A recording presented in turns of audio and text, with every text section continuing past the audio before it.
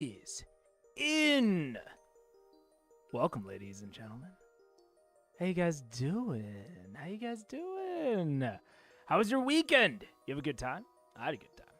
It was my wife's birthday weekend, and not by like not her birthday was this weekend, but just we were celebrating it this weekend. And it was a fun time. Got to see Yellow Card. Yellow Card was sick. They're the Ocean Avenue people, if you don't know. They were very, very cool in concert. And yeah, it's just a good, chill weekend. And then work fucking sucked, and that's why we're standing up. That's why I'm here, because I'm excited to be here instead of there. And I was sitting all day at work, and I work where I stream, so I gotta stand, make it a little different in the noggin. All right, and the other fun part about today is we're actually going to finish the episode that we were talking so much last stream that I only got like an hour and a half in, and I feel like half an hour of that is stuff I skipped. What's up, SSH Gaming? How you doing? So yeah, we are.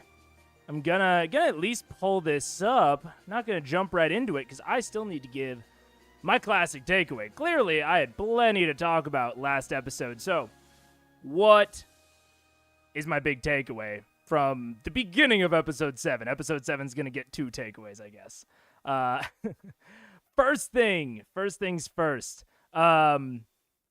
This dungeon, and I think that this is the really big thing that I hit home during the stream and I want to reintroduce, is the concept of, like, you can have an interesting battle map that doesn't feel like it fits where it's placed.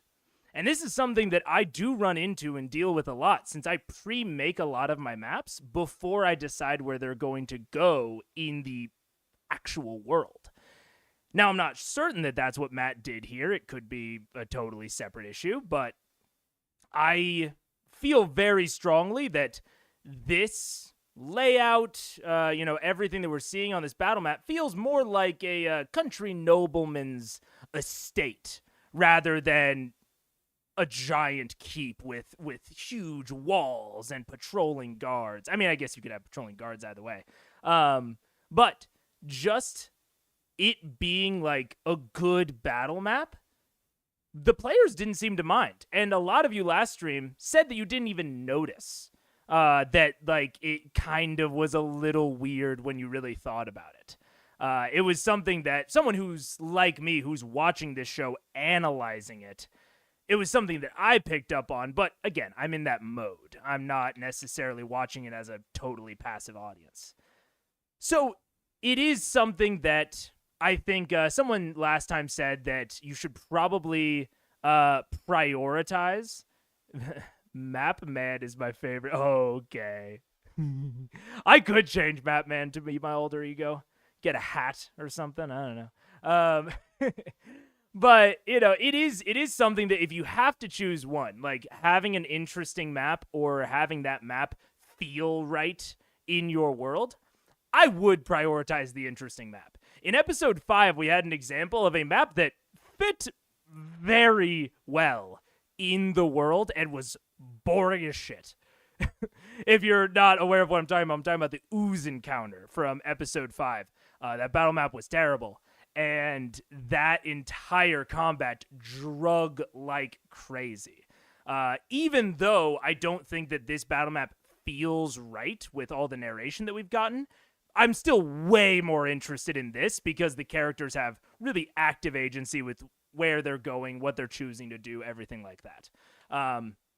I think that it's best if you do both, but if you have to pick one, I would do it this way. Ideally, don't pick one, though. Pick both. And with that being said, we'll jump back into episode 7. The last thing that happened in episode 7 was they had the Mind Flayer fight, and I went on my diatribe about surprise and the differences between surprise rounds and the surprise condition in D&D 5e. And now they are like, now that kind of, people are alerted to their presence, they're not really sneaking anymore. They are rushing from room to room, trying to find whatever Lady Kima is looking for. So that's where we were, and we'll jump back into it. Also, hello to anyone who is returning, and welcome to any new people. Glad to have you both for different and varying reasons. And is it Lady Kima? Look, it's okay if she's Kavarn. She's still Lady Kima. You can be both. Clark Kent is Superman.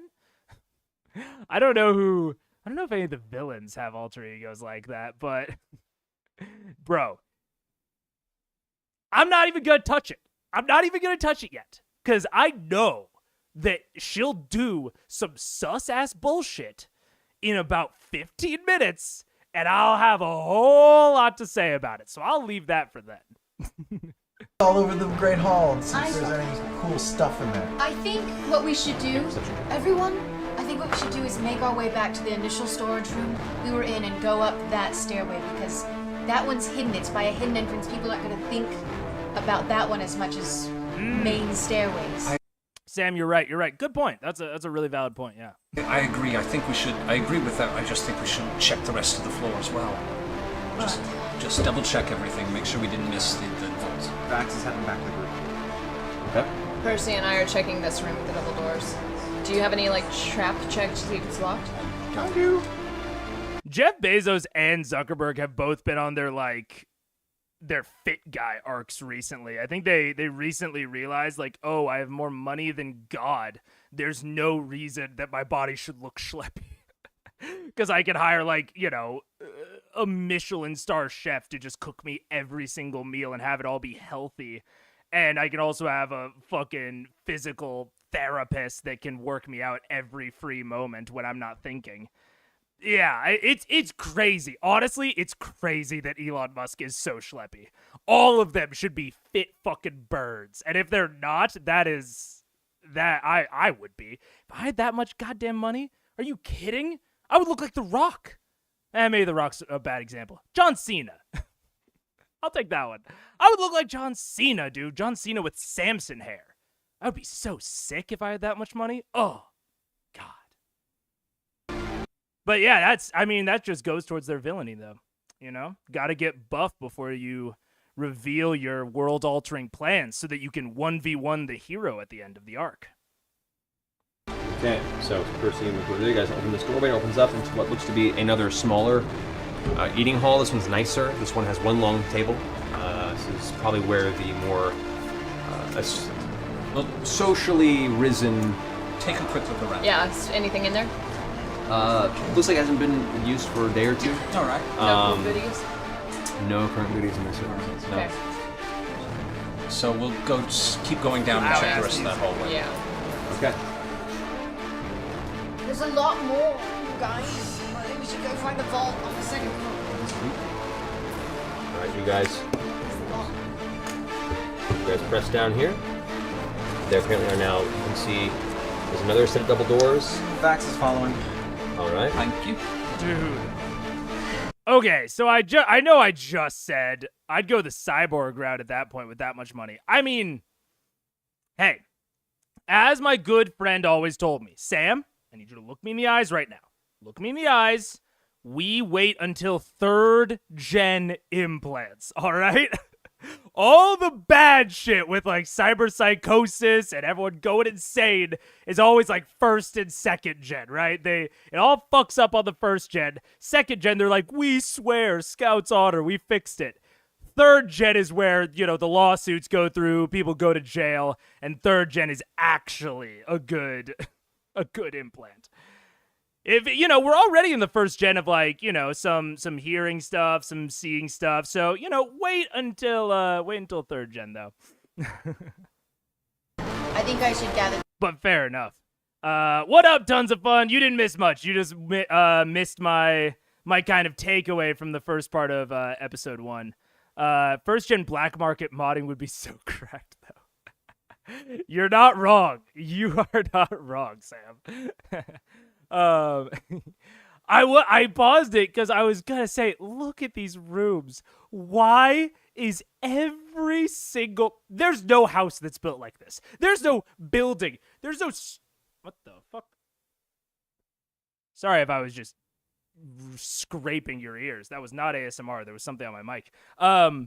There is no structure on the planet that is built like this.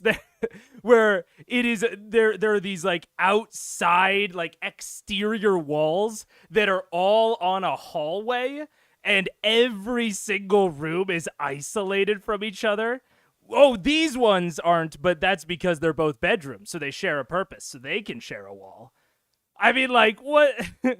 What the fuck is going on here, Matt? I know I just said that this map was cool. And honestly, in terms of a battle map, like, having a lot of loops like this is not the worst thing in the world. From, like, you know, player technique, and you know, player options. Like, from that standpoint, all these loops are not necessarily bad. But it makes the map feel really weird when you look at it, like, once you've seen it. Matt's a madman? Well, I know that to be true. For sure, for sure. Group and try to make it back to the other storage room, just to get us out of this area. So you guys are all moving back with Is that cool? Vex to return to the previous storage room? Yeah, go for it. We can uncover it real quick. And you'll hear us if anything goes wrong. Yeah, just We'll power use through. use your ear. All right. I'll go ahead and I'm just gonna kind of use my keen smell again to see if I can smell any Duragor in the area. Okay. I'll make a perception check with advantage. What up, John? Welcome, welcome. Good. Yeah. I'll take that first roll, which was 27. 27. You smell that on this floor, there doesn't appear to be any Duragar in your immediate vicinity. Also, real quick, I'll address the switching of days. I talked about it a little bit in the post, but I thought it was a cool, like, general idea to like do one of my streams right before episode 3, so that it could be like, you know, a night of Critical Role. Like, I'm on early, they're on late. 3.5 hours just was not enough time for me, because I want to watch an entire episode. I don't generally want to make, like, you know, parts. And with every episode being like 3 hours, but my general goal is 6 hours. I want to be putting out as much content as I am watching. But even like 5 hours is, you know, is an okay, at least it's an okay barrier for me as to like what is transformative. Once we get into like 3 hours, that's only a half an hour of me talking. Like, at that point, I'm just restreaming. So the switching days, the switching of days works well for my schedule, so I love the change. I think the switch is a good change. All right, hell yeah. I'm glad that we're liking it. And, you know, even if you miss the Wednesday stream, you can still have a day of Critical Role with, like, watching the VOD on Thursdays. Just overall, during the Thursday stream, I was having such a fun time, and then I was like, oh, I'm all of a sudden conflicting with Critical Role, which is what everyone is here for. That's not cool for me, and that's also not cool for them, so I'm just gonna switch it. But yeah, I appreciate you guys being patient as I figure it all out, and we'll get back into it. There is a strong, lingering scent of them coming from the doorway that you're currently at. A strong lingering scent? Correct. Like, it moved. You can kind of tell that was a recent moving of a large number of Duragar. But probably not present. I don't know. Whatever. I guess we'll see what's in here. Alrighty. Peeky peeky. I kind of parkour past Percy. Okay. Parkour past Percy. Parkour. You open the doors into what appears to be a large temple chamber, a place of worship. What you see are a series of long wooden benches that are arranged to look towards the center. There is an altar to the right that is a risen kind of stone dais. I mean, okay, let's talk about... I'm going to talk about the map more, because holy fuck, I guess this is a map channel now. All of these rooms are fine. This almost feels like a weird, exquisite corpse dungeon, where it felt like everyone just built these rooms in isolation, and then Matt just, like, plopped them down and, like, circled them in hallways, and then just mushed the entire thing together. like none of these feel like they have any rhyme or reason on like where they're placed. Like it's fine. Again, like for a battle map, it works, but like there's a temple over here and there's like a forge over there, and I don't even remember what that room is because it made so little of an impression. Like the eating area kind of makes sense being in the center, but it's more narrated as a place for like soldiers, because like the barracks are on either side of the entryway with the red carpet, and like the latrine is right there, right next to the place you eat, by the way. I mean, this feels in general mostly like a barracks, and I think it's like a cool barracks if you just like remove some of these hallways, not all of them. Again, I like there being all these loops for a battle map, but the architect just loves hallways, man. He must. And it would, like, maybe it would make more sense if this was narrated to be, like, carved into, like, the wall. Like the Emberhold is a castle made out of the landscape. You don't see any walls because the mountain is our wall. Like, you know, shit like that could work. But the way it is now, I don't know. In the center, there is a stone table, an altar that which has like a piece of black cloth wrapped over it and something on top of it you can't see from this distance. In the center of the room, there is a 12-foot tall statue of what looks like an extremely strong armored Duragar clutching a giant warhammer and a shield. I'm a tiger. Yep. I didn't know that. I'm gonna perception check the room, Yeah. which is high 27. Or maybe it's like a hero thing, like a Hercules type situation where like he's not actually a god, but he's like a demigod from their lore and their legend. That could be cool. I do There think. does not appear to be. Oh god, I know I'm pausing already way a lot. I think that demigods are very cool and like legendary type figures like that, and that you should play with them more than you probably are in your fantasy. Like, one of the cornerstones of Elder Scrolls lore is Talos, this just dude, you know, dragonborn, but still mostly just a dude, ascending to the level of godhood. And then there's like debate and factions and argument as to whether or not he is this religious figure, or even if he is a religious figure, is he actually a god? Is he more of a prophet? Very reminiscent of like Christianity, Judaism, Islam. Like, having those sorts of deific figures that aren't necessarily in the pantheon is very cool and very fun, and you should play around with it. Reminder of the post-break timestamp to view the two things relevant to critter history. Okay, yes, thank you, John. I definitely forgot about that, and I appreciate the reminder.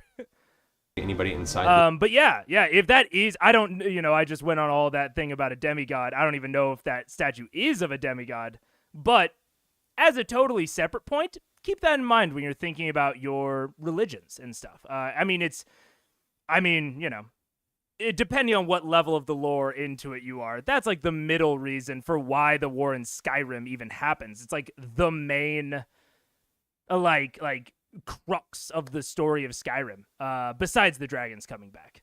It's like the main Civil War crux. What was the name of that demigod? I don't know what the name of the demigod is in Critical Role, if it even is. But in Elder Scrolls, it's Talos. So the debate that is at the core of the Skyrim Civil War plotline is the Nords believe that Talos is a full-fledged god, that he ascended to godhood, kind of reminiscent of Jesus, but not exactly. He's more like an Alexander the Great type figure, but has that story about ascending to godhood. And then the Thalmor disagree. They think he was a very powerful historical figure, very powerful dragonborn, but he is no god. And that's like the whole crux of the Elder Scrolls V Civil War questline. And that sort of division can be very, very interesting to explore in your games, especially if you have religiously affiliated players. Like, presenting them with different allies that have these different beliefs about religion can be very, very intriguing. Especially when to a cleric, gods are real. And I mean, in D&D, we know that gods are real. So once that assumption is there, playing around with people's different beliefs can be very interesting drama within your campaigns. This room. Screw this room. However, do you have a religion? No. I would like. And I shouldn't say playing around with people's beliefs as in like maliciously playing with them. I mean like, constructing some drama, some dramatic quest lines around that. To do a religion roll. What religion, guys? 9. Could I do a religion roll from where I You am? are not over there, I have an unfortunately. ear. I was gonna say, can someone? That's what I was gonna do is tell somebody to get Pike over here real quick. Also, criminally Is unfair skill. Pike, there's I can put on some- my sprinter's boots? Religion, I think, is probably the skill I've seen the least in every game I've run or played in. Barely ever gets used. some I don't even know if I would say criminally. It's just, some people... I think some people, view religion as kind of a taboo topic, but it's a fantasy game. And we have clerics that, very explicitly get powers from gods. Be in it. It's fun.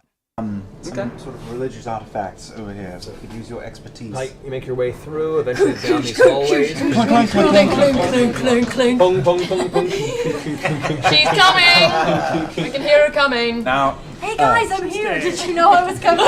Interesting, John. I will Go ahead and make a religion check. don't stab anything. I'm going to follow suit, but slowly. 17. All right.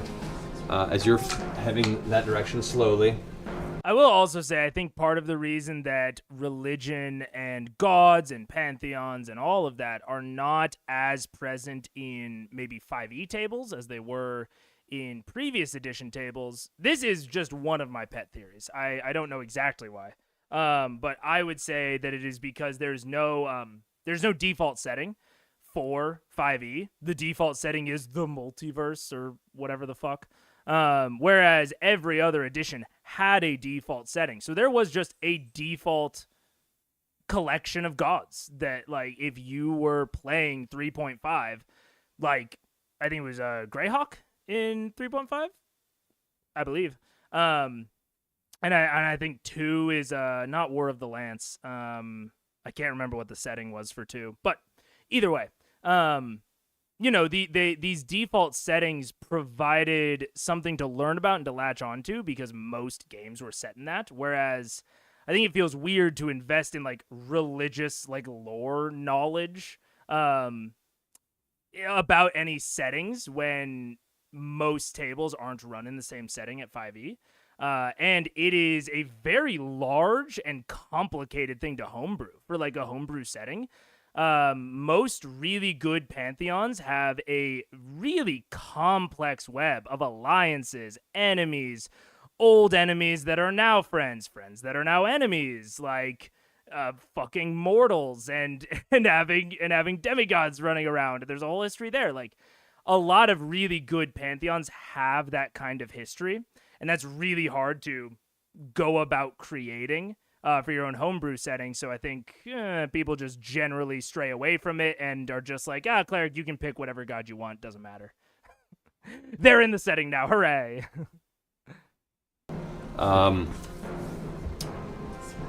best that you can tell right now, this room is definitely a small temple built to, and the name kind of escapes you, the words are trying to form in your head for a second, and then eventually you come to realize that this is a chapel to Ladugar. Ladugar is the deity of the Duergar. It's the god that basically freed them from their original enslavement from the Illithids, and they worship as a pinnacle of power, strength, and conquest.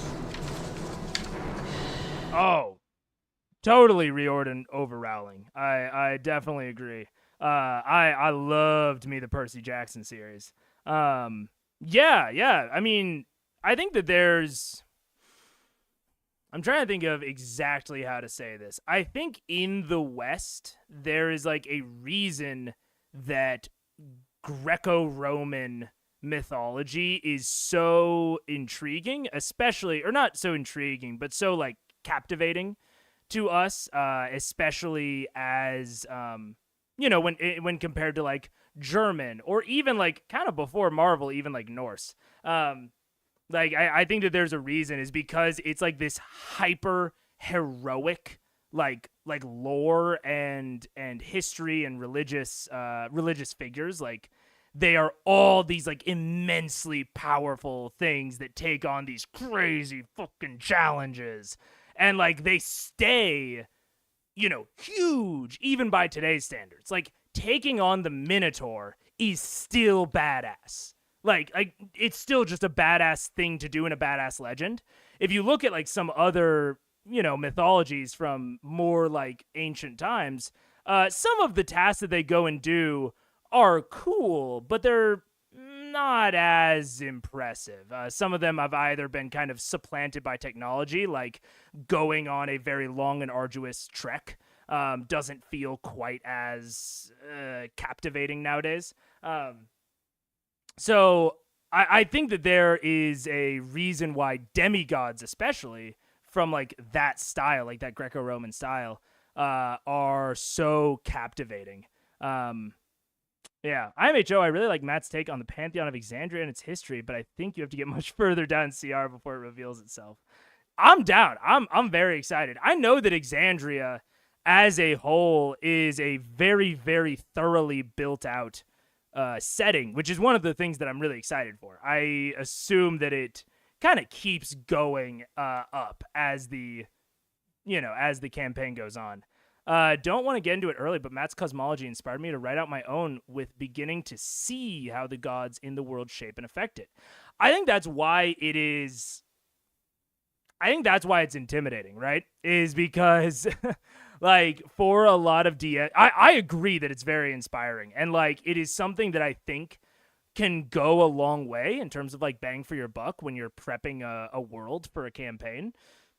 I think that getting like a really detailed pantheon of gods has a trickle-down effect of religions, temples, factions, wars, conflicts, drama that just like spreads out to your whole world and can really do a lot of heavy lifting in terms of conflicts. So I think it's a really good thing to go for, but it's also very intimidating because of what a trickle-down effect a pantheon of gods can even have. If you are curious, I don't recommend Wizards of the Coast products very often. I would mostly tend to recommend things that are free, but I don't know. If you search hard enough, you might be able to find a friendly soul offering Wizards of the Coast products for free. I won't say where.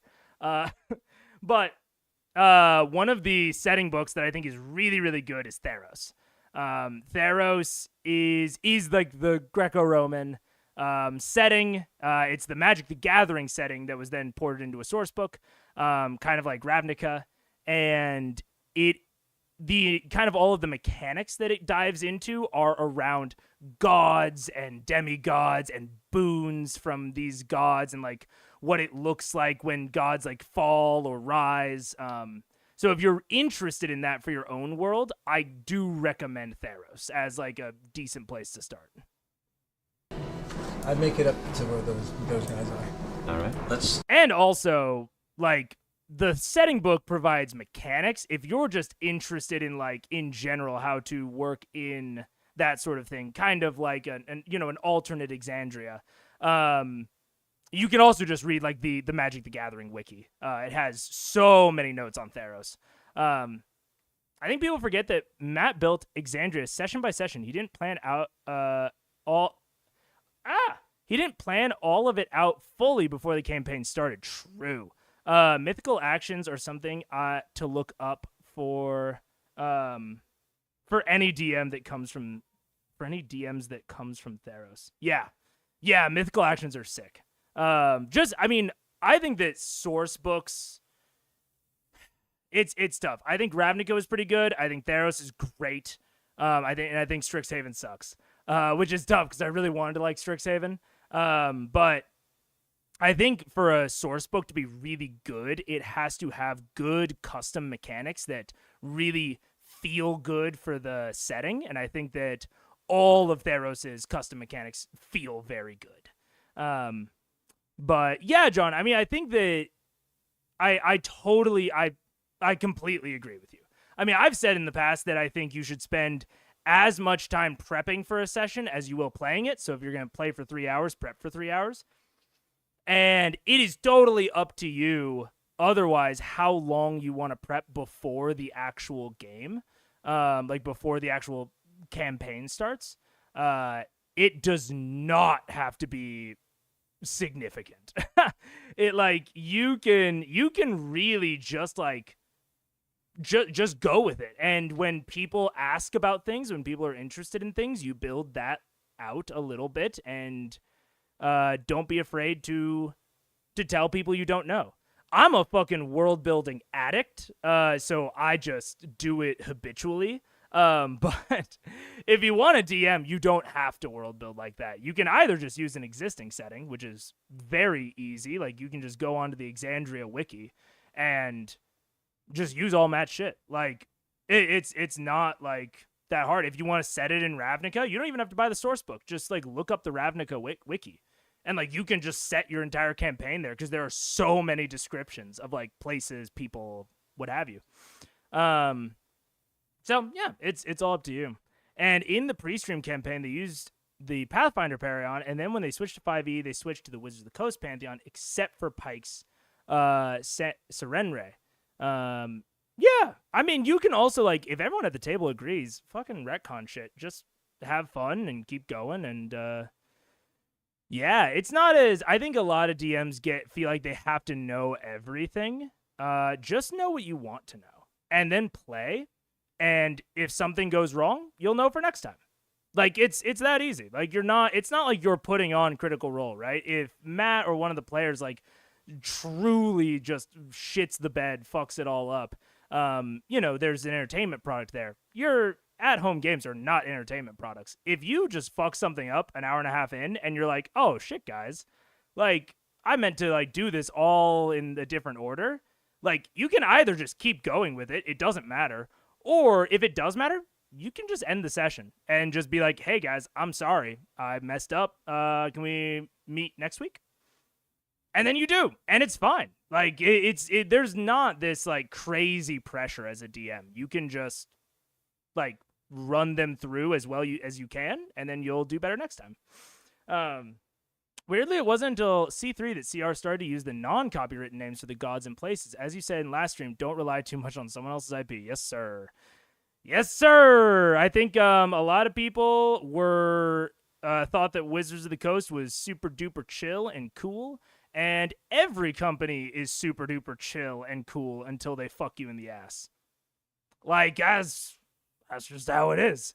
And like companies, like especially at the Wizards of the Coast level, companies change employees all the time. Yeah, there are some old heads that have been there since the beginning, but power can shift internally, and sometimes new voices that want to take things in different directions rise to the top, or you get acquired, or whatever. So yeah, I just when it comes to that sort of thing, yeah, like obviously I love streaming Critical Role and talking about it with you guys. But if I got a copyright strike tomorrow from Critical Role, I would just be like, okay, we're not doing that anymore.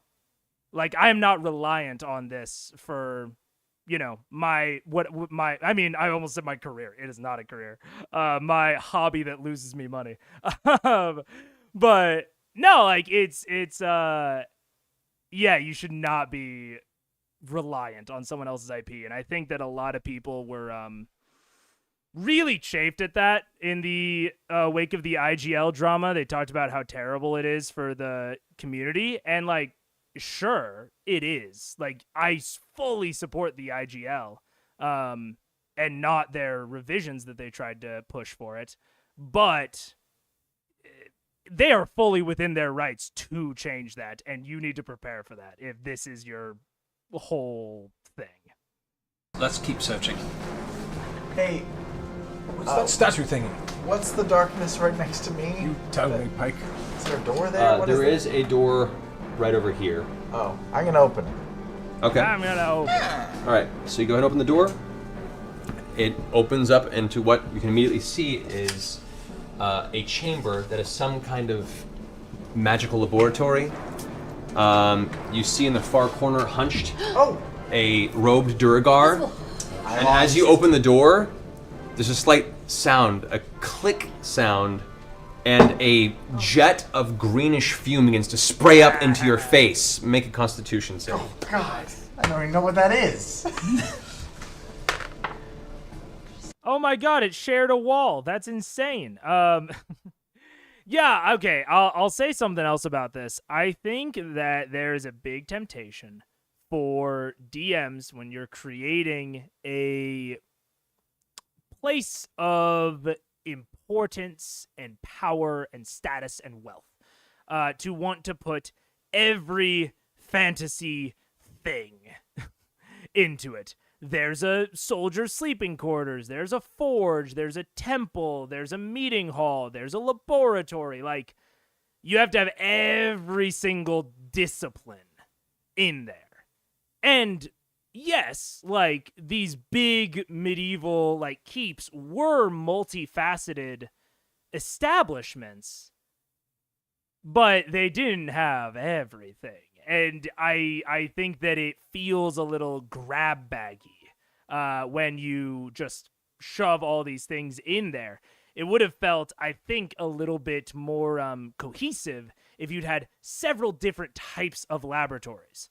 So I know it sounds pedantic, but even like a tinkerer's workshop as opposed to a forge. Like, a forge is like art and production, and a laboratory is like science and discovery. Like there's kind of like a fundamental difference in feeling and like underlying themes between the two. Like, a forge fits better with like leather workers, painters, jewel crafters, like these trades, these artisans. Whereas a laboratory fits better with a tinkerer, a a rune crafter, like stuff like that. So you can have these kind of different areas, but if you keep them in the same theme, like, what do the people of Emberhold, what do the king and queen value? Do they value like hard work and artistry and perfection? Or do they value like discovery and like pushing the boundaries and pushing the limits? Because those are two very different kind of core ideologies that I think would inform what they choose to have inside of their keep. All of these things could exist outside the walls. The walls are there to protect the most important shit in the entire town. The entire town could get lit, could get fucking blazed, could get torched. And the most important things would be inside those walls, inside that keep, to keep it all safe.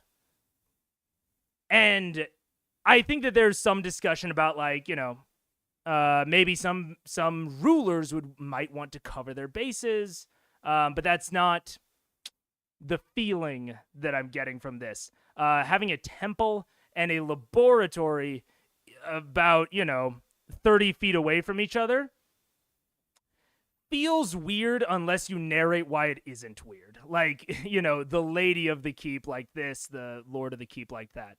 And maybe he will narrate that later, but we'll see.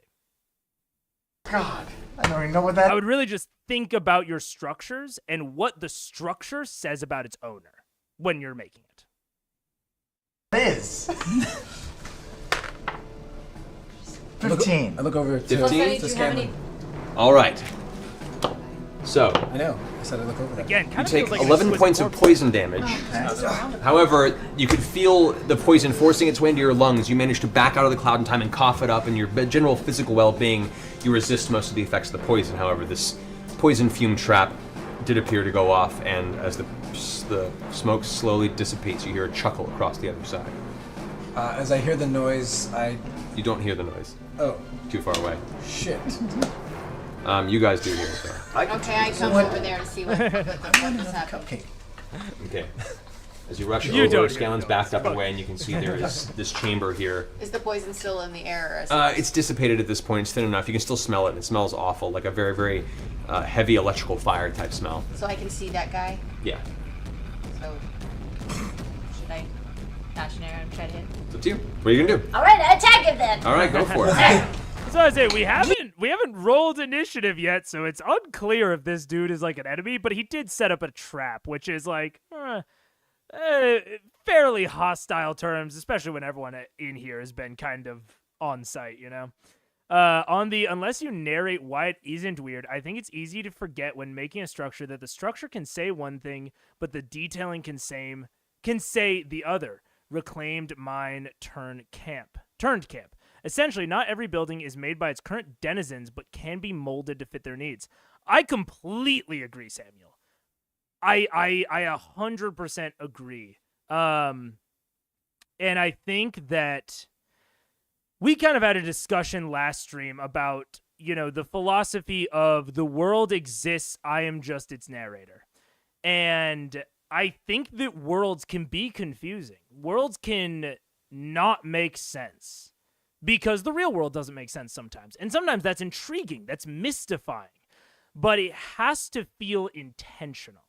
Like, if something is different or if something is out of place, like, for example, let's say that every other building had been, like, kind of reminiscent of the Forge, right? Or, you know, like that, because that's kind of where we were going with this. It's like Forge, soldiers, meeting hall,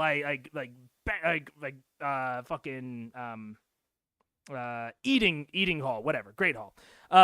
You know, all of that is very like militaristic, which does say something about the structure. Temple is slightly odd, but depending on the deity depicted there, could be very good for a militaristic type thing. And if you're now going to put in a laboratory, I would go further, because I think, like, by the fact that they didn't roll initiative when this trap went off, I think there's a decent shot that this Duragar is friendly. Maybe, you know, the one of the leaders of the keep is very militaristic, gung-ho. The other one is much more into, like, science and discovery. And so they have their little pet artificer that works in this lab. You know, that's fine. That's a very good narrative for this structure. I love that. But you have to make it more obvious. So rather than just like, this is just a normal room, just like everything else, like, talk about how this room is different. Maybe it's just hung like sheets of leather that are difficult to move through. But, you know, this room was clearly not meant to be there. It was set up separate from the rest of the castle. And now you have like a reason, you have a point of tension of like, oh, something different's going on here.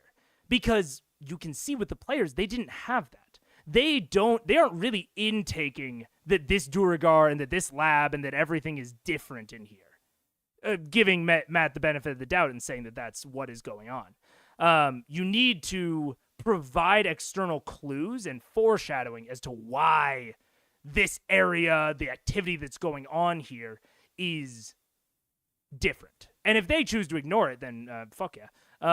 Who cares? But yeah, I think that the kind of stranger in a strange land, using something for something other than its intended purpose, like, all of that has a really good foundation and can be very interesting and actually a great way to give exposition about the denizens of the place. But you need to make it more clear, is what I would say. I get what you're saying. Make the lab mad scientist level of lab that has alien implements and odd pickled body parts to show this isn't original and is alien to the structure. Totally. I think the really big thing that I'm trying to hit home is that, like, they shouldn't even have to go in. Like this room should be obvious that it doesn't belong, like, before you even enter it. It should stick out if it is meant to not belong, to be different. It should stick out immediately. I think that's this is maybe a good little bite-sized piece of DM advice. Be more blatant than you think you need to. I would say the same thing with shortcuts. I would say the same thing with, like, challenging paths. Like, you can have complicated, challenging, and intriguing mysteries and things, but if something is supposed to feel weird, make it feel really weird, because your players will not pick up on it otherwise if you're too subtle. There's a really good axiom in mystery writing, which is you need to give a clue 3 times if you want the audience or the players to pick up on it. So you give it once, they'll ignore it. You give it twice, they'll misinterpret it. You give it a 3rd time, they'll understand it. Now, I don't think you need to go that far, but like think about that escalation of like, if you want something to feel a certain way, you have to make it really feel that way. Get him. Shebang. Almost reminiscing back to what I was talking about with the cave systems, about like the feel of them either being cramped or gargantuan. Like, this is fantasy. We are telling stories. We're telling narratives. Like, and there's a level of obfuscation. The players will never understand what the world really looks like. They only have understanding of the world through the lens of the DM. So the DM needs to up their level of communication, because some of it will inherently get lost in transfer. So, end of rant.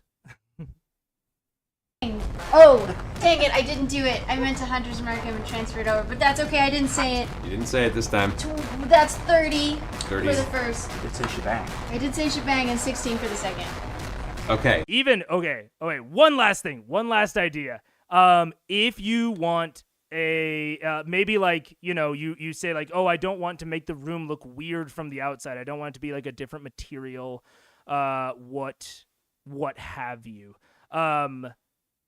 Go towards potential divisions and factions. Maybe either the Forge Master or some of the soldiers wrote like not slurs, but like, insults on the outside. Like they scrawled them in chalk on the outside wall of this area. Like go home, learned man, or I don't know, some shit. And it's written in Underdark, and then you give Laura Bailey a great moment to flex her Underdark proficiency, or Undercommon proficiency. Like, even if like there was just this empty room and they let the guy set up his laboratory in there, make it clear that it does not belong, that he does not belong in here. That's a good tip. Humans are generally good at spotting patterns. Once is just a single occurrence. Twice could be a coincidence. 3 times a pattern. Yes, sir, John. Exactly. Yes, sir.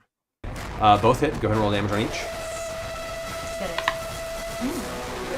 Well, sort of. 15 and 8. 15 and 8. All right. The music is on. All right. So both arrows you can firing over the top. He's kind of hard to see with the table in the center of him crouched in the corner, but both arrows still manage to barely make their mark. One kind of pins him Dude, it is crazy how blown out this music is. That's wild. against the wall. He looks at his shoulder briefly, looks back at you, raises his hand as he begins muttering something under his breath. As it does, your arrow use my- through his hand. And he tries to shake it, and he now is pinned to the wall with an arrow in the middle of his hand. Yeah! Trinket! Oh no, I used 2 attacks. Yeah. Dang it. But you can still tell Trinket to move. Up to you. No. I'm gonna hold him there because there's nobody in the room yet. Okay, gotcha. All right, so what are you guys doing over in the temple? Exiting. All right. No! Look and see if there's I anything am. cool first. What was that thing that's covered up by the blanket on the altar? You walk in and glance towards it? Yeah. All right. What's up with that? Make your way. You look up to the top of the dais where the altar is, and on top you can see the black cloth that is wrapped over it. The scent gets to you before the actual visual. It's freshly rotting flesh of some kind, and as you glance over, you can see there is a heart that has been cut from a body, and to the point where the blood itself is coagulated and begin to become thick. It's roughly dwarf in size. I get up and I grab it in my mouth. Okay, it tastes disgusting. And then I walk over to Val. I'm not even paying attention. I was looking for a nose. Oh, I could have just typed in nose. Fucking sniffers in chat.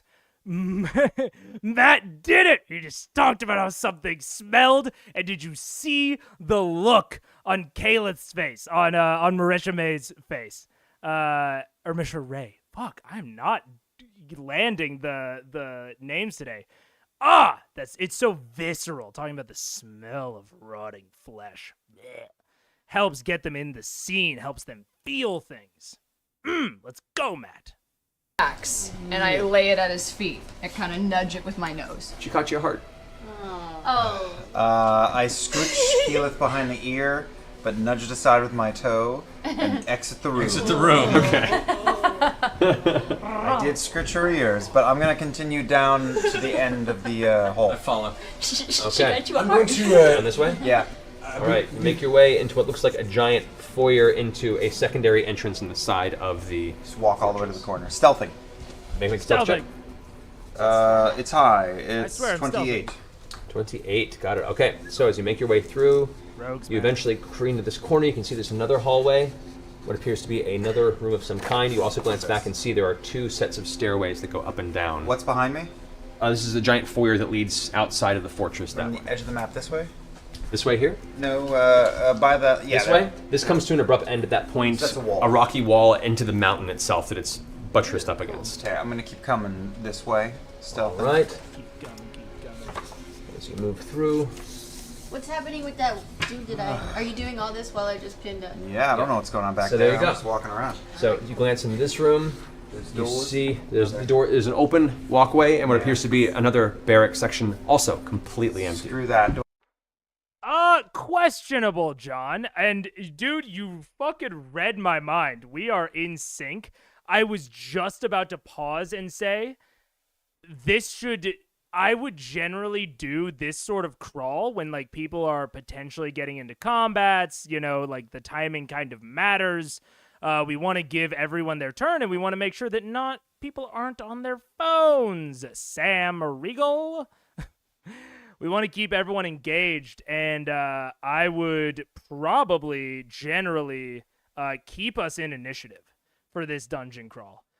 Make sure that everyone's getting a turn at the table. But no, I don't think we're technically in initiative. But I might turn it up anyways. Might turn up the playback. Do I see a door for this room that's still darkened out? If Not not, on I'm this- gonna keep sliding along the least a wall. one. Okay, so you slide along here. You make your way around to a door. Okay. There. Pressing my hand, seeing if I can check any for traps. Okay. 26. 6. All right. The door does not appear to be trapped. Gonna be heading in that direction anyway. so- Agreed. Same here. Okay. Would like to stealth through the door. Wait, before I leave, I carefully examine that statue. Okay. What do you examine it? The facial features. I will also say, so I do have one. I wouldn't even call it necessarily a small problem, but I'd just call it a problem. So I was talking about, all these fucking hallways, man. And there is an aspect of giving players too much, right? Because with how many hallways there are, we are basically, you can almost think of us as being in like a forest, right? Like there are like trees that like are like obstructing people's views, which are super cool. Like that is a fun battle map. If you're like fighting people in these hallways, ducking in and out of corners, whatever. But you can't go inside trees. And the really circular and kind of whatever nature of how you path through this can, I think, slightly kind of not ruin the pace, but can kind of interrupt the flow of like people feel like they're doing like this weird spreading out business where like no one really knows where to go because there's no real flow. Like it shouldn't be a straight line where you know exactly where to go, but this is maybe tending on the too open side. It'd be cool if the rooms were designed to be sealed and the halls could let lava flow through. Fuck yeah, that'd be cool. Oh man, that'd be such a sick trap. That'd be such a cool lair action for the king, especially given that like we know that there's like lava like flowing down along this giant building. Having lava traps is, I mean, honestly, Sam, like that, I feel like that's kind of almost like Step 1, I can't believe I didn't think about it. Like, yeah, they should totally have lava traps. That'd be so sweet. Because it's essentially foreshadowed already. I mean, oh, yeah, that'd be really sweet. And again, you know, that's when I talk about, like, making layouts and then meshing them into the world. Adding a lava trap really meshes this structure into the world and makes it feel like it belongs. Yeah, dope-ass trap. But yeah, I mean, I think all in all, I think some sort of evolution to this would be good. Like, they've explored it all. Now let's block off some hallways, block off some rooms, like, narrow it down. Not to a single line, but to only a few branching paths that are pointing in a direction. And then the hallways make sense. It's for lava. John, you're right. Then it actually makes sense why there are all these hallways. And, like, you could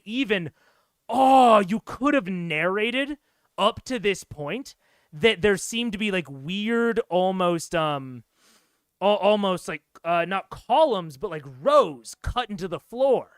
Right? So, like, they have these, like there are, like, 2 cuts at some of these, like, hallway junction points. And they're for walls to slide up and direct the lava. How some, you know, game master, like, diviner, is controlling. And they're just going to continue to get fucked with the lava until one of them can manage to find the master that's, like, flipping the switches. And once they find him, he's, like, a 5 HP, you know, gook.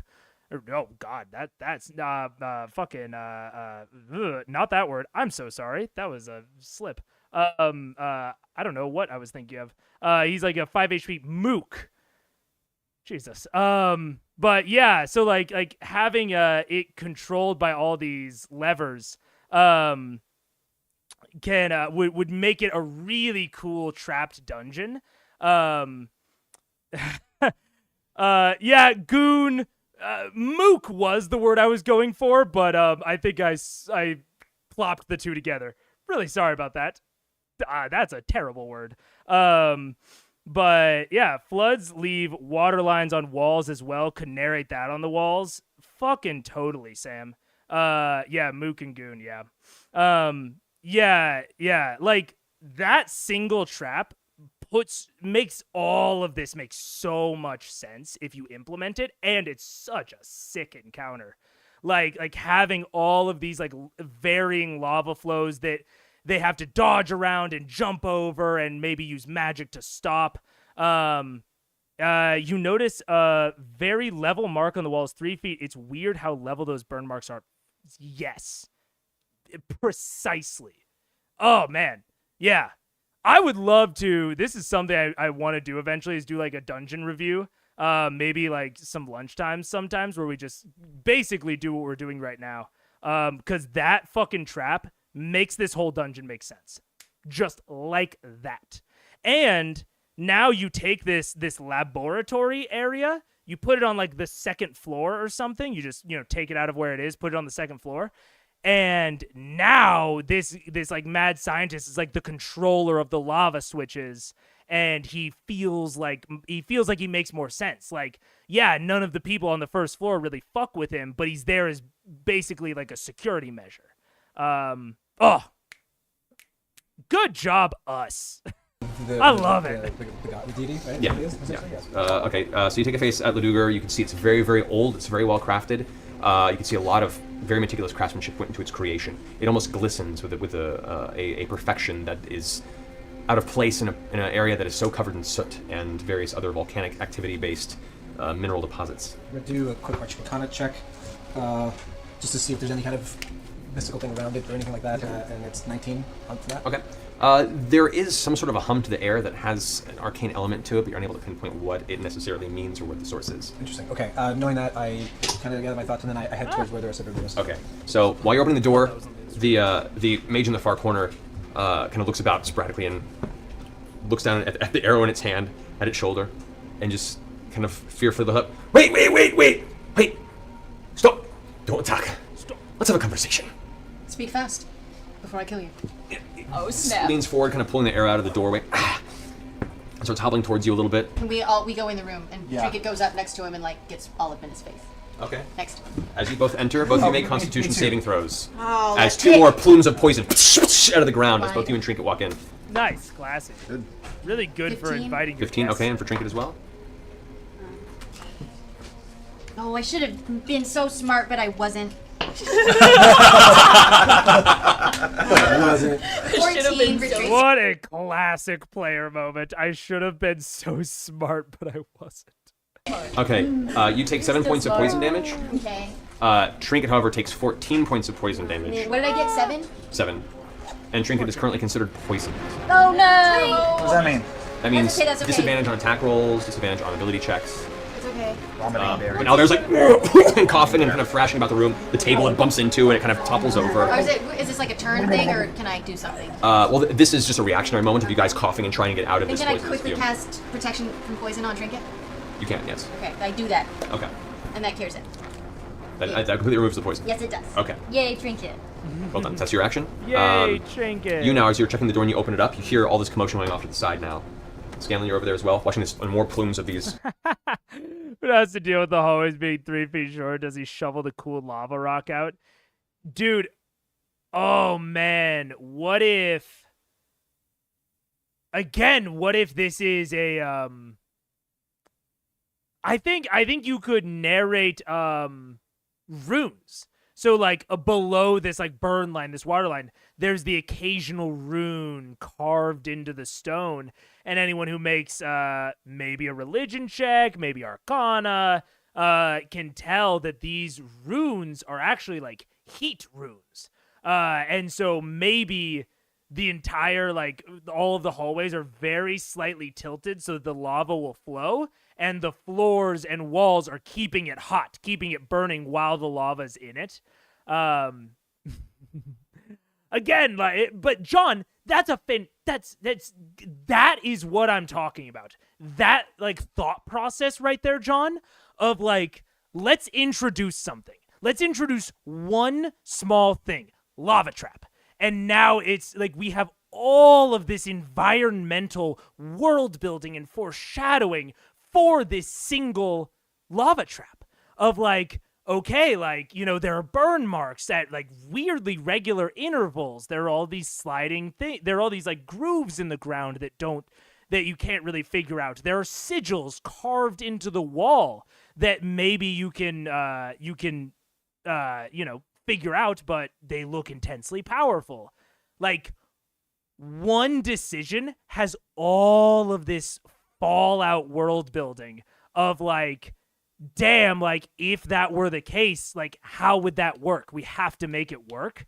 And you making it work is the 3 clues. Like, you're giving them the burn marks, the sigils, and the floor thingies. 3 clues towards what could be going on here. They know that there's something up now. It's a pattern. It can't be a coincidence. And you've now foreshadowed the entire dungeon so that when it starts happening, their brains, like, snap into focus. They're like, oh my god, that. And it's such a cool fucking moment. Every hallway's always at a slight angle. Exactly. This is what I love about this sort of dungeon design, about, like, environmental dungeon design, where, like, you can make a very generic layout that, like, is super basic. You can make what Matt had, and then you just look at it and you try to make it make sense. And the more you do that, the more you flush it out and it feels real. You just have to go through the effort of fleshing it out. But I find it intensely enjoyable. So it's not difficult for me. There are many other parts of DMing that are difficult for me. Poisonous smoke. If I get close to the door without going through it, can I see the guy? You can move over and look. You can just barely make out his form. It is a dark room that is currently filled with a slowly dissipating green cloud, so it's hard to make him out. Okay, well then I will just... if I can't see him, then I will just yell at him. All right. I'll yell with vicious mockery. Yes. I don't like you very much for poisoning me and my friends. You're a poopy head. So vicious. That is threatening. That is Damn. damn indeed. Okay, so That does 7 points of damage. there's the vicious mockery. All right. That's how that works. It's vicious mockery. It's an attack. That's That crazy. does like 80 points of damage.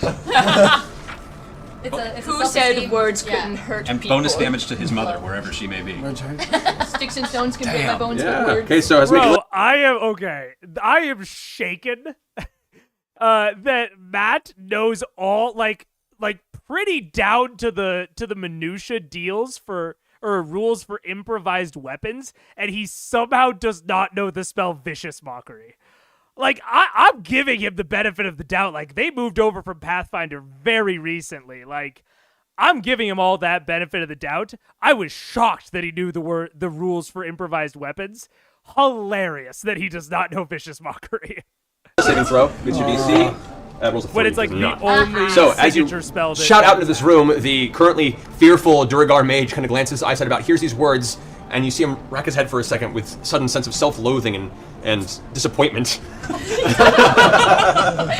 His hands drop, and it looks like for a minute his intent to begin muttering some sort of incantation is momentarily distracted. Nice. Great. All right, awesome. Can I start moving back? Yeah, you can start moving back Yeah, this we way. start moving back. I hear that, but I'm still going to poke my head stealthily into the door and see what I see. Do I need a new stealth check or? Yes, you do. Okay, so great. That is 32. All right, you glance inside in what looks to be some sort of a training room. There, most of the floor itself is stone, and in the far corner there is a large section that is mainly just sand and dirt, and there are a number of wooden training structures, various shields and wooden bars that are used as means of training for weaponry. Looks like a giant rack of weapons. Also, I'm just thinking more about the dungeon and the trap. You could also have it be like a 2-part trap, where maybe they deal with the lava or something, or maybe the lava shuts off. They don't know what's going on, and all of a sudden, all of the runes activate. They've already been activated. You just couldn't see them under the lava. They all activate, and like the floor becomes like hot. Maybe not doing damage through their armor, but then it floods with water and it steams and immediately obscures your vision. So like now, and then that's when the fucking soldier boys come in, is like once your vision is obscured, everyone runs in and now you're in like a very like deliberate combat. Oh god, that's a cool ass dungeon. Like pole arms and stuff. Anything good looking? Go ahead and make a perception check. 1. Most of the materials in this room look tough. like the basic Duragar fare. These There's don't look black and very good. iron. I was going to run in and take a Alright. look around anyway, so. Okay. As you run in, go ahead and make a reflex or a dexterity saving throw. God damn it. Okay. Traps. 24. All right. Hot diggity. So Chop and keep up. you take 10 points of lightning damage as you feel a tile on the ground trigger and then spring up, and as it does, you hear this sudden high-pitched whine as blue energy streaks up from the floor, runs through your body. Thankfully, you manage to dive out of the way and touch the ground to ground the. Oh, yes, Sam. Yes, start using the height. And that trap specifically benefits now certain party members. So I've talked in the past about how I like to build traps and enemies and situations to specifically let certain party members shine. Pike is destroying in that environment. She's got her heavy armor. She's as low as the dwarves, if not lower. I mean, and she is fucking wrecking. Her and Scanlan are going to town, while the traditionally more powerful people, like maybe Vax or Kaleth or Tiberius, like they are having more trouble with this thing, and you're letting Pike and Scanlan have a moment to shine. Fucking hell, this is a good ass dungeon that we're Energy, deciding minimizing right the now. damage. But yeah, you triggered a trap plate. You're beginning to get the sense that a lot of this tactic of this fortress now has been to lead you guys through a maze of traps. A labyrinth. A maze of pain. Before we hurt We ourselves could- any longer, We we got should. put on a wild goose chase. We gotta kill this mother in your gun. Or talk to him at least, and then... We need to get to the main event here. All right. At this point, Kima is now. There's a level 2 potion, dude. I think it's 2. As Kima hears you shouting all these curses into the room, Kima pushes past you. Oh, wait, one last thing, and this isn't just talking about dungeon design anymore. I swear, it's not all about dungeons and maps. This could also, this entire dungeon, this entire floor, these traps could all be foreshadowing for the lair actions of the king when you eventually, because I mean the fucking episode's called the throne room. I'm assuming we're gonna go and fight the king and or queen. So like when you get up there, like you get halfway through the battle and you've already narrated that like maybe his armor has the same runes but inverted or like slightly different from the ones downstairs. They look similar but of a custom make. You can't quite pin it down, and they're all over his armor. And then at some point the Duragar High King uses his lair action to call down lava into the throne room, fucking burning everything. And the players have to figure out how to deal with it. He can survive because his armor's enchanted. He's wading through the armor or through the lava. It's difficult terrain now for him, so he's slower. He's maybe vulnerable, but there's this new environmental hazard. It's changed the entire game. I'm so psyched. I love lair actions. I love good dungeons.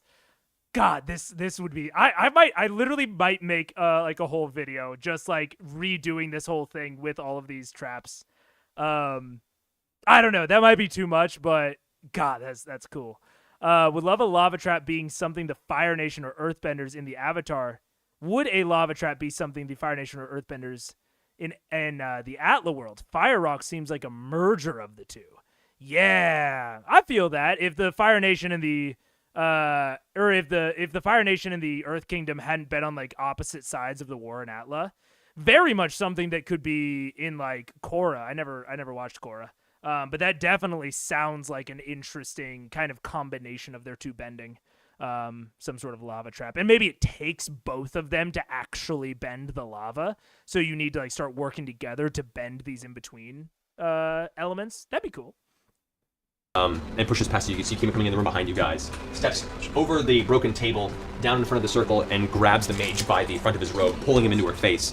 The mage, at this point, is still kind of reeling from the fact that you managed to strike him so deeply in the heart of his hearts. He's just not a nice man.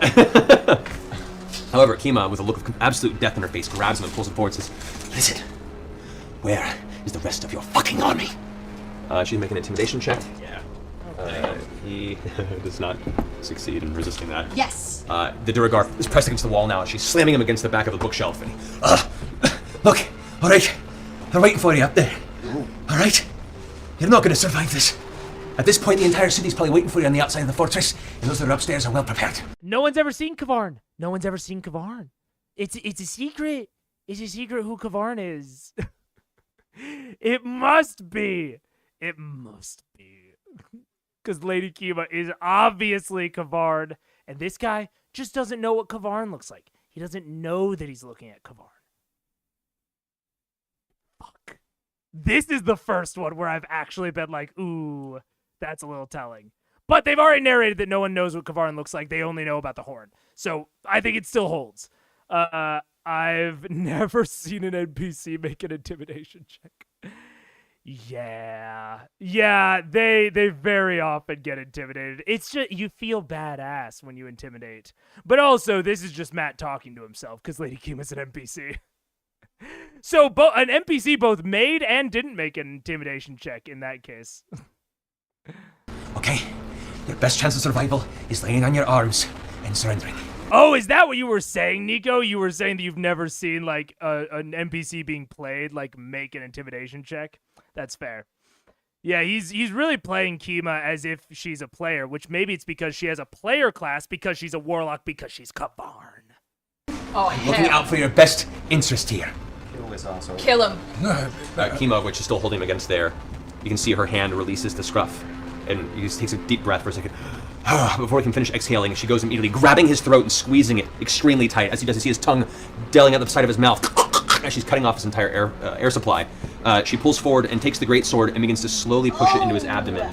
As she does, he starts screaming in terrible pain. You can see her just slowly pushing the blade through his body into the bookcase behind. As she does. Okay, this does get into DM preference when it comes to monologuing, when it comes to like scene work. And far be it from me to criticize Matt's dramatic timing, his scene work, his monologues. I think he's really, really strong in that area. But she is doing multiple actions that, like, players should have an opportunity to interrupt if they wanted to. Like, doing this, then getting, like, the stranglehold, then doing this thing, like... And maybe, maybe he would have if one of the players had interrupted, but you don't want to interrupt the DM when they're monologuing like this. If I were him, I would have taken just a slight pause. Be like, she, does the scruff of the neck thing, look around at the table, make eye contact with anyone, see if anyone wants to interrupt, and then go with the, she touches the blade to the pit of his abdomen to start shoving it in.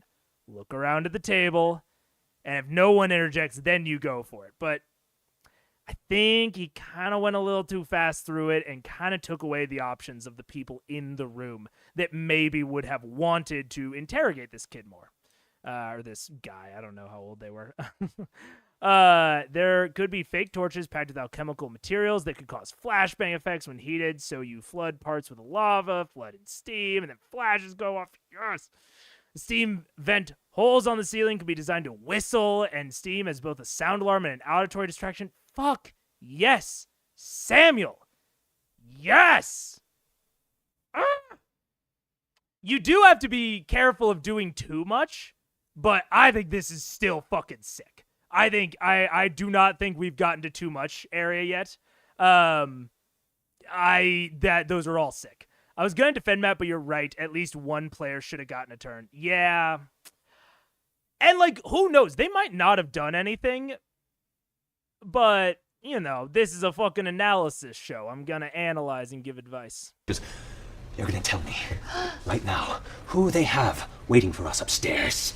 As she begins to push it all the way to the hilt now, he's pinned up against the bookcase and probably a portion of the stone wall behind it. He's now got blood pouring out the sides of his face and on the side in front of his nose. The Duragar being held against the wall. Whatever you haven't killed, the army's probably up for the king himself. They're all waiting for you.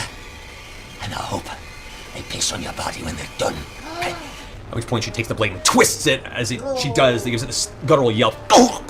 And his eyes just go blank. Blanker than the Duragar eyes normally are. I make it to the doorway and go, what is going on in here? Are there any, taking that in, are there any... Okay, so this kind of collapses some quantum realities. Man, that's cool, though. The dungeon or Matt's acting? Because Matt's acting was cool. His monologuing skills are pretty peerless, so far at least. But this kind of collapsed some realities. That Duragar was, I think... I think he was on the side of the rest of the Duragar, so, now his laboratory doesn't really fit with the rest of the scene. So, it's just things to think about.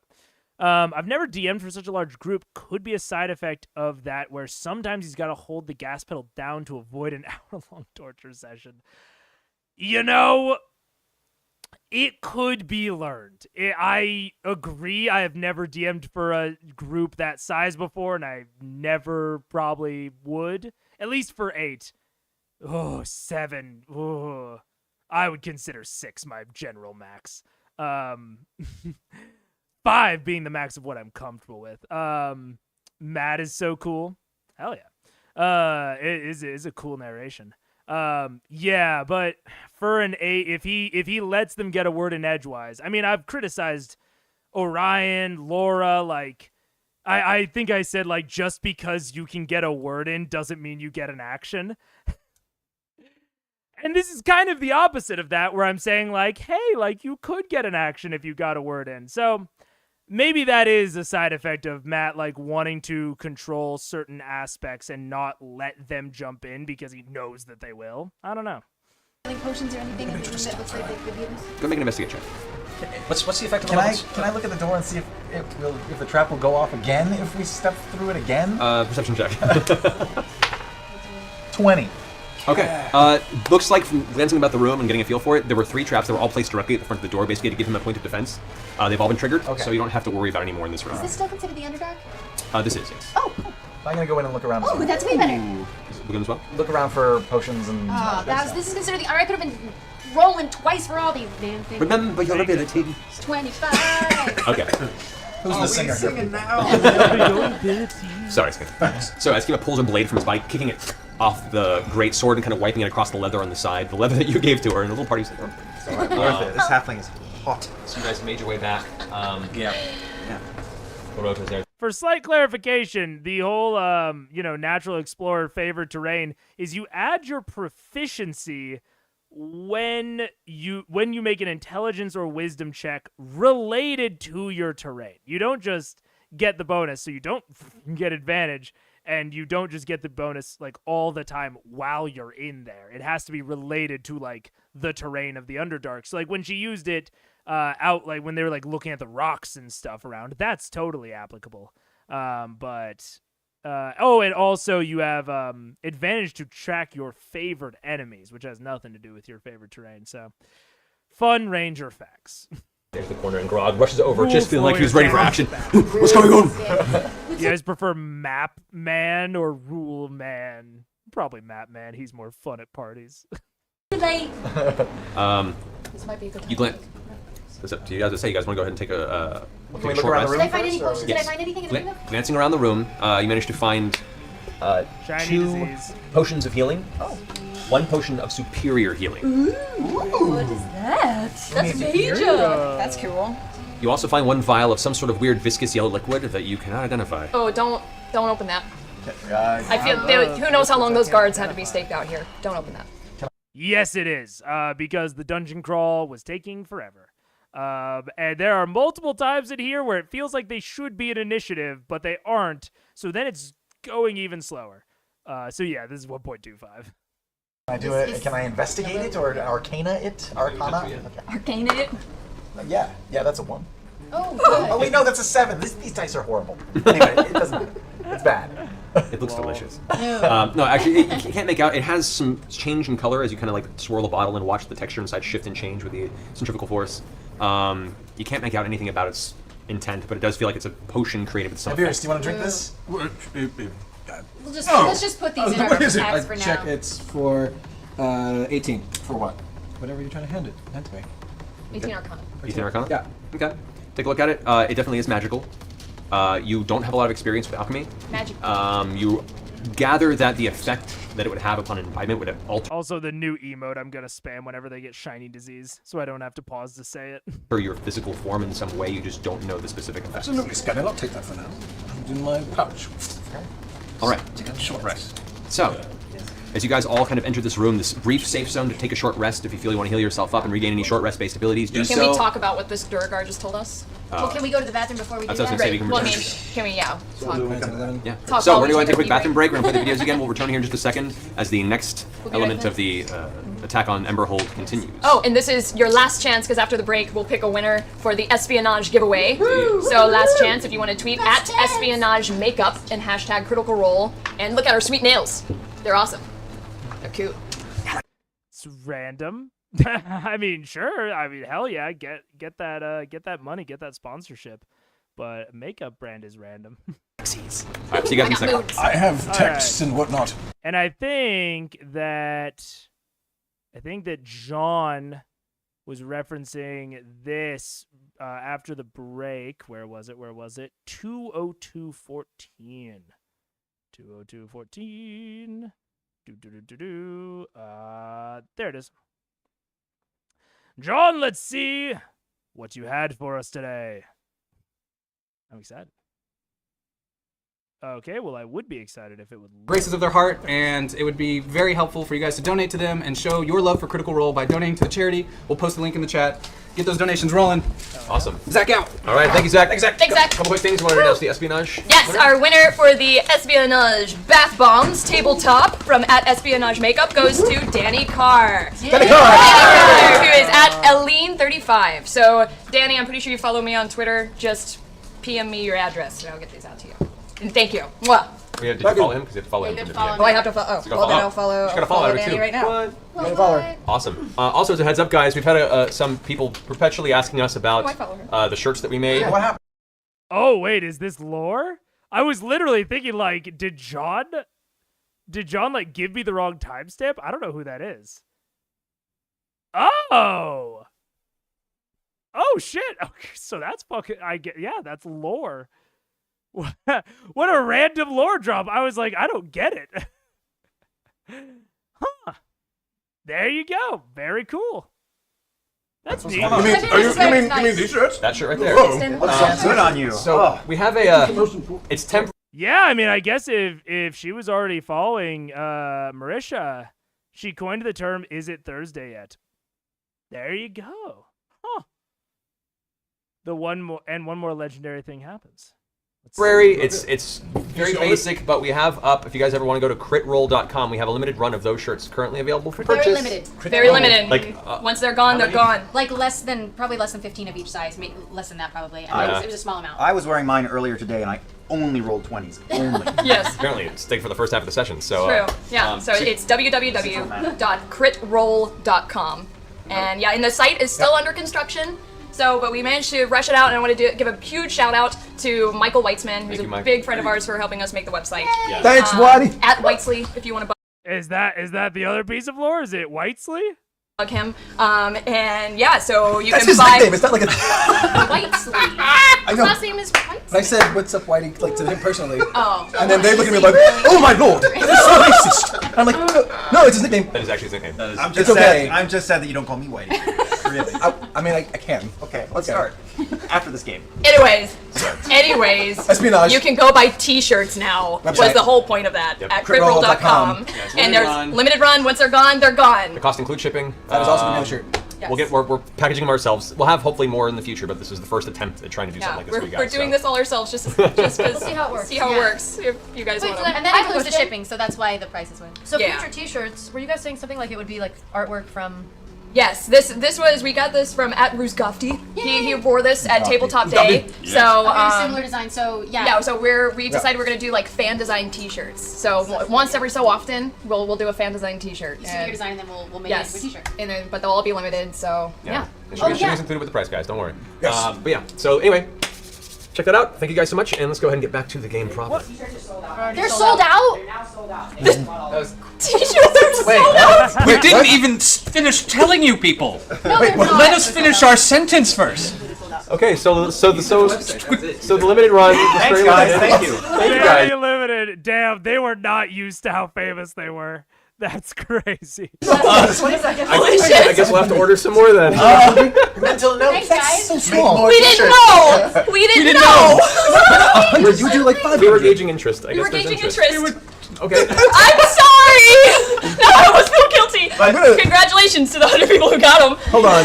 In general, Tiberius is gonna work some magic and then try to conjure Oh my up God, a you- few more. Maybe we'll He do was one more. unaware. Maybe Oh my we'll do God, one. of those. No, they were coming All in. right. Okay, guys. All right. Well, we'll thanks, get. guys. Thanks, Thank guys. you very much. We'll Thank you guys so much. get more to you Holy very soon. That's crazy. Yeah, they were very not used to how popular they were. That's wild. I don't know what to say. Less limited Thank you. and more designs. Oh God, I'm like gonna cry. Yeah. Just hashtag them Critical Role, and we'll. Oh, but if you're selling them already, there's somebody that's making really cool T-shirts on Redbubble. But if you're making them there, like we can't print them too. So like just submit them to us, and then we can. Sure, do Yeah, our- we can do it push ourselves. them We'll figure it for out. you, yeah. Anyway, guys, thank you so much. Thank you. Let's get to the game. Cool. Guys, the chat room just solved the Israeli-Palestinian conflict. Thank you so much, Chad. Thanks, How Jaru. did you do that? Jaru. So fast. Jeez, Jaru. We've got a box of stuff coming right for you right now. Natural 20. Thank you. Natural 20. Unbelievable. That's fucking wild. That is wild, John. And I can very much understand why that's critter lore. Wow. Yeah. We have the best viewers. Yeah. I mean, especially, I'm trying to think about, this was 7 years ago. This was 2015. Like, there were crazy popular YouTubers back then, but it's like that's something I would expect to see of, like, you know, if PewDiePie was live streaming, you know. But I mean, even live streaming in general, Twitch in general was so small that I don't think everyone was like, oh, like a big person like puts out a thing and then they have the video and then the VOD gets views and that's where people buy it all. This was live. Crazy. Wild. Man, these guys should do a Kickstarter. It's almost like they're likable and and people want to support them. That's wild. That's very crazy. But they weren't on YouTube. These were Twitch streams. Yeah.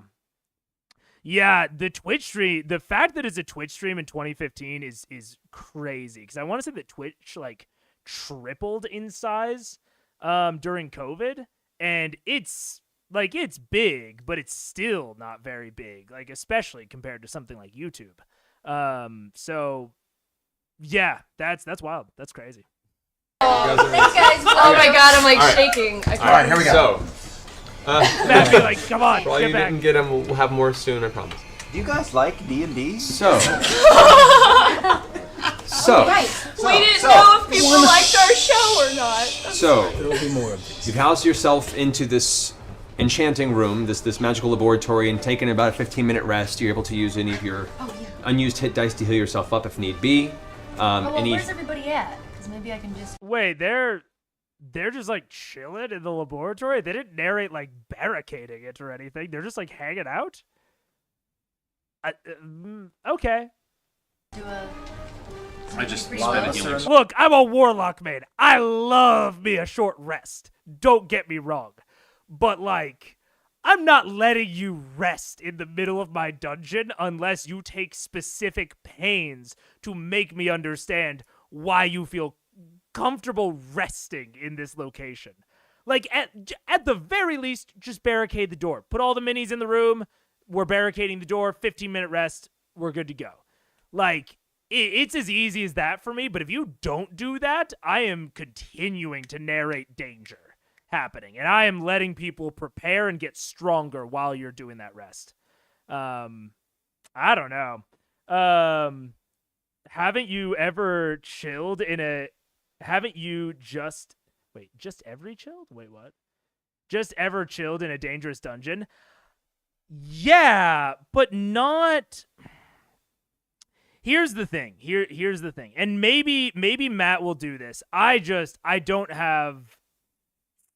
I think the thing is that I don't think he'll do this, but like if my players are like, even if my players barricade the room, if they're like, we're going to take a short rest, there is going to be a harder challenge because they took that short rest. So actually the most recent time that I almost TPK'd my group on accident was because they were in a dungeon, very Dungeon of the Mad Mage. Like it was like an insane artificer that had all these traps, and he was like manually running around and resetting them.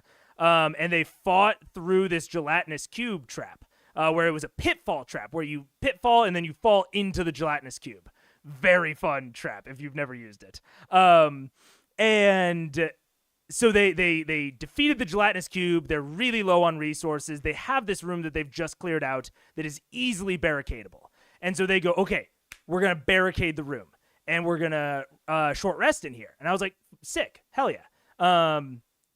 And so they do it.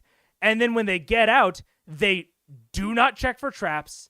No, and by the way, their passive perception was trash. All three of them.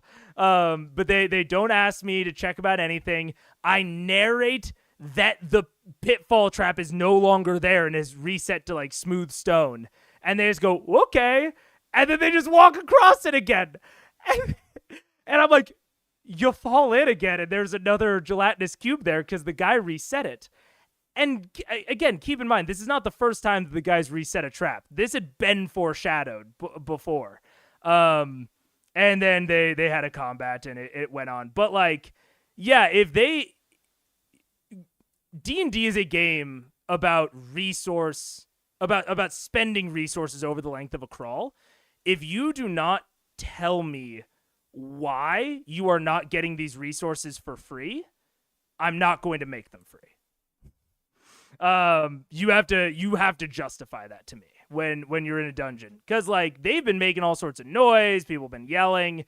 Like if they are not barricading themselves in, they're either going to get interrupted, or it's going to be like during the middle of your rest you hear blah blah blah. Like I'm going to narrate danger, and I'm probably going to increase the level of the next challenge. I don't know. That might be me being hard on my players, potentially. But No, I don't. I don't like players just getting to rest wherever they want. I've said it like dozens of times with Matt. I don't think that Matt keeps the heat on them enough. I felt very similar to how I feel now at the end of the barracks fight when they defeated the Boulette and the Mind Flayer and the General. When they're just like chilling in the barracks, they have no reason to think that they're safe. And the moment that they leave the barracks, there's this big chase sequence, and it's like, okay, so the barracks was just like, or the rest of the camp was just on pause while you guys were in the barracks? No, the world keeps turning. So if you take time, you give other people an advantage. He's. I mean, as far as health goes. I'm low. Yeah, I'm pretty low. Yeah. What are you at? How many hit dice do you have left? I know. I don't have that many left. I'm at like I accidentally erased it, but I believe I'm at 30. Oh yeah. No, they did not. No, sir. I need to. I'll get on that. This is not a fucking. This is not a fucking Dark Souls campfire. Unless you give me very good reason that it is. There are spells that more than cover for this. Fucking Liamon's tiny hut. Liamon's tiny hut is just like the ultimate short rest machine. So like there are things that make this easier, and if those things exist, you devalue those things by just letting them do it whenever. Do you have any hit dice? Some. What's Not everybody a lot. Because I can sing to you and give you an extra look. We'll roll. I'd like you to sing to me, either in the game or It is so hard to read that voice. on another day. Are as you well. Vex or Vax? I'm Vix. Alright, I'll Their sing third to you. trip. And are you going to use a dice? Let me see how. Bro, prediction right now, there's a long-lost third triplet named Vix that they get introduced to in episode 123. 123. And Vix is like, what up? I'm your long-lost brother. And they're like, we didn't know about you. And he's like, yup, I've always existed. But it turns out he hasn't always existed. And he's a doppelganger. And that's a mini villain. That's a mini enemy that tries to gain the party's trust. Campaign 1 only has 115. Well, 87. That's what they meet, Vix. That's what they meet, evil doppelganger Vix. How beautiful your song is. Heal the Vax. Make him a better elf. For you and for me and the entire adventuring band. Y'all are folks. There are Duragar dying. If you cared enough for the adventurers, you'd bring Vax back to help us with the stabby stab. Thank you. All right, Please, so vaccinate your kids. I mean, don't vaccinate them. Vaccinate. yeah, that's the difference. All right, Damn, this is in 2015. That's crazy. so So you get a It's a timeless classic. It works in all eras. 1d6 for that. So an extra 1d6 healing to anyone. More than one. 3. Okay. I Thank healed you. you 18, which was actually low, but I rolled really high for each roll. That's Nice. my. That's very good. Okay, great. I am almost tip-top condition. Yay. Thank you. Alrighty. I have a blister. So as you guys manage to pull yourself out of your rest mode, you now glance out in the hallways. Still quiet. You can hear the movement of footsteps up above you. What is your intent? To win? Okay, yeah. Okay. Wait, what are we gonna do? Because there's an Yes. army waiting They know we're upstairs up for there. us. But Kima needs her stuff, and we need to kind of put an end to this problem. Oh, I'm gonna hop out of tiger form, by the way, since we rested and stuff. Wait, they're above us? Yeah, they're all upstairs, All right. including the Mind Flayer who vanished from the room room we're in. So I'm sure he told everyone what's going on. That's why they're waiting for us, of But they don't know we found. Yeah. Crazy that they just gave you 15 minutes to just fuck around and do whatever the hell you wanted, right? Now imagine the flood idea mid-rest. Samuel, you beautiful man. Exactly. Like you narrate mid-rest. And again, this is the difference between barricading the room and not barricading it. I'm saying they take a rest, lava flow just starts outside their door. They barricade it, they are safe from the lava flow. They don't barricade it, the lava starts seeping in. That's what I talk about of like consequences for either making yourself safe or not making yourself safe. I don't care, honestly, whether or not the bookshelf that they put up to barricade or, the equipment would actually stop the lava. But I'm going to reward them for making themselves safer, if that makes sense. But Samuel, you're spot fucking on.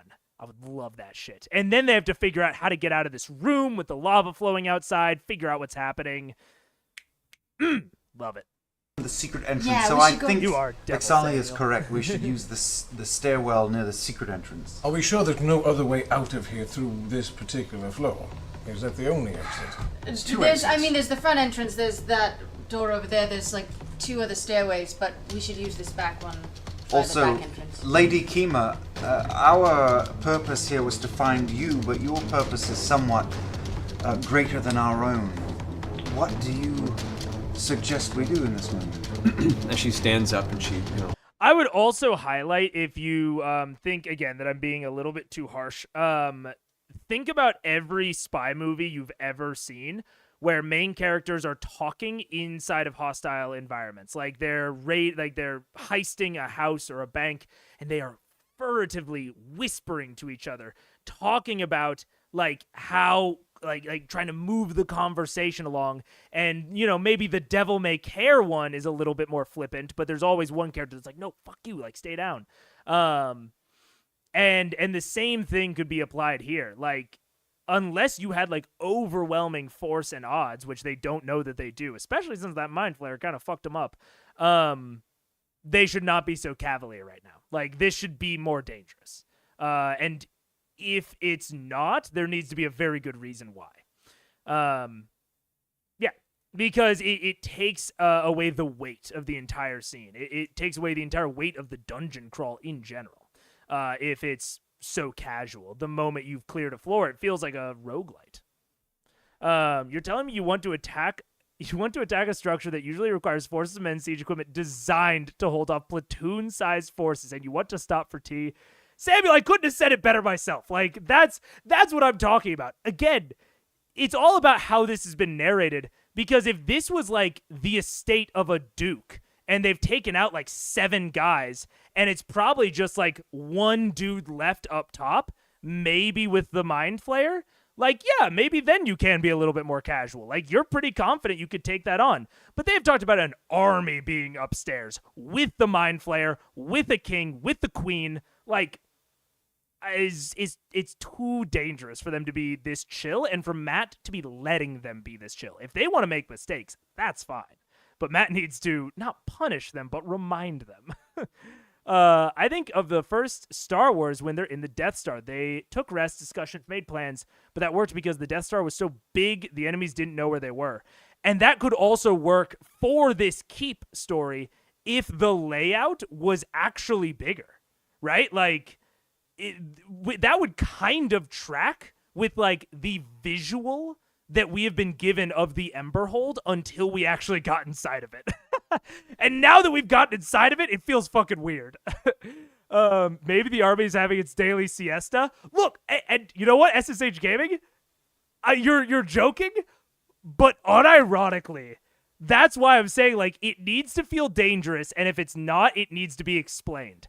If Matt wants to narrate that, like, the entire army is, like, being redirected, or, like, because they've heard footsteps going, like, the entire time they've been here, there might be something else going on that they can take advantage of. That makes the world feel chaotic and living, and like, you don't know everything that's going on. There's intrigue there.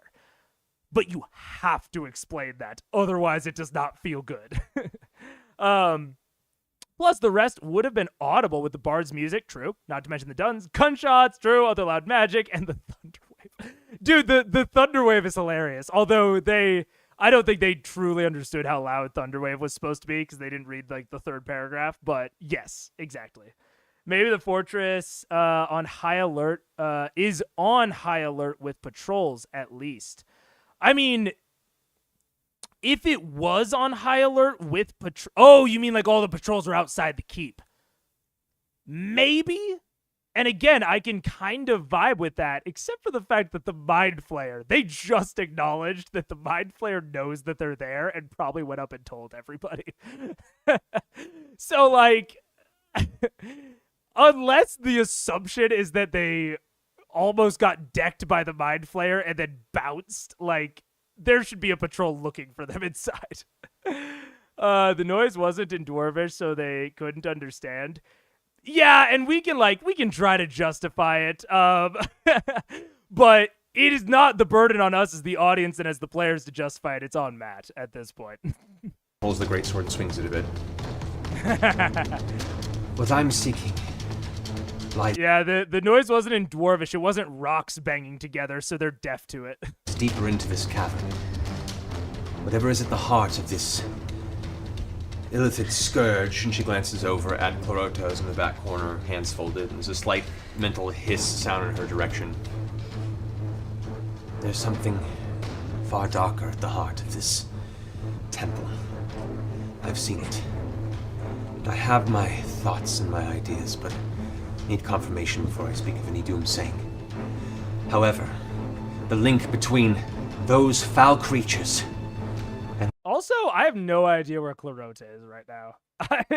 I remember him being in the last fight, and I have no clue where he's at right at the moment, which I don't even really, like, blame on Matt. He has two NPCs and one grog to manage, and then there are 7 players trying to spotlight, so I don't blame him for me not knowing where Clarota is.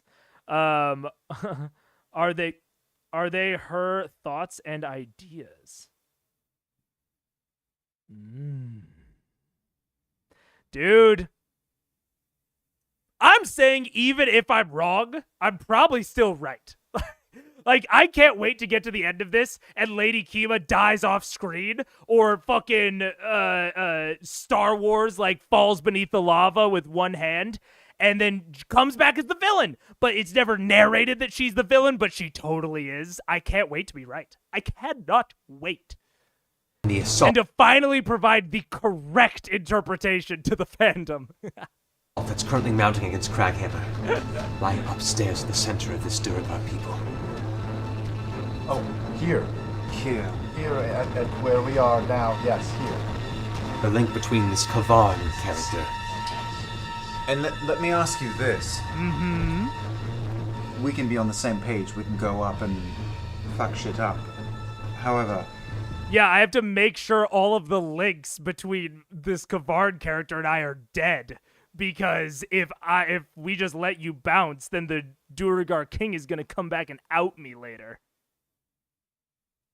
Your weapons and armor, will they be a great help? Should they be our short-term purpose, or should we just go up and try to end this problem? To be honest, we've entirely lost the element of surprise.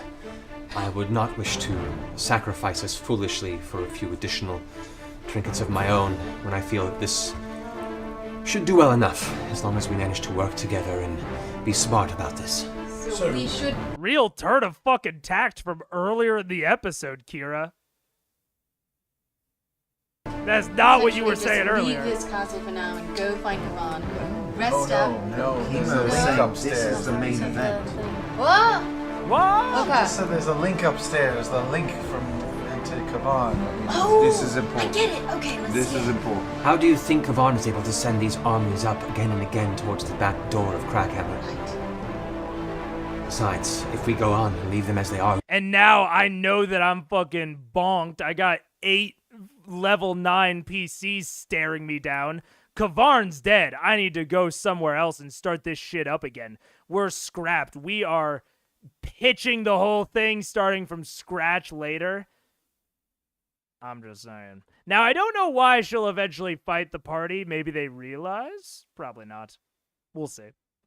Used to say they wouldn't come up behind us, and then we're fighting a two-sided front once we get there. Then we gotta go upstairs. Vox Machina, our years are short. Unfortunately, that was... If she was Kavarn, she would want them to be fighting that two-sided battle in maybe the hopes that she can kill them.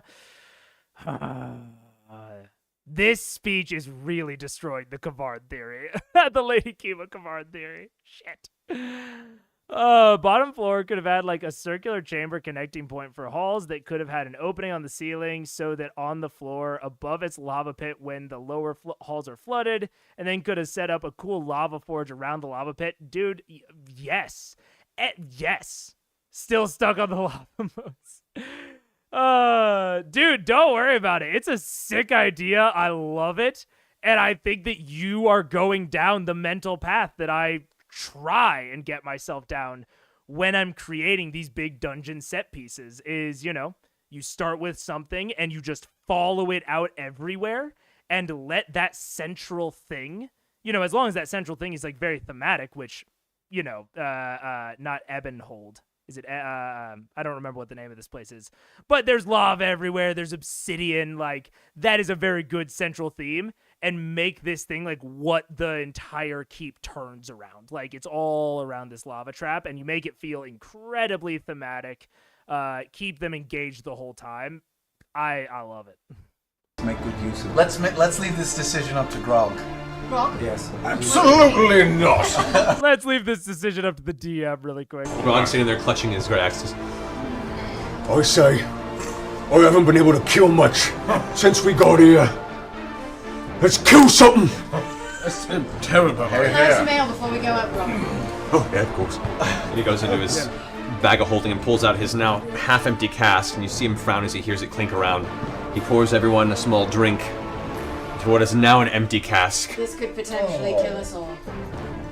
Yeah. Wait, Vox Machina. Vox Machina. Scandalous are in it here, though. Should we talk about what Scandalous is? Yes, I have an idea, but also, are there two stairs up to the top floor? There's multiple.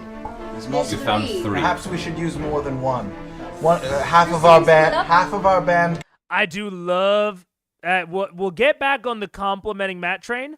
Love multiple routes up and down. There should be, I think, at least 2 regular ones, 1 secret one, maybe throw in a 3rd challenging one. Or that'd be a 4th challenging one. Like, I think having tons of upward vertical movement is fantastic for dungeons, battle maps, everything. Verticality, although it's sometimes hard to represent on 2D battle maps, I think can really enhance the strategic decision-making of Dungeons & Dragons combat, which can occasionally feel a little lacking in that department. And I think the verticality is a great way to address that. Go up, create a diversion, the other half sneak up and kill. That's one option. The other option, the diversion group.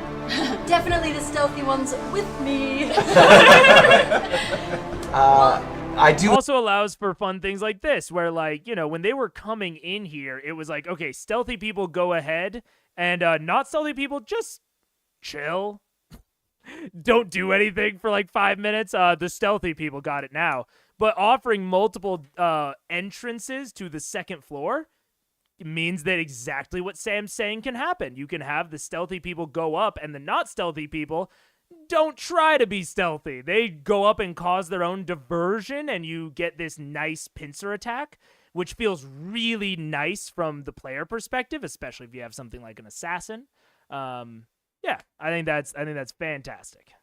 I have an idea about gaining the upper hand on our first meeting with this army that's upstairs. An intimidation technique of some sort. Yes. We have. You're not gonna kill another pony, are you? I can't anymore.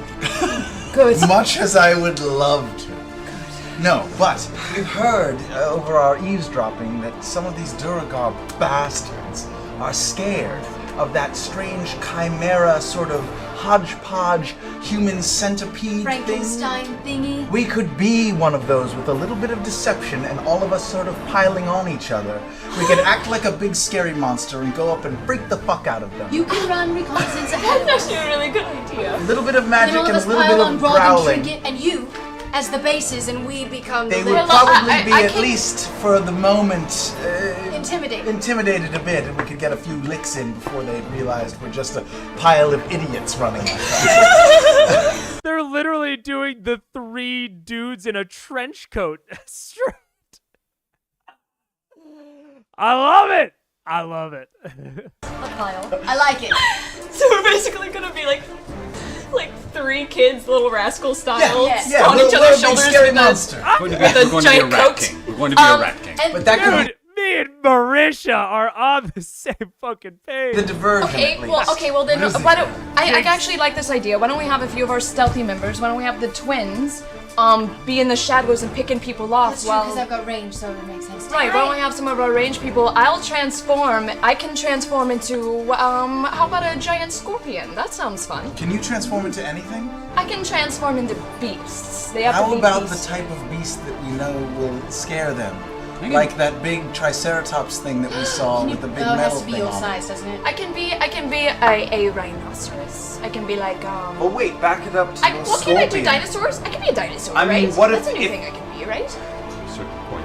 What if you were a scorpion with a dragonborn tail sliding around and a gnome on your front leg and I've been wanting to use. Well, here's. What? Oh wait. Okay. Is Orion just watching YouTube? What? I've just seen his eyes down at, I think, his phone for this entire planning session.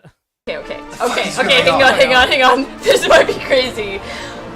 Wonder what would happen if I drank that weird yellowish potion while Only I one way to am a find monster. No, it could be poison though. No, hold on a But second. I'm wondering if you can, if I can transform into a monster and then you with polymorph It's probably his character sheet, but still. can, maybe just transform. Stop talking! Stop talking! Hold on! Don't have to snap at me. What is his personality? No. You're brilliant, Your Highness. Oh, thank you. I mean, Yeah, he do be doing that. One of the slight problems with having this many people is that, I'm sure that Taliesin is a fantastic voice actor, RPer, all that, but he's a little quieter. I know there are reasons for that, but when there are 5, 6 with grog other voices, you kind of get pushed out. And if you're a little bit spacey, this many people is hard. Idea. I have an idea. We're off the rails here. Tell it to us, Tiberius. What's the idea? Does it involve shitting on a bed? Eventually, actually, like yes. Aren't you empty yet? Oh, yeah. This is what's going to happen. All right. Okay. As far as we know, they're all Duragor up there, correct? Mostly, except for the mine. There's some mind Except for the players. thing that's probably really creepy. And another big controlling monster, everything. probably. They might have Which I saw in a vision. Oh, Which I think that's what's controlling everything. visions Oh, no, that's that you Kavan. That's With the I think horn that's of black. isn't that think we're talking about the same No, vision. he's at the other one. He's at the other one. Okay, Sorry, The other time. read it wrong. this is what will happen. Okay, tell us. Those who can go stealth, we will creep up there. I will go invisible myself. I will be in front. You, closely behind me. He has a name. Vax! There they go. You closely behind me. And whoever else can stealth, follow suit. I will cast Alter Self and turn myself into their god. Their god? Kavan? Oh, their god. Their god. Yes, But you don't know what he looks Or like. into I that am- other thingy. I absolutely know what he looks I like. mean, the Into Yes. Leduger? Oh, Leduger? We just saw That his guy? damn statue. Well, that's not Kavorn though. Number 1, that's not what Alter Self does. Oh, wait. No, it is. It is. Zip. Delete that from the VOD. That is what Alter Self does. But the Why is there Duragor god? worships. God. I was thinking of Disguise Self, and I was like, that's because I knew that Alter Self could give you natural weapons and gills and shit. But it also of a different size. Weird. That's smart! Yes. Oh, I guess one is literally changing yourself, whereas one is an illusion. That makes sense. As I give my whatever the hell I come up with to say at that particular time, Maybe you should think it first. Think it through first. you, This is good. This is good. as soon as the mind flayers catch all in, and I turn to Clarota, and I turn to Kima, that's when all of you will strike at them first. The rest of you will wait till I shoot off a couple fireballs at the Duragor once they figure out that we're full of crap.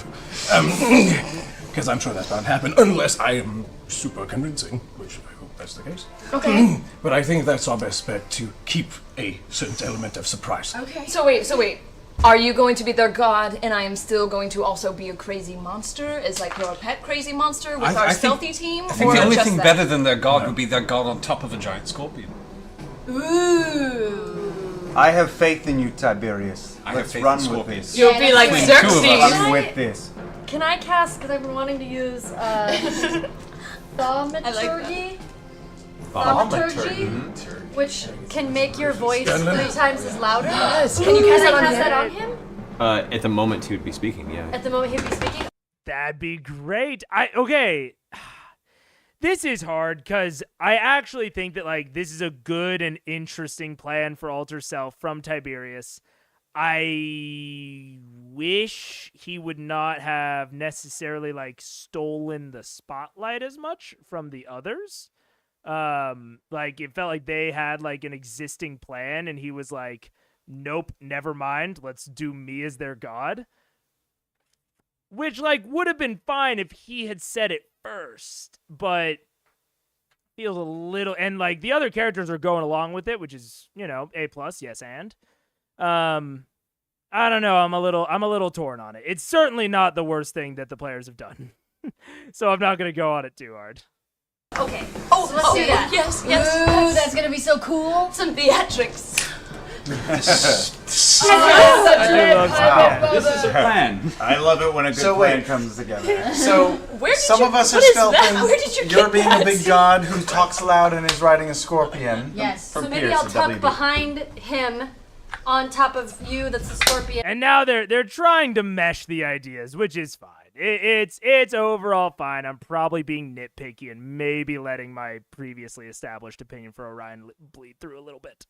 And then when you're getting ready to talk, I'll just, Okay. and then your voice will be, you'll have. Yeah, that's good. That's How good. about Megaphone. this? So, just to clarify, are we all going up the same staircase, or are we going up 2 separate staircases? Vex and Vex. I think we should just go up the same staircase. Same 'cause staircase. There's too many of them. If we split up, we could just all die.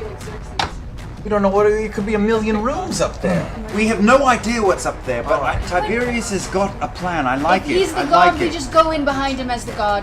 What if we did like your dimension door? Because is it too not very godlike if he's coming up a staircase? Like, Dimension door's off the table. I can pass. I'm out of spells. you already Tiberius. Tiberius. Just do it. I'm out of spells because I fucking threw out 4 of them on random shit getting in here. Let's do it. Tibes. But don't use the god Okay, thing. okay. Don't use the god thing till we get to the big group. To the big thing. If you see a guard, don't turn into a god. You gotta see like more than 5 people before you turn into a god. Yes. Tiberius. Yes, thanks. Do you intend to go up one of the other stairways? I believe this one by the entrance, the secret entrance we came in, will afford us the element of surprise. Do you think you want to go up one of the others? Oh, let's go with that one. And make a distraction, right? Your plan is to make a distraction? Yes, of course. You're a brave dragonborn. I am going to cast Pass Without a Trace on the party. Everyone, stay Who's the close. stealth party? Not you. You and me. You. Well, all of us, I guess, would until we go Potentially, all of upstairs. us will be stealth except for Tiberius and you, who is a scorpion, and you, who's I'm riding not. behind I'm riding Tiberius. on her, so I probably won't be rolling for stealth. Just kidding. You'll be rolling. I probably won't roll. Just again. kidding. Just throwing it out there. You hear in the back of your mind this subtle, soft, echoing chuckle. You're all crazy. I like it. At which point, Kima, who's listening to all this with a look of kind of awe and curiosity, says, "You know, for once I actually agree with the thing." All right. Yes. Takes her greatsword in her hands. Lead the way. Going upstairs. You guys, Okay. you guys are stealthing up first, right? So we'll all. We should all. We all have Pass Without a Trace as long as you stand close. So we- Can I just inspire? Yeah. Man, Matt kept his trap shut for like 5 minutes there. That's crazy. I don't think I've ever not talked for 5 minutes in my entire life. That's a joke. I'm actually very quiet outside of stream. But as a dungeon master, that is something to fucking learn from. Is sometimes players are getting stuck in analysis paralysis, and you have to have like the instincts as a DM to understand when that's happening, but also the instincts to be like, no, they're just like having fun planning, and like just let it ride. Just shut the fuck up. I will say it, like I would keep like keeping the heat on them, danger foreshadowing. I would keep those things for when they are either stuck in analysis paralysis or they have shiny disease. One of those two things. I have. But when they're like actively planning like that, I'll, take the heat off a tad. Yeah, 10. I do think, to be a little contradictory to like how I just compliment that, I'm complimenting that like in isolation as like an interaction. It's still crazy that it's happening in the middle of this. This should be like, this sort of in-depth planning conversation is the type of thing that you have outside the walls, not in the middle when like heat should be on, there should be timers, there should be danger. Like, you should be shouting plans at each other as you're running to the next thing. Once you're Inspiration. I have some inspiration dice to give out that I could give out as bonus. Again, unless you are like actively like barricading yourself in and like holding back a danger. And then like you can like narrate the danger receding once you've successfully held it off, and then you can talk.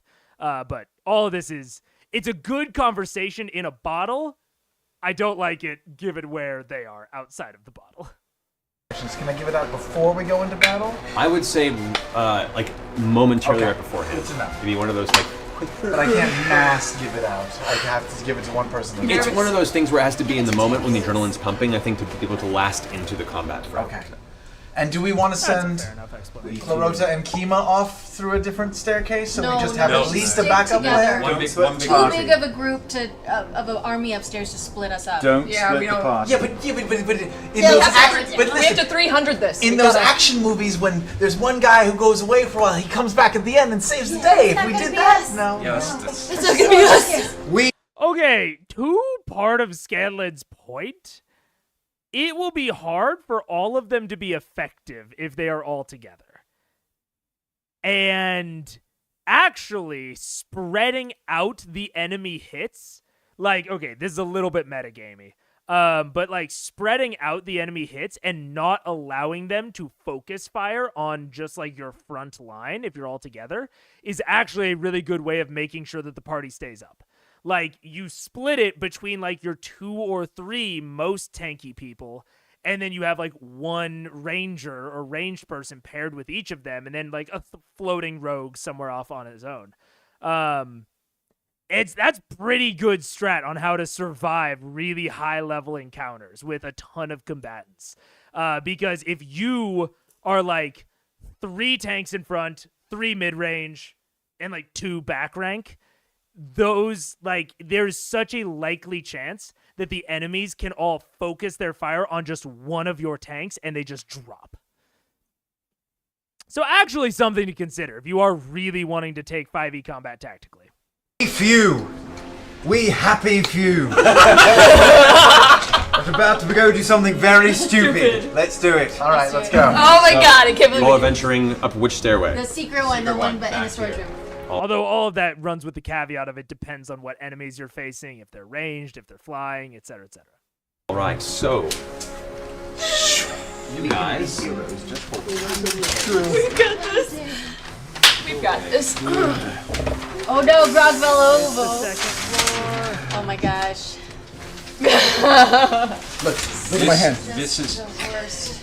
It's been a good Here we day. go. Here we go. Here we go. We're good. We're good. What are you gonna say? Are you thinking about this?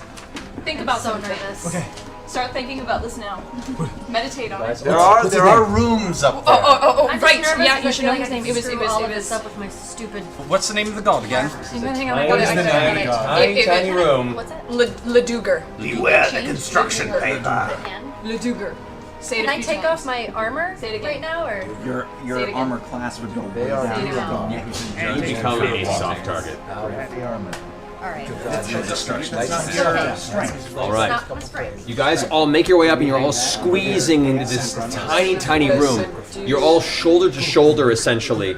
You come up to the top area, there's a small box, and there is just a single stone. Oh, just the best fireball target you ever did see. Oh, just shoulder to shoulder in a tiny room. Stone door. These are non-businesses. Check for traps. Check for fireball. Sorry. This way. Sorry. Excuse me, Kima. Sorry. All right, my hands are on the door. I'm going to check for traps on this door. I get 21. Okay. You take a moment and you kind of place your hand along this stone surface. You find that there's a low kind of hum to it. Careful. And you can tell that there's a small, almost like a thin whisper of string laid across the very top. Uh-oh.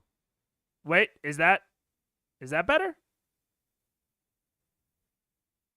I don't know what that was. I think I kind of heard what you were talking about. I was talking for a second and it was kind of like faded out.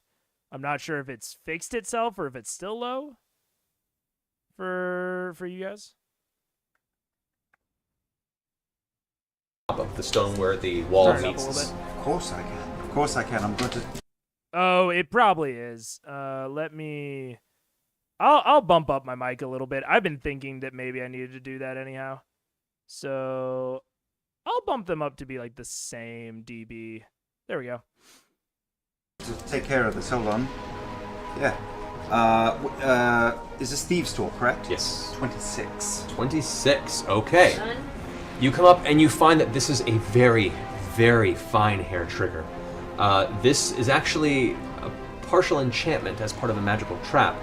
You know that with the slightest hint of false vibration to it, the door shifting or hitting it at the wrong place will trigger whatever this trap is. His hands are steady. And so you bring your tools up, you manage to play. I would also add that I think that traps are a way to reinforce vibes, mostly. If you're talking about like a door trap or something. So like I think that the gas traps on the laboratory were cool. Like I think that they kind of foreshadowed what the guy was about.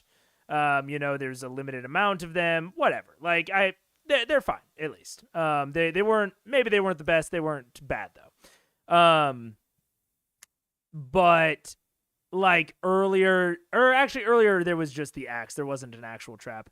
But like I'm curious as to what this is because a low like electrical hum was another trap that they ran into earlier, but wasn't like we haven't seen any foreshadowing that these people are like tinkerers, like artificers. The guy in the lab was like an alchemist with like the green gas shit. So now I'm like, is maybe one of the king or queen, are they like an artificer type? Like I'm a little confused. I wouldn't just throw out traps at random. Unless these aren't random. Maybe these are like really good foreshadowing for what we're about to encounter. We'll just have to see. Place one at the base of each point of where this kind of arthane silken thread lies across. Simultaneously, you take your daggers and place them underneath the thread at each ends and sever them both at the same time. The thin whisper of a string just slowly glides down and vanishes into a small sparkle of light. Cut the red wire. I'm just going to lay my ear on the door and see what I can hear. Go for it. That is 21. Hearing it, you hear what sounds like the low mutter of somewhere in the neighborhood of 10 to 15 low voices and the small shuffling of many footsteps. It's not the main Shuffling, group. you said. Yes. And if I listen for a moment, does it continue? It's not the main. It kind of, a couple footsteps, some talking as well, footprints. You can hear the scraping of metal. And it's the only way we can go is through this door, right? We're all smushed It's a into hallway. it. There is a hallway this way. That way? Oh. Skip it. Well, yeah, it's a room in this dungeon. It has to be surrounded on at least 3 sides by by hallways. Obviously. So we still Kind of a shame it doesn't have a 4th. Skip it. So I motion everyone away from this door. Okay. Okay. You know, the whispers and voices aren't like directly on the other side of this wall. They're just in that room echoing through. But You do hear a lot of people there. All right, so what are you doing? We're going down, stealthing down that I hallway. say to my earring. Can we check for traps? Check for traps. I'm perceiving. Roll for perceiving. Okay, cool. 23 for Vax. I will also say the floor plate trap, that door trap, I think that those sorts of things can start to feel quasi-random, and they can, like, at least the way that they have been presented so far, and if they're not foreshadowed, so you kind of start to get this, like, I check for traps at, like, every corner. And that's a tough challenge. I honestly, this is where I'm going to admit I don't actually have advice for how to manage that. Because I do think that like dungeons should have traps, and that like that should be like part of the challenge of the crawl. But I don't have amazing advice as to like the ratio of like how many traps before your characters can't take 2 steps without checking for more. I don't know. I don't have good advice on that one. It's something I have to feel out pretty much every dungeon. I get twice, thank God. So I normally stray away from like door and foot-based traps unless they are part of a larger puzzle. Because of that reasoning, and because I feel like those can feel more in like the random, I have to check every 5 steps. So I try to go for like other types of traps, but I don't think that those like foot and like door traps are invalid in any way. I just don't know how to balance them and make them feel good. Oh, good. That was way better. 10. Okay. No traps. Yay! You both glide your way up and peek around the corner. What you see immediately are 6 Duragar, all stationed in this hallway, guarding what looks like 2 large doors and entrance to this main chamber. Sure. And they're all just standing there, weapons ready, looking around. Okay. Wait, which is the main chamber that you just? This big chamber here. Oh, where that you guys we are were close listening to I the think- door. Vax sneaks back to the group and motions Tiberius over. And Keyleth over. Okay. We're doing this? One moment. Okay. Lightning, who knows lightning? What's magic of lightning? What's going on? Are you going to One try moment. and lightning bolt an entire The line? magic of lightning. I've seen you do it before. I've seen you. I do You know know. it right now. Anyone who knows lightning, I've seen it done on the battlefield with us. I have Person guiding to person to bolts. person to person. Can do it. Well, Which here's is the up thing. once again, Oh. clearing his throat in your presence. Oh, Scanlan, I think, can do it. Hi, Scanlan here. Scanlan, you know how to harness the power. I mean, power I don't of want electricity. I don't want to brag, but I'm a regular Ben Franklin over here. Um, He's a guy. He's a gnome I knew. Scanlan, can you and I focus our call lightning spells together? To lightning these. Unless I mean, mine's so freaking powerful. if Mine's Scanlan and Well- one of the others does lightning at the same time, and it goes, if you get through that line, we could drop them all at But once. that's noisy. They'll come out. Definitely. It's not that noisy. It's not like, oh, I think it's gonna be noisy. It's not a. It's a lightning bolt, Liam. My guy. I mean, am I the crazy one here? Lightning is fucking loud. It's not zip, zip, zip, zip, zip, zip. It's a lightning bolt.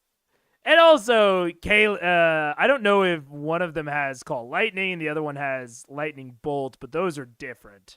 And Call Lightning does not do the zippy between people shit. But I don't know. Stealthy attack.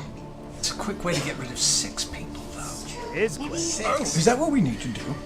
There's a row of Duragar around the corner. They're all in a line like Radio City. If I can get Scanlan, what about you, Keyleth? Do I remember light, or do you bring it down from above? Tiberius, What? do you have the power of Do you want me to? electricity? Do you want me to shock him? Oh, I have an idea. Okay, I'll peek around. Oh, what the fuck was that? Want me to shock him? Oh, I have an idea. Okay, Look at that stare. Did you hear the thump of the hand? because I feel like Liam knows what's gonna happen. Orion is just gonna do something without letting Liam finish his planning. Leader-Lancer relationship, though. I'll peek around. Okay. Make a stealth check. Sweet. You have a +10 because of my pass without a trace. You've got 6 Duergar in a row. Is there anything you can do that's 27. all down the line? That's when you see this long row of Duergar that are all kind of armored and ready, guarding the front of this chamber. I cast Watery Sphere. I missed it. It's just that Liam was formulating a plan. Like he's like, oh hey, this is the situation. Keyleth and Scanlan, or Keyleth and Orion, can't you do like lightning stuff? Isn't there like a lightning bolt that can like jump between people? We could take them all out at once. That'd be dope. And Keyleth's like, like maybe. Scanlan's like, yeah. Scanlan's like, I can. Hello, it's me, Scanlan. I can do that. And then Orion is just like, what? Are we? We need to kill things. All right, I'll just do it. And like Liam's like trying to be like, hey, like, what do you have? Do you want to talk about it? And his hand went down like this, made like an audible thump. It was crazy. At the end of the last guy, and create a giant ball. Wait, you're doing it now? Okay. What does it look like, Vax? So this Without. Yikes, dude. giant water sphere appears on which side of the wall? On the last guy. This guy here? Yeah, and I draw it towards us. Vax is grabbing the gnome and tossing him out to the right, out here at the front of the group. Okay. And I stop at the last guy. Scanlan leaps out as the water sphere begins to pull And in. while he does that, Saving throws. What's your DC? yeah. My Spell DC? DC? Yeah. 17. And this is a Ready, Scanlan? a dexterity save. Yes. All right. One at a time. Like, okay. I'm a big fan of the Action Man. I've talked about Grog constantly. When they're just debating things, Grog just does something. I don't know that they were like in analysis paralysis there. I think Orion just wasn't paying attention. And that's the thing with a lot of these like player behavior things is it all depends on like a pattern. Like if I thought truly in my heart of hearts that Orion was actually paying attention to what was going on, I might not be so critical of this move. But it's also the fact that like Liam was like trying to engage him directly and Tiberius just wanted to do what he wanted to do and didn't want to tell anyone. This is like a really common behavior I see at all tables. Every table I've ever played at, I've seen this behavior where a player has an idea to do something cool and they don't want to tell their friends about it beforehand because they think that it'll be cooler and more impactful if they just do it and then everyone's like, whoa, that was such a cool idea. I've seen that behavior at every single table I've ever played at. And my big dirty fucking secret is that it's never cooler. It is always as cool or worse because you interrupt the plans that other people were making. And you are kind of grasping the spotlight for yourself, or you split up the pace. I see this a lot in combat where a PC will just like ask me like, oh, like, how far away are they? And like, oh, they don't have, do they happen to have like 3/4 cover, half cover? And I'm like, what do you want to do, man? Like, what do you want to do? I'll tell you if it works or not. And they don't want to tell me, which I understand. To be clear, this is a player behavior that I fully understand. It feels like it's cooler to surprise people. I've never seen that play out at my tables. In my experience, the surprise always either makes it worse or it is like the same level that it would have been otherwise. Or the thing that you were trying to do, that you were trying to surprise everyone with, just doesn't work because you didn't tell anyone and you didn't ask any questions. And then you get disappointed and we've wasted a bunch of time. So, I don't know. I think that's why this is also especially annoying me is because it's not like they're stuck and they don't have a plan. Liam is actively like, he has a plan. He's trying to figure out how to execute it. Like, who's going to do what? And Orion just, I think Watery Sphere would be cool, so I'm just going to do it. Hold on. Get Hold them all on. together and then we can. No, I mean, no. All of them fail. Oh! This is gonna be cool. This is gonna be cool. It's gonna put them all in one spot. I'm covering. They were already in a line. No, they're all in this No, giant now we sphere. can electrocute them and they're wet. There is now an entire clustered sphere of water that is containing a mismatch of Durgar that are swinging and Lightning bolt! Keyleth, can you... Yeah, there we go. call lightning. All right, so as Keyleth, you step forward out of the hallway. You bring your And to be fair, it is dope. Don't get me wrong. Also, is Watery Spear a Pathfinder thing? That seems very powerful. This is sick. To be fair, it would have been just as sick if he had told them he was going to do it first. And then, if they debate and they argue and they're not getting anywhere, then you can push the button. But, I don't know.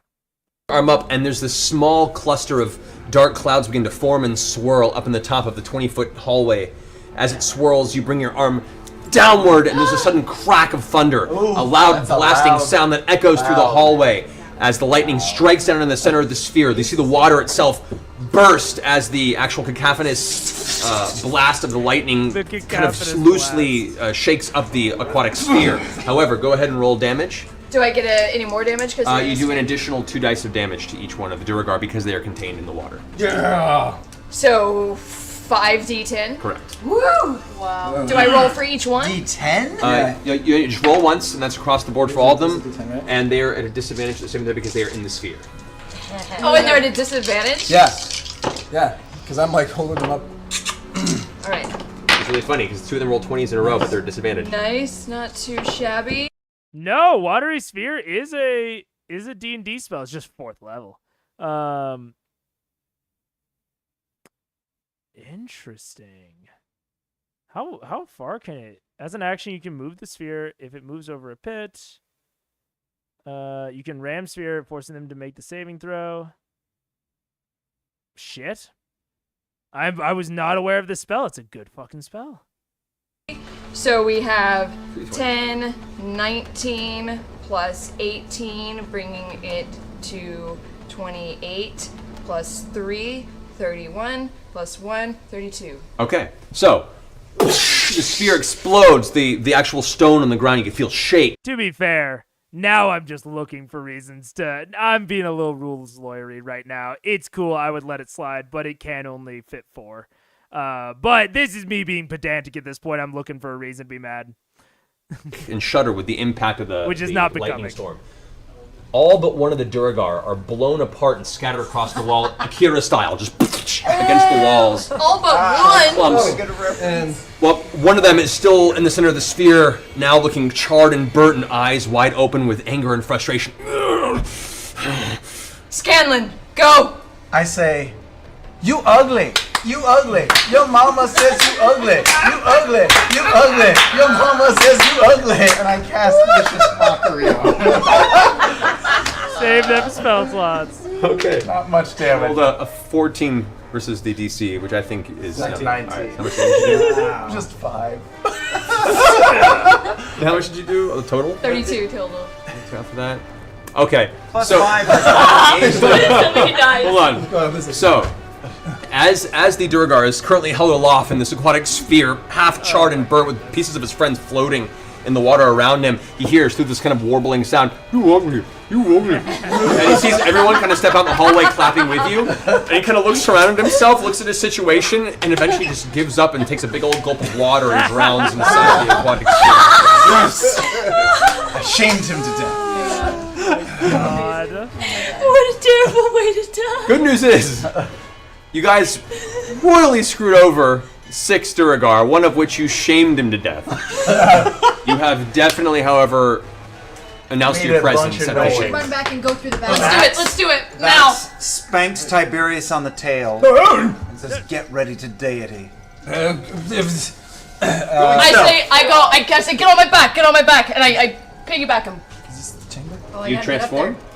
Yeah, I do. So you can, or just cast No, it on Marisha, me you now. transform. Well, I'm piggybacking him just now. Okay, quick break before all this starts because I have to pee and my dog just got scared by something and she's going towards the back door, so I'm going to go investigate. and pee and hydrate. Everyone drink water. I will be right back.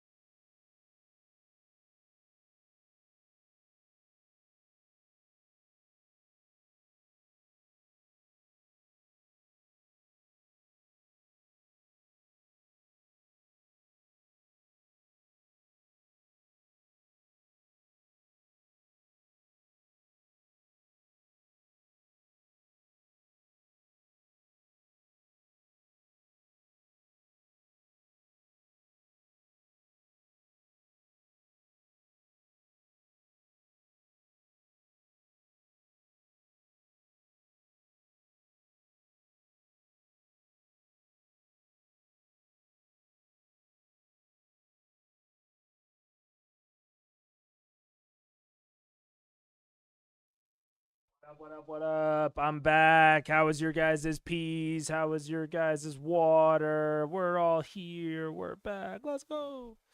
Alrighty then. We're gonna get right back into it. Okay. I'm literally just piggybacking Tiberius. Okay, so Tiberius, you leap onto her back. And Okay. I cast Alter Self. Okay. And I turn in. Scanlan, Vex. Oh, you okay, alright. And now I cast into a, I'm What are you gonna doing? cast the thing on him. Rhinoceros? Alright, so you're falling behind here. What should I do? Okay. Okay, so you cast thaumaturgy on him to give him a vocal emphasis, a roaring, booming voice. Do you stay with him or do you move back with the rest of the group? Pike.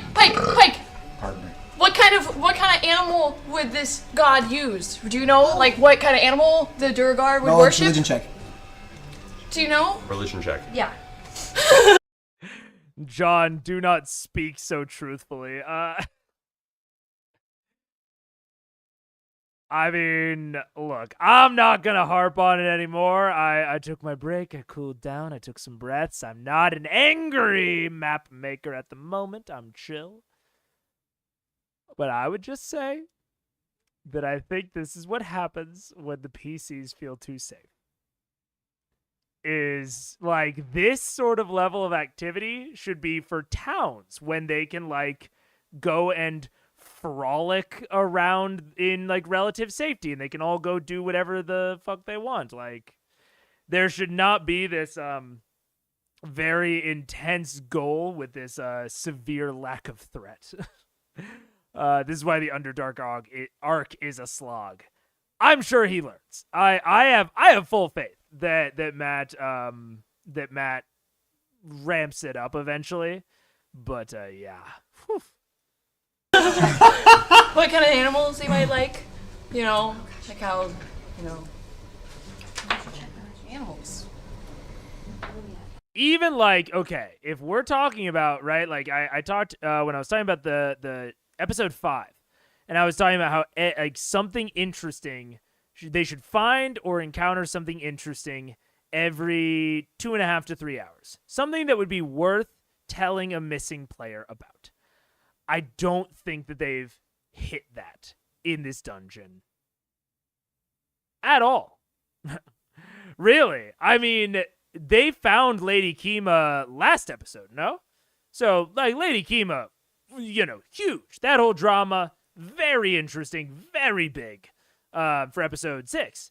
But for episode 7, the, like, meeting hall was not interesting. The dining room was not interesting. The barracks, they just pooped in those. Like, not the forge. The laboratory, I will maybe give to Matt. Seemed like it might have been interesting, but they chose to kind of. But I would still say that a thing should be interesting kind of regardless of player interaction with that thing. Like, if they find it, it should be interesting. So, like, there should be notes or an apparatus of some kind that, you know, gives them foreshadowing and clues, yada, yada. Something that is readily apparent. But that I might give him, regardless. The statue might have also been interesting, but we don't really know why yet. Like, I'm being hypercritical right now. If I did not know the context of, like, they're going through this really slow, I would be less critical. But the way that Matt is interacting with the interesting things and the way that he is emphasizing them is way too little. This is just what I was talking about with, like, being blunt as a DM. Like, make it clear that this statue is important. Make it clear that this laboratory is important. Put important shit inside of them. Or at least interesting shit. Right now, it's just been a statue and a laboratory that I think they got, like, a healing pot in. So, you know, this is probably the reason that the Underdark arc is a slog. 14. 14. You have no idea. You know the deity exists. You don't know of any sort of animal, beast, or creature. They've covered a lot of ground. To be clear, they've gone through, like, a decent amount of rooms and, like, they've fought a lot of shit. But I think it's a really good. I think when Scanlan came back during episode 6 and they had nothing to tell him about what happened in episode 5, I think that is the perfect encapsulation of did something interesting happen or not. If there's a missing player and the other players at the table will feel it necessary to tell that missing player something that happened last session, that's good. There should be one of those types of things every 3 hours, I would say. Symbolism that would befit a Duergar god. I have no idea. I bet a scorpion would be Yeah, I guess the scorpion. Scorpion sounds good. Fine. Scorpion. He's All right. yeah. Giant scorpion. Keela's form shifts as you see a bunch of arachnid-like legs sprawl out the side of her torso. Her form condenses into a dark chitinous shell as 2 giant claws form out the side of her body and a giant poison stinger curls up from behind. Tiberius kind of holds on during the transformation. I'm gonna go back because if they see me, then they'll know something's fishy. All right, the rest of you are here. Yeah, So, because nothing's fishy about this. you feel this kind of divine energy cascade around your throat, and you could feel like your vocal cords themselves are temporarily infused with some sort of divine presence. You've transformed yourself now into the visage of this Duergar deity, standing probably at a good. What height are you going at? How tall are the? Proportional to my. The Duergar are about 4.5 feet So tall. let's make him 6 feet tall. All right, 6 foot tall Duergar standing there. That'll be the length. Yeah, that seems All right. The 2 of us get back by the other Twins are door going and backward. get ready to bust in that back entrance as soon as. I'm with them. We're the stealth party. I'm in fact nudging Grog away from this door towards the front, Like towards right- Tiberius. No. He should. This way? Yeah, he can come in and. Yeah, he needs to be ready Back up to damage. come in and I don't know. They're not that strong. What are you doing, Grog's like, which way? Which way do I go? Vax kicks Grog in the butt and sends him forward. Go help Tiberius. Don't. I'm gonna get you back for that. No! Don't do that. Not that far!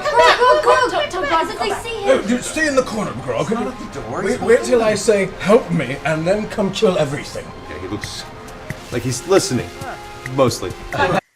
Okay. Oh, goodness.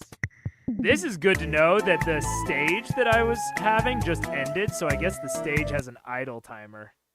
Or some sort of timer. Because I don't think I left. That was what the groovy music was in the background there for a second. Huh. I'm going to have to keep that in mind. We'll see. Back him up. Back him up. Back him up. You hear shifting. You hear shifting in the doorway at the front. Yeah, the stage in the Discord that I was using. I was just using it as like a general streaming channel in case any other like collab people wanted to come in, like any other creators. Because I just have like not an open door. Y'all don't know where I live. But an open Discord policy of like any creators that have the role in the Discord can just hop in and say hi. Talk about the stream, whatever. But I think that there was just like an idle timer or something that kicked me out. That was interesting. I don't know. Louder footsteps coming towards the front, where you guys are. Okay. What's the plan? What's doing what? Who's going in first? Well, I'm in. a scorpion. Is this gonna be the entrance for everybody's in here? Yeah, you bust in and be a god. And then we're Oh, gonna are we busting in? Bust in and be a god. All right. Yeah, we'll go in the other way. Fuck if I know. That's your job. Bust the door open. All right, go ahead and make an athletics check. Oh my As a god. scorpion. I'm As a simultaneously scorpion. checking our door for. No, I already did. Yeah, so it's we can unlocked. just It's get in. untrapped. It's unlocked. Never mind. Giant scorpion athletics. Plus my dex, I'm assuming. No, this is strength. Oh, it's my strength. That's pretty cool though. 22. 22. Rolled a 19. All right, the doors splinter open. The doors are actually broken off the hinges. That's right. As that happens, I cast light, and I cast prestidigitation to Yeah. Carpet of Concentrate. Concentrate. Yeah, don't lose Concentrate. Don't cast too much shit. I can't hear what's going on. I hear some annoyances in the background as I cast prestidigitation to make my voice louder. No, I mean, Alter Self is concentration, so no light, but definitely prestidigitation. Because she's doing that with commentary. She already took care of it. Oh shit! It's 3 times louder than it normally would be. So just keep focusing on your light. Right. As you guys come bursting in. Holy shit! Yeah, there's a lot of them. And maybe do some prestidigitation where you throw shit around. What? Oh. Hello, everybody. I would like to rage. Oh no, basilisks! Big Those combat. thingies! Oh, that's right. They have those pet basilisks. So, Remember? the doors stupid. burst open, and you guys come through. All of the Duragar stand there with their weapons at the ready. You can see in the back on this raised platform where the cloth stops, there is 2 thrones in the top, 2 Duragar sitting in the thrones at the ready. You can see 2 kind of lizard-like creatures in the back on chained leashes. However, all the Duragar that are ready to strike as soon as you burst through take a step back, looking extremely confused about what's going on. Silence! Oh. All of your silence! We weren't talking. Who knows who I am? Make a persuasion check. Get it. Stop it and go. Get it. Yep. Vax is quietly moving along the back wall. Where our door is open? Yeah, It is now. We're gonna try to stealth in and sneak attack them. Also, I would say this is it's debatable. It's very debatable. I think at this point they're rolling initiative just so that I can keep track of them with this many players. Again, I think with this many players, I'm rolling initiative more often than if I have less players, if I had like 3 or 4 even, because there are so many that will want to do things that like it's complicated to run when there's like an active scene going on. So yeah, I think at this point they're rolling initiative. If I'm 16. just to zoom it into turn-based. Okay. The Durgo at the front take another step back. Looking both... But not saying that Matt is doing it wrong. That would more be for my own, like, benefit of, like, handling it and keeping everything straight. So if he can handle it, I think more power to him. Also, let's talk maps. Don't know what those are. Little raised platforms could be nice. I think columns, little raised dais with some chairs. I'd like to see, in a throne room this small, I would like to see more furniture. Like, this is as sparsely decorated as if the room extended for another 200 feet. Right? That's the vibe I'm getting off of this. Is, like, columns all the way down with these raised pedestals for, like, maybe speakers or guards or lookouts. Like, all the way back so that it's this big, long approach. Maybe with some, like, doors going off the sides all the way up. And you're ducking in and out of pillars, like, and maybe there's some chandeliers at the top, right? Like, that's the vibe of what this is giving me. But it's about an eighth the length it should be. like maybe that's a little harsh, maybe like a fifth. Because with this, I think this is a bit too small for my liking. Not necessarily too small. I actually don't mind the size, but it needs to be, if it's going to be this small, I'd rather have it have more stuff in it. But getting a little nitpicky there, it's just that there's not a lot of things to improvise with, right? There's just like the stone shit that like you can't really affect in any way, but it's not big enough to where you can introduce your own hazards, which is what happens when you really scale up maps. Like, small maps should have things that you can interact with in order to disrupt the environment. Large maps, like when you really scale them up, need to have a lot of hard cover and a lot of hard obstacles and features that you yourself can create different bits of terrain by connecting. So connecting different pillars with, I don't know, fog cloud, the wall spell that Tiberius has, like the pillars of the earth. Those sorts of things are very, very interesting on giant maps, but smaller maps are more about like interacting with the environment. So like a forest versus a study or like a laboratory, right? So I don't know. It's fine overall. Plus, if the whole keep could get hot enough, you could have a constant con saves to withstand the heat. X fails could start leading to penalties in the boss fight.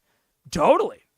I mean, that's a very I think that's a very reasonable that's a very, very reasonable lair action, I would say. I wouldn't say that like the entire environment should be constantly that.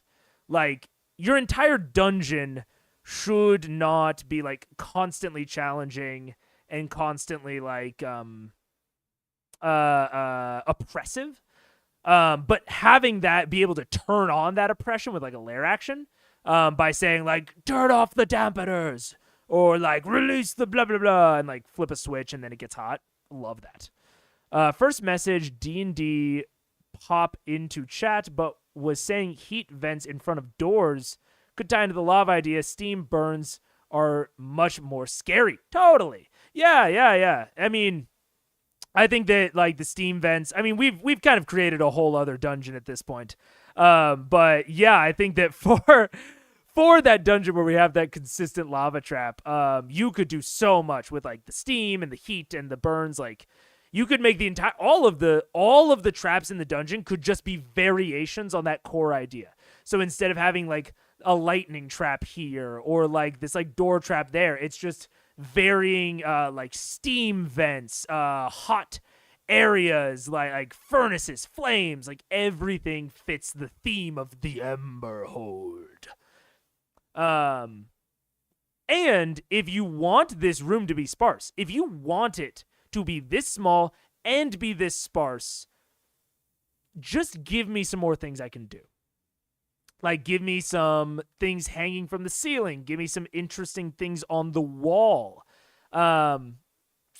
maybe even narrate some stuff out in the hall. Like there's a couple of barrels and shit here, but maybe a reason that you might want to take this outside of the throne room. I don't know. Or the throne room is an 80s disco hall and they're all wearing bell bottoms. You're not wrong. You're not wrong. Frightened and awed, Silly. the one nearest to you takes his hammer and throws it to the ground and takes a knee. Ooh. Yeah. As you Well, it looks like there's one saved soul at this point in time. At which point, two of the other ones nearby kind of look at each other and look back at the one who's on the ground. They put their hammers down and they kneel as well. Love it. At which point, in the back, you see the two throne figures stand up. One of which you can barely see in kind of the dim light side of your light spell that's currently gleaming above you. This long, almost touching the floor, black braided beard that drags right over this heavy set plate of jagged black iron metal. A giant sword in his hand. You're kneeling below this false idol. This Starlight Buster! As I cast silence, as I say silence, I blow a big plume of fire out of my mouth, and I cast control flames.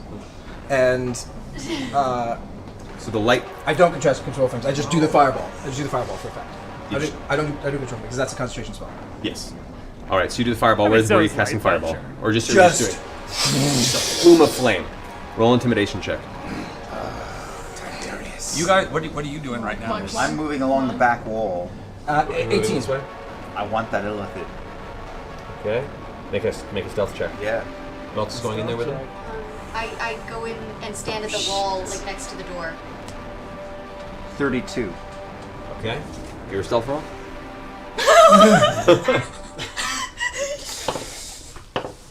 I'm so stressed. I know. I feel like I'm gonna have a heart attack. So you rolled a 18. 18. Okay. You can see the this figure, which you're gathering at this point is probably King Murgle.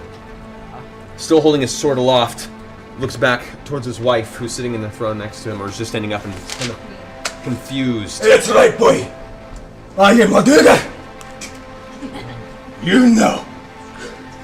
And you know your deeds as of late might upset my rest. All the Durgar are now looking over their shoulders back towards the king and kind of watching this transpire between the two. All of you lay down your arms! You got 32. 32? Oh, you guys it was moving in? 30 Anyone else staying in the yeah, back I'm moving hallway? towards the I'm mind not player. moving. Okay, back hallway. Mike is staying rock still. As you guys push in further and further, the group that are kneeling move back in sheer fear and horror. At which point, the king takes a step down off of the throne area onto the next platform. Good. Weapon still at his side and says, Men, I've trained you, I've raised you, I've fed you, and I've kept you alive. And I don't care for you to finish that sentence. I cast fireball. Right on him. on the king? Yes. That's an attack right there. Of course it is. All right. Yes, it is. So, What if he was gonna say? the blast hits him, the 20-foot radius. That will grab everything in that radius, including you. Oh no. I know it. So, Okay, you got that. go ahead and It's roll alright. damage, 8d6. It's alright. 8d6. Heal me, Pike. Heal me. I mean, it's crazy that they haven't rolled initiative yet. I mean, now they definitely should. Now that we're casting attacks and shit. I will also say, I've been in a very criticizery mood for the past probably hour or so. This is dope. This is like prime TTRPG. Like what makes D&D good and fun is taking on challenges in this way of like, you know, role playing and acting and bluffing and putting these wild plans into motion. This is sick. And I know that I criticized a lot leading up to this, but you know, let's put all that away. Let's put it in a bottle. This is sick. Heal Will, me I in will, I will. 3 minutes. Heal me. Oh man. It's gonna hurt. It's gonna sting. 8. 86. You got this. God damn. But absolutely insane that they have not rolled initiative yet. Come on, you got this. You got this, Max. You want it to be a lot, but not too much. A little less than 55. 25. Okay. 25. Okay. I'm sorry, 30. Okay, good. So, they explodes around them. You see all of them kind of shield themselves from the blast of flame. As it spreads out. Wait, I'm doing the rogue thing that I can't remember the name for. Can you dodge? No, that's it. Something else. Quickly, Dickly. I think it's So, uncanny dodge. while you're looking that up, the Durgar brace themselves, and they have an innate natural resistance against things Evasion. magical in nature. So they all take the brunt of the damage. However, it does not do as much as you hope to the group. Oh, if he makes the save, he takes known from... I mean, that's not something you have to use. Evasion is just something you get. All of them look hurt, I thought he failed the save, and he was trying to prevent half the damage. but definitely not taken out of the fight. The ones that are in the front. The two lizard creatures you now have a better look at, you do see as familiar. They have numerous sets of legs, and though the chains hold them at bay, both of them glance up instinctually. I want you, Tiberius, to make 2 Constitution saving throws. Traps. Yes. DM. Evasion. If I make a success, I get half damage. If I fail, I get. That's terrible. Oh, Jesus. Alright, so If I fail, I get no. If I get half damage. If I succeed, I get no damage. I think I failed. I got a 9. yeah, so you take half damage. So you take the And then you can uncanny dodge for quarter damage. Rogues are sick. what was the total damage on your fireball? 30, 15. So you take 15 points of fire damage. Get Press ready. Alright, so as you glance about the room now, you look over and both of these lizard creatures kind of look towards you. You kind of look back and forth, and there's this like gleam in their eye. Suddenly you feel you're forming in a tighten up instinct. So you are considered restrained, which means you are at disadvantage to all your attack rolls and Hold on, ability I checks still, right I now. still have a bonus attack I can do before that happens, correct? No, this is as it's happening. I Your got turn it. is still happening. I got it. This is all kind of a fluid moment. Got it. Things Wait, I mean, I'm fine with how Matt's, justifying it, but like this is why initiative. happen as they happen until initiative is being rolled, which is now. Okay. So everyone roll initiative. Sneaky, sneaky. Shouldn't roll damage dice. Should not roll attack dice until initiative has been rolled. Straight up. I mean, that's like the raw. There are exceptions. There are always exceptions to everything. But in general, you should not roll to hit. You should not roll damage if you are out of initiative. That's it.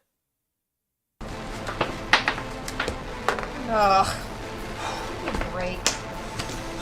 Right.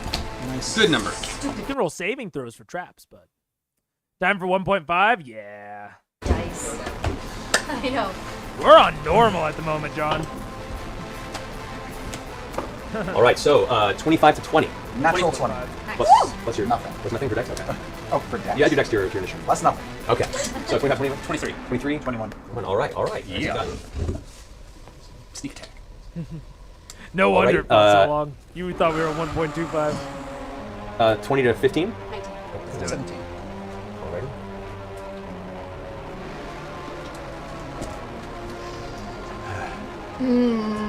Alrighty. All right. 15 to 10? I'm 9. 9? Oh, yeah, great. 5. 5. Not to brag. As far as Unless we're all brooding. dead men. That brings us to top of the round. Percy, you're up. Around. I'm gonna hold off until I'm actually gonna delay my turn until post pike. Can I still Okay.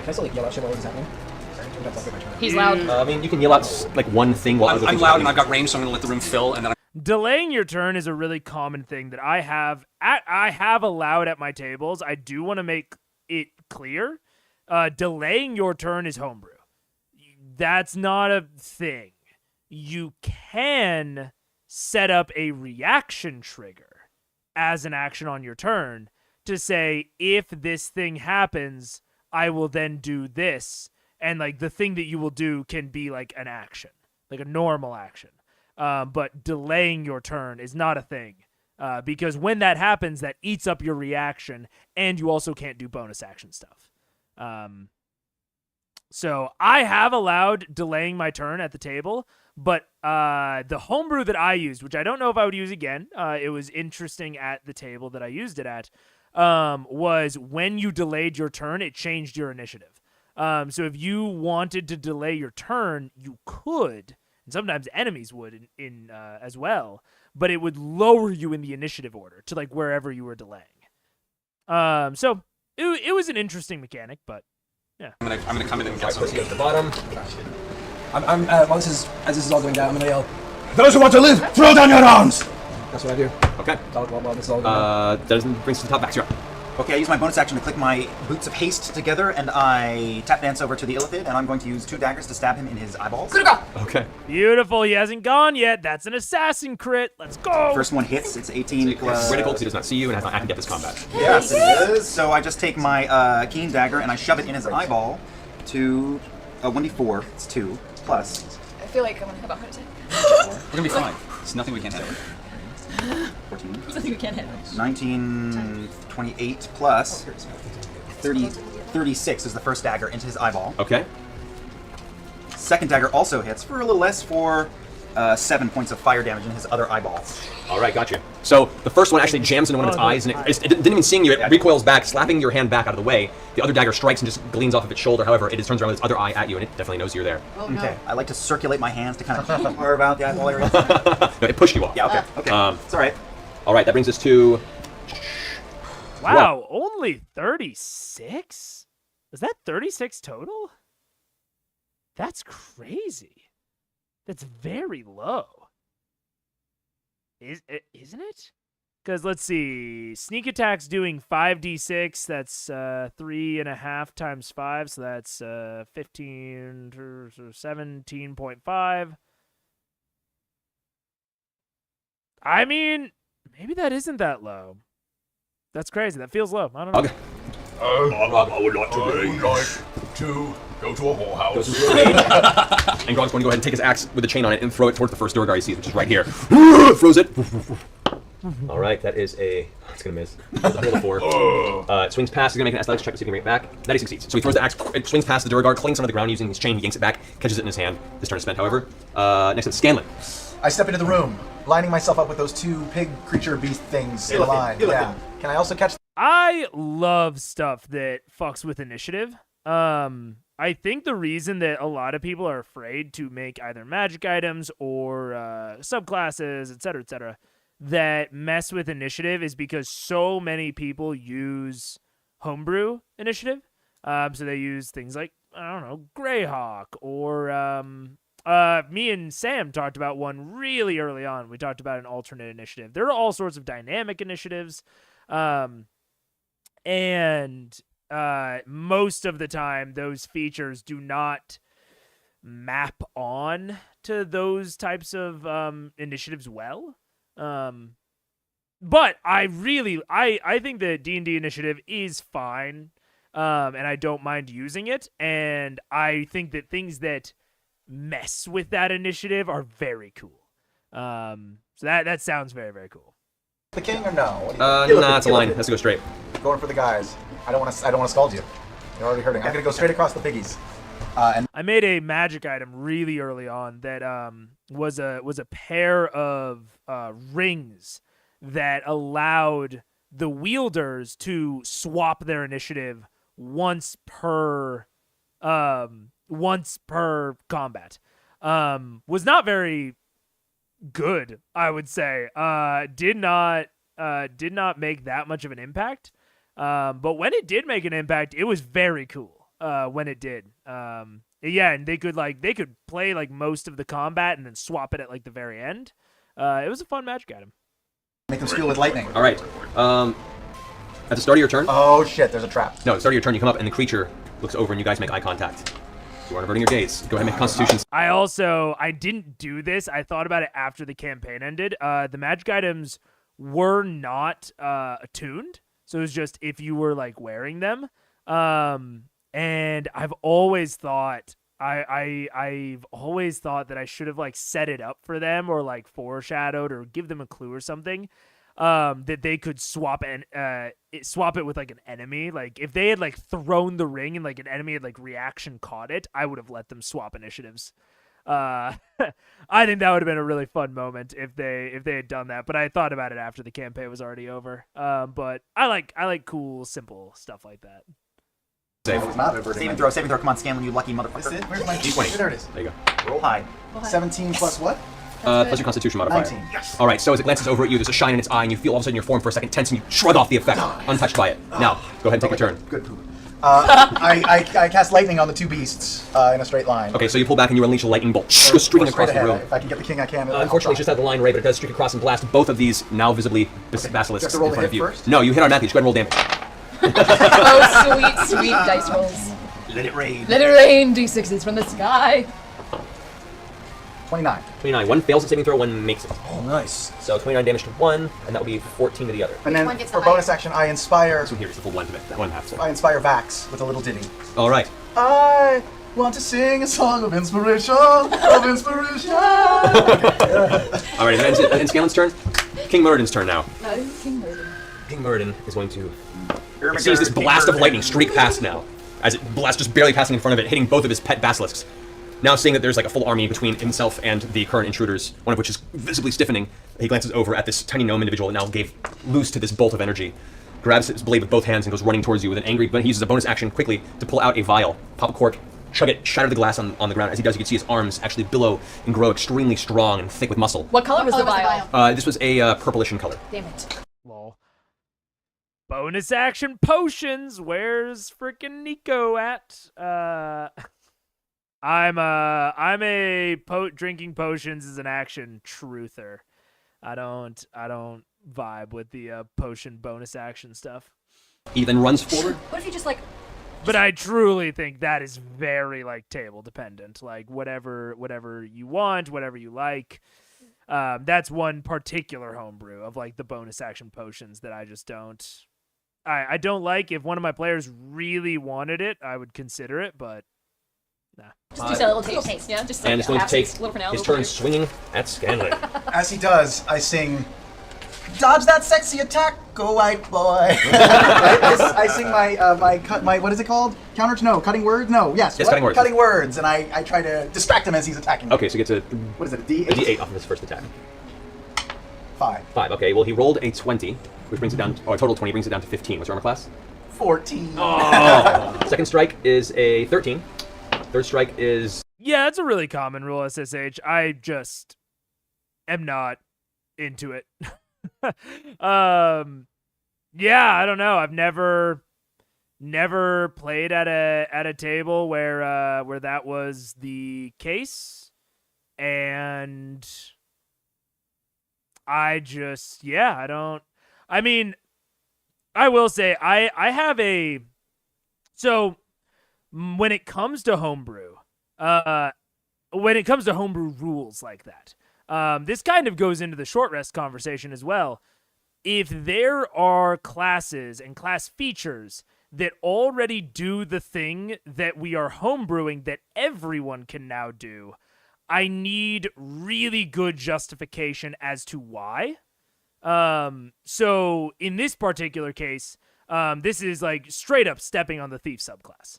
Like the rogue thief subclass just is that rule where they can use an object as a bonus action. Like, and so the using a potion as a bonus action rule just says, let's give that thief ability to everyone, but only for potions. It's like, why? Yeah, I don't know. I just, like I said, I need to be like convinced of like why that's a good idea if I'm going to go against raw and step on the feature of a class or subclass.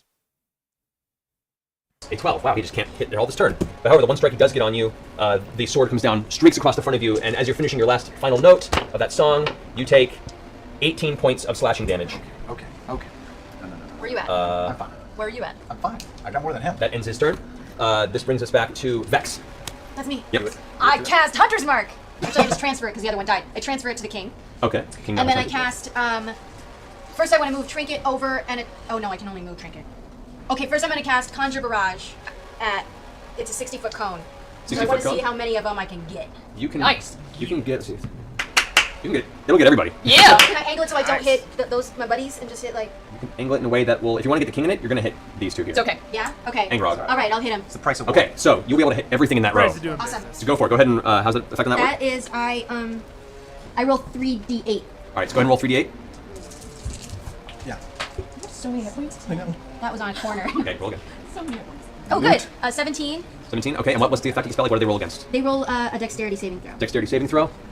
King. They're makes it really 20. getting the AoE in here, which I love. I really love having combats like this where there's a bunch of chaff enemies that are just there to make AoE users feel cool. I think that's so sick. I really like throwing out a bunch of these types of things. Sometimes I'll minionize them so that they're easier to run on my end, which is a 4th edition rule. But yeah, I think that's. I will say I was sort of getting on the design of the actual battle map, but I will say I think that the mixed units in this combat are very interesting and I like a lot. So he takes half damage for it or no damage? Half as much, yeah. Okay, so what was the total again? It was. That's I don't get it. What's the total originally? What was The total? Yes. Was 17. 7. Okay, so that is 8 damage to the king. Plus a hunter's mark. Right. So roll an additional on that. 4. 4. Gotcha. All right. The basilisk also does not make it save. What's the DC on this? DC. What do you mean? This is your spell DC. The top of your spell page. Yes. It's 14. 14. Oh, I did get a. What up, AKL? How you doing, Bidet? Is that the one? It's Bidet, right? Bidet? Oh, it's Bidet because it's good day, not Bidet. Damn it, Bidet. Yeah. What up? I didn't add my spell attack bonus. Should I have done that? No, that's just to hit something with a spell. Okay, cool. All right. So basilisk in front makes it. So it takes the 8 damage. The rest of the Durgar, they do make their saves. They take half damage. However, with the spray of arrows that comes flying out of the front of your bow, you manage to take out 5 Durgar in one nice swipe. Remain damaged but still standing. Also now, dexterity saving throw for you, Against 14. Tiberius, and Gura. Natural 20. Nice. 19. Nice. So both of you guys take 8 damage. Scorpion. Grog fails. Grog fails. Get over here. Sorry, Grog. It's all right. All right, Vex. Is that the end of your turn? I move Trinket in, and Okay. I wanna. Is it 8 damage? Here. If I can get him to Illithid, I want to get Trinket close, like kind of Can't quite behind. get- that's wait, as far as okay. basilisk. No, I want to get him near that one. Okay. All right. That ends your turn. It is now Lady Kima's turn. Ooh, I forgot about her. Kima rushes in angrily. She rages. She has to make a saving throw. Not to play. Succeeds against the basilisk. As it glances past, rushes forward in combat with both King Morgul and the basilisk. However, as she goes in for King Morgul, screaming the blade of the great sword arcing across the air with divine glowing energy, you see it aiming for the king, but then looks to her side and sees this dangerous lizard creature. Recognizing it in a moment, she changes her trajectory and swings next to the lizard with her first strike. That hits, and that strike does just enough damage. She cleaves that basilisk in two with her first strike. Using the inertia, she turns around and strikes at King Morgul. I loosened it for her. However, King Morgul, seeing her come forward, takes his sword up and manages to parry her to the side. Both of them lock for a second as he steps into her and kind of glares at her face. Oh, you're supposed to be downstairs for playtime. Pushes her off with his blade. Playtime. That could be. Maybe she's tricked him so that he doesn't even know that she's Kavarn.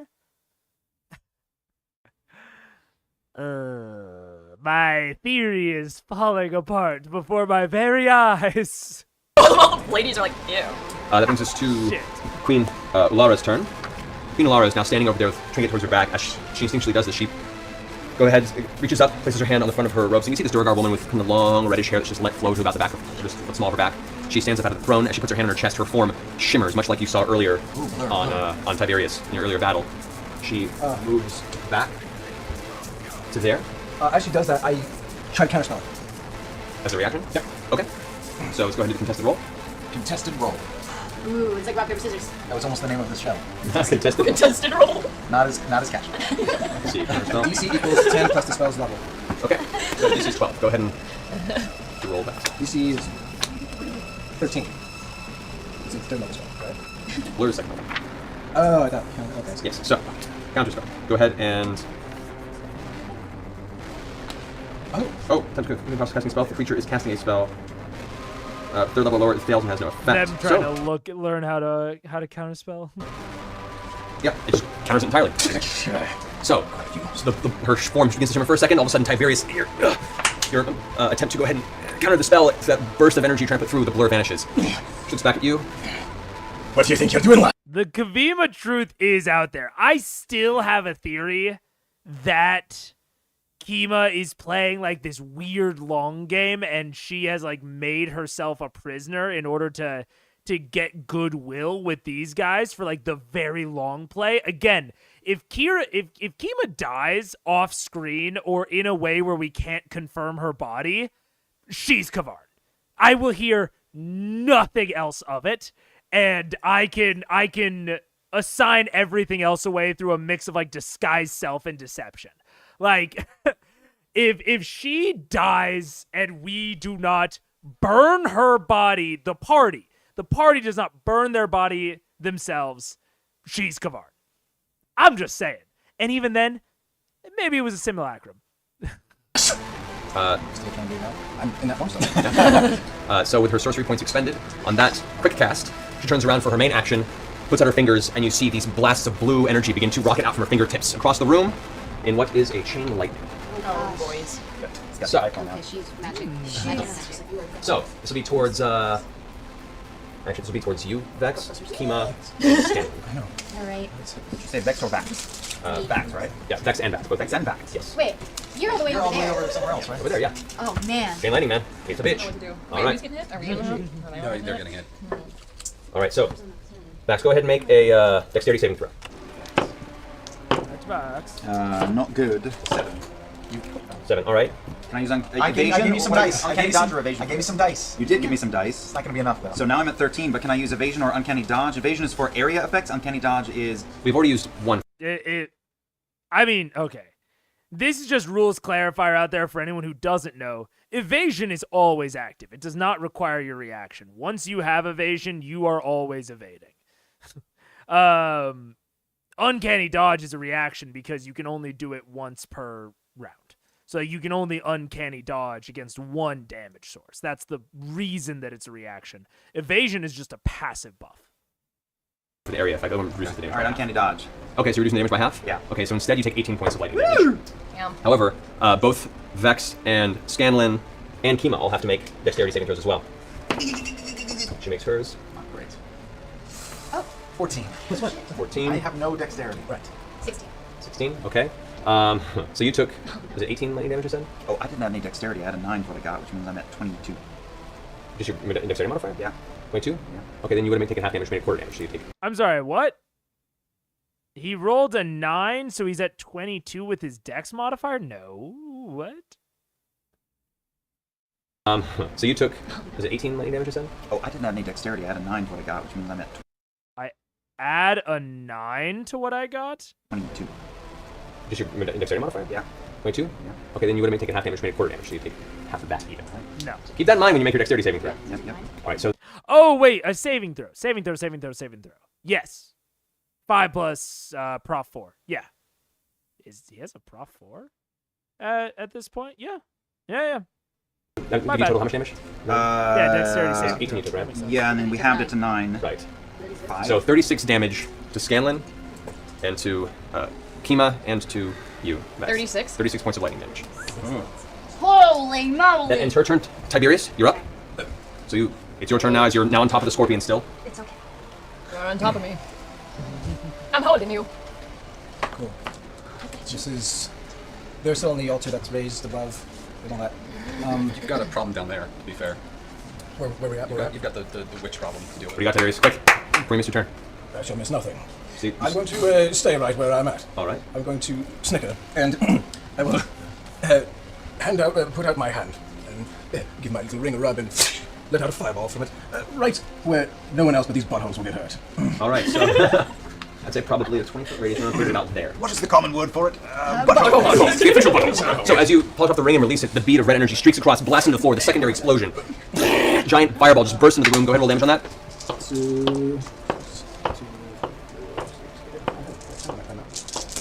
Or resistance. Okay. All right.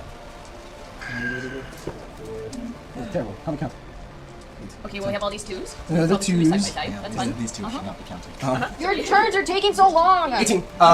23. They really are. That was crazy. I was bored, and we're at 1.5 speed. 23. Okay. I'm gonna die. Recipes to regard. Detonate. Yeah.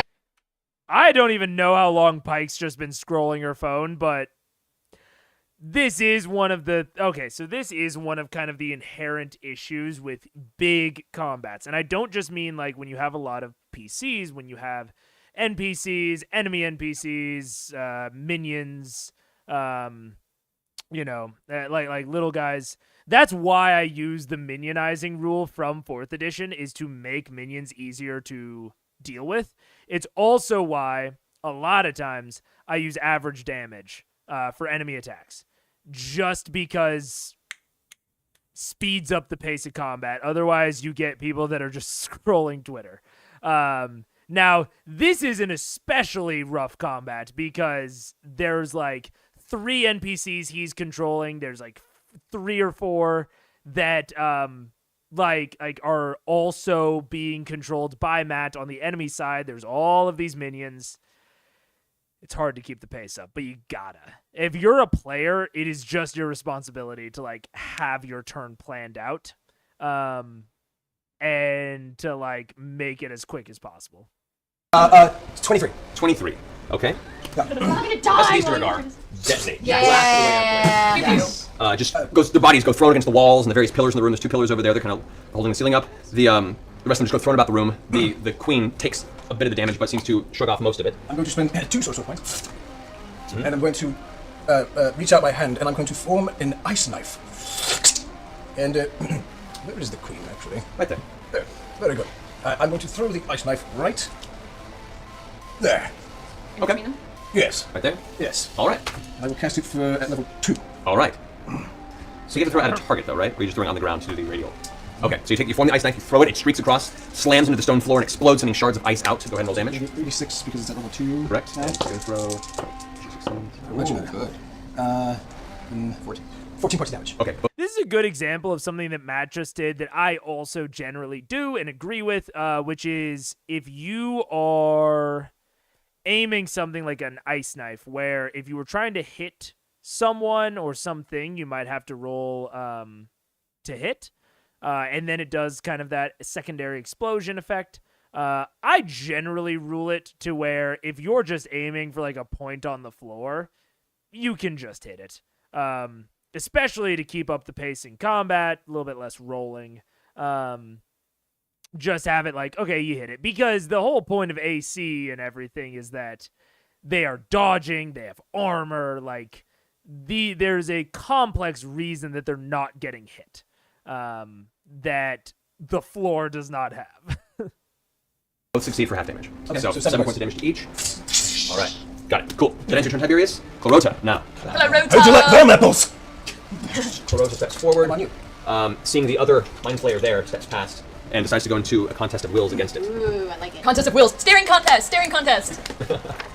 Yeah, AKL, John, that's a good point. AKL, are you in like an EU time zone or something? He said it's early.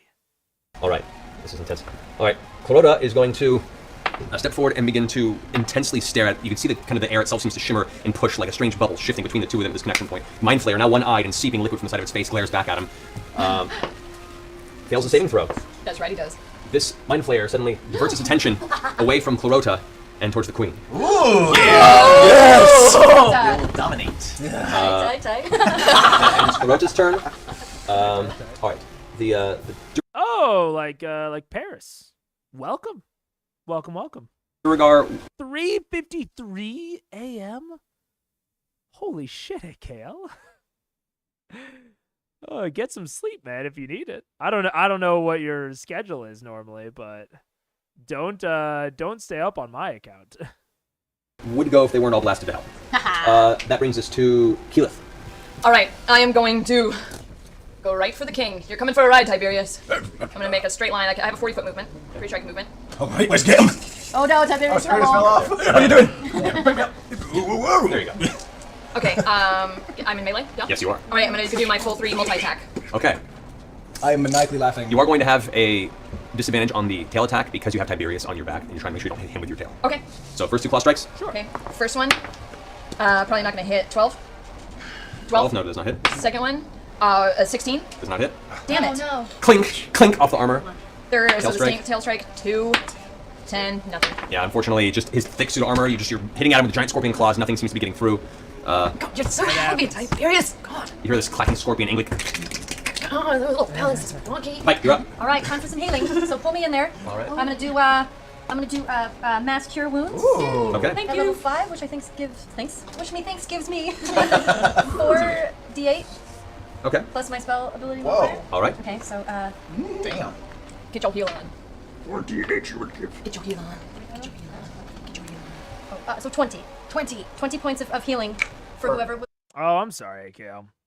I get it. I've been there. Well, I shouldn't even say had. I still technically have chronic pain. I got 3 back surgeries. Get rid of some tumors in my back, and they clip some nerves, and it's better now. It's mostly just numb. But yeah, chronic pain can be a bitch. I do think that's some of where my insomnia started. So I definitely feel you, man. That really sucks. Everyone. Very happy to be a distraction and provide a place to hang out and chill. In the radius. Yes. Everyone but Grog essentially gets healed for 20. Thank you, my love. Everyone but Grog? Too far away from you, unfortunately. Nice fine. Thank you, my love. All right, Percy, you're up. All right, I'm going to just just step into the doorway to take a look. I'm just stepping 1 step, and now I'm just going to shoot. I'm just going to try and the minute I recognize what a basilisk is, since I've faced them before, I'm going to do my best not to look and take a shot. Okay, so go ahead and fire with disadvantage against the basilisk on the far end of the room. Don't you shoot me. Oh, that was a pretty one. I get 16 at my disadvantage. 16 disadvantage, that does hit. Go ahead and roll damage. Nice. I'll be taking another shot too. Also, Tiberius, make another Constitution saving throw. 6 points of damage. 6 points of damage to the basilisk. I'm going to take another shot though. Okay. 16 again. 10. Okay. 16 hits. This time I do 12 points of damage. Does your inspiration count for saving 12 throws? points. 12 points. Nice. He didn't inspire you. And then I'm gonna duck back around the corner again. Okay.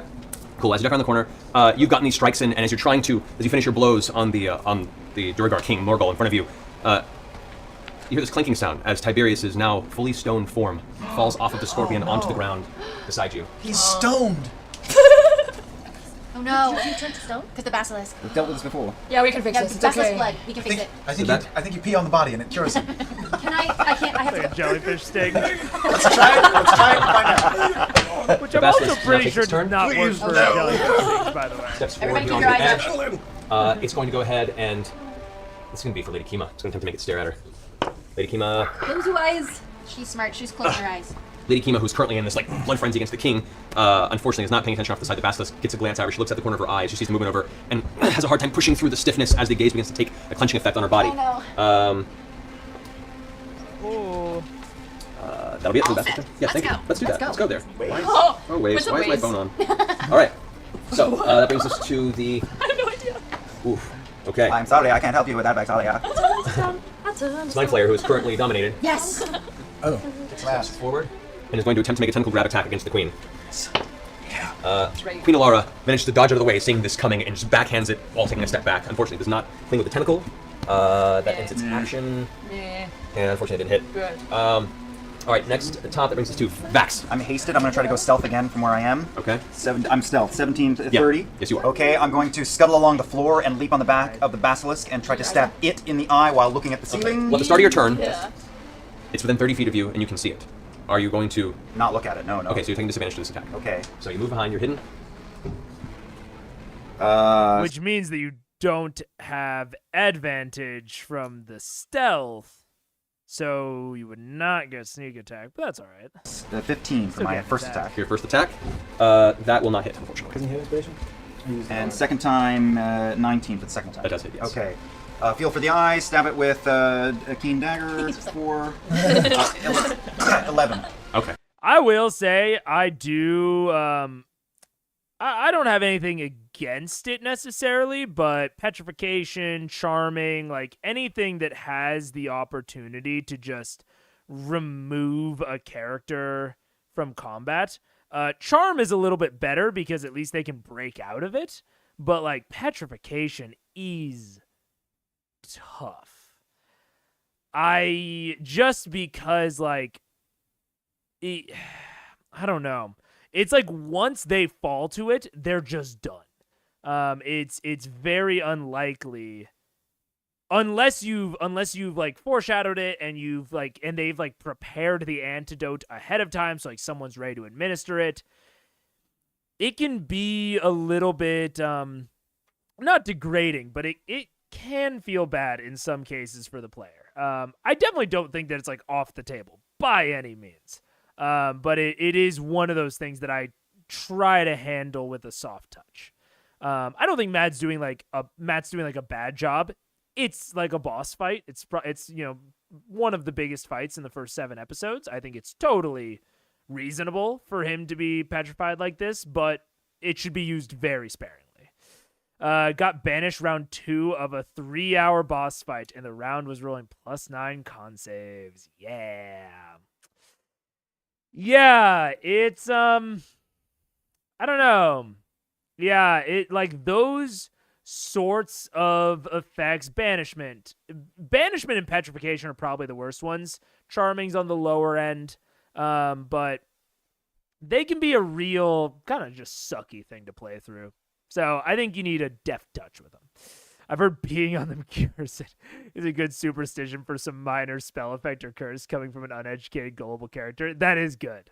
I do love naturalistic explanations for cures, especially, we've talked about how I think that Travis is fantastic at playing like a dumb or stupid character, someone who's not so bright.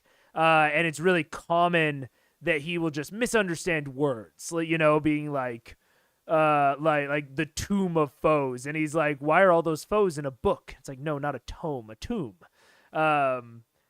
And I think like those sorts of misunderstandings are good. Also, just like seeing something that they don't understand and just assuming that they do understand it. It's that level of confidence that I think makes less intelligent characters very engaging. So it's like someone like tells them like, oh, I peed on it, and they take that and run with it, and they are, they get into this situation now. They're desperate. They're like, we gotta go, and they're unbuckling their pants. As you rush over, you take your first strike at the basilisk. You see it reel back and slap around its tail. You barely just get out of the way, and as you see its head turning around to attempt to glare at you, you instinctually take your offhand dagger and just place it directly in the eye socket of the basilisk. It sinks past your fingers, and you feel kind of that warm rush of blood and gore against your hand. As you pull back, it just slumps to the ground dead. Yes. Bring some of that. We'll get you some of that blood. Basilisk. John, if you remember that when we get to 25, you fucking call this back, and I'll see if I agree with you. I only moved 10 feet. So who's stone right now? Tiberius and aren't two people? I'm just chilling. Mid effect in Tiberius is solid stone. I've got haste on. I'm just chilling. If I've got haste on, can I get to Kima? I would say, yeah, you can spend the rest of your doing that, yeah. Okay, and I use my thumb to slide some of its blood off the blade and drip it onto her eyes. Okay. All right. That ends your turn. That brings us to Grog. Grog turns and is going to go ahead and raging frenzy against the queen. Frog, I attack the queen. Okay, and a critical hit. So, Okay. Yes! Yeah. Secret? Yeah. Oh! The first hit, she's going to go ahead and use a reaction to do shield. It's going to up her defense. First attack misses. So 2 attacks miss now, and the last attack is a critical hit. Crit. Okay. Nice. So that is a No crits for you. 20... Crit happens whether you're here or not. Alright, so that's 31 points of damage. 30 points. Nice. Oof, and a hit the chunk. Alright, that ends Grog's turn. That brings us to Scanlan. I'm next to the king, right? And near the king? Yeah. Over there? Yep. You're Okay, right next I to him. just make eye contact with him, and I mentally tell him that he really has the urge to try to do a headstand. Lay down his weapon, and he really just wants to see if he can do it. Okay. Suggestion. Okay. What's your DC? No, it's 19. Alright, just through Sure. the hand. Through the handcuff. Through the handcuff. Okay, that will be a 20, unfortunately. I totally get that, AKL. Yeah, the big dumb lovable brute is a fine line to walk, and it really depends on charisma. This reminds me of a trope talk I just watched by the channel Overly Sarcastic Productions. If you haven't heard of them, totally recommend. Their trope talk series is fantastic. And I just watched one about the Magnificent Bastard, which is like a villain that you like kind of can't help but side with. And there are like a couple of kind of required things about the Magnificent Bastard, but most of it comes down to like, how charismatic are they? Like, you can have someone that hits all of the technical notes, but if you don't want to root for them, if they don't make you like them and make you want to root for them, then you just won't, and they're just a bastard. They're not a magnificent bastard. And I think that the like big dumb lovable brute is kind of hinges on the lovable. Like, you have to really love them. And if you don't, then they're just a big dumb brute, and they might as well be an orc on the enemy team, right? So that lovable characteristic has to really come in. They have to be like genuine. They have to help their friends. They have to really try. Like, if they're so stupid that they don't even know how to like try and help their friends, or like they don't have any friends, then they're not hitting that mark. And Travis is like so genuine and plays Grog so well that his charisma really carries that. Makes a saving throw. As he glances back towards you with a look of confusion for a second, looks at his feet, and like begins to reach forward, and then steals his mind and looks up at you angrily. All right. Can I also, as my bonus action, who's around me? Who needs inspiration? Who needs inspiring? Who's up next? Oh shit. I'll give Pike some inspiration because he's my awesome. What do I get? You get 1d8. Hey, thanks, man. No problem. Okay. All right. Next up is King Murden, who is furious now. Both of his beasts have been slain, and most of his men have been completely torn asunder by multitudes of arrows and fireball spells. He, now growing in physical form, on top of already the musculature he acquired from that potion, is going to make his 3 attacks against whatever is nearby. That's actually going to be... actually, it's going to be 2 strikes against you, Scanlan, since you just now tried to stand on his head, and 1 against Kima. That is a 15. Hit. A 24. Hit. And against Kima is a 20. That also hits. All 3 hits. Nobody puts baby in the corner. Aye, aye. Oof, all right. So the first strike hits you for 21. Totally, AKL. That's a very good point.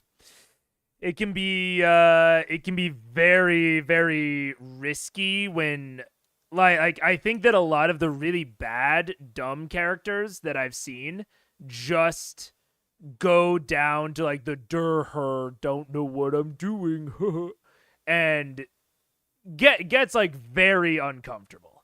And I think that you are really, really dead on about it not being pathetic. Because if it feels like this character would not be able to operate in life without those around them, then they don't feel like a character unless that's like the point, and then that gets really tricky.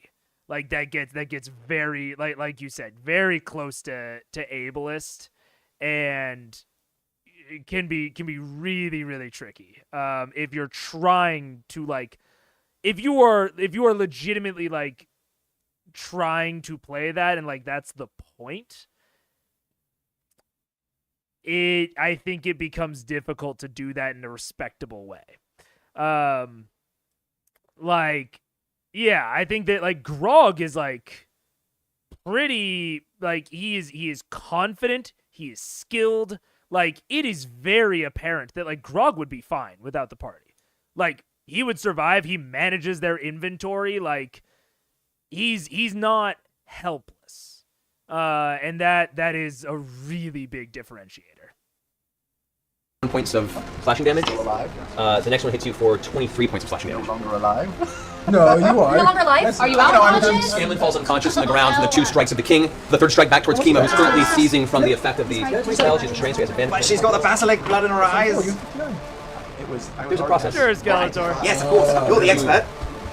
To undoing creature into stone. All right. Your knowledge, it does not seem to be having an effect. Oh shit. Wait, what you trying to do? Lady Kima takes Rub blood in her eyeballs. Nothing. Certainly not piss off the dungeon master. It's okay. Yeah, Alrighty, that works well. That brings us to Vex, you're up.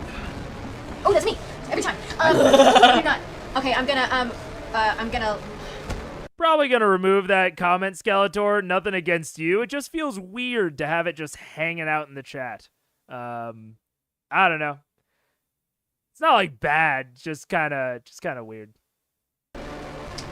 Hail. I'm gonna Kill something. Hail of air. No, yeah. Hail of thorns at level 3. Okay, at who? At the queen and the illithid. Okay. So Yeah, what are you gonna do? I should have transferred my bonus action over to, but I didn't. That's okay. I'm stunned. That gives me. I should have done this before. I'm an asshole. I'm sorry. But what about in the game? Okay, so that gives me. Hey, AKL, you're right. And if they just left like a clip of Scanlan's poop saga up in the corner rolling on repeat, I would probably block that one out too. At level 3. I don't like mind it in like, you know, a quick thing, whatever, but like, I don't know, I just don't like having it like hanging out there.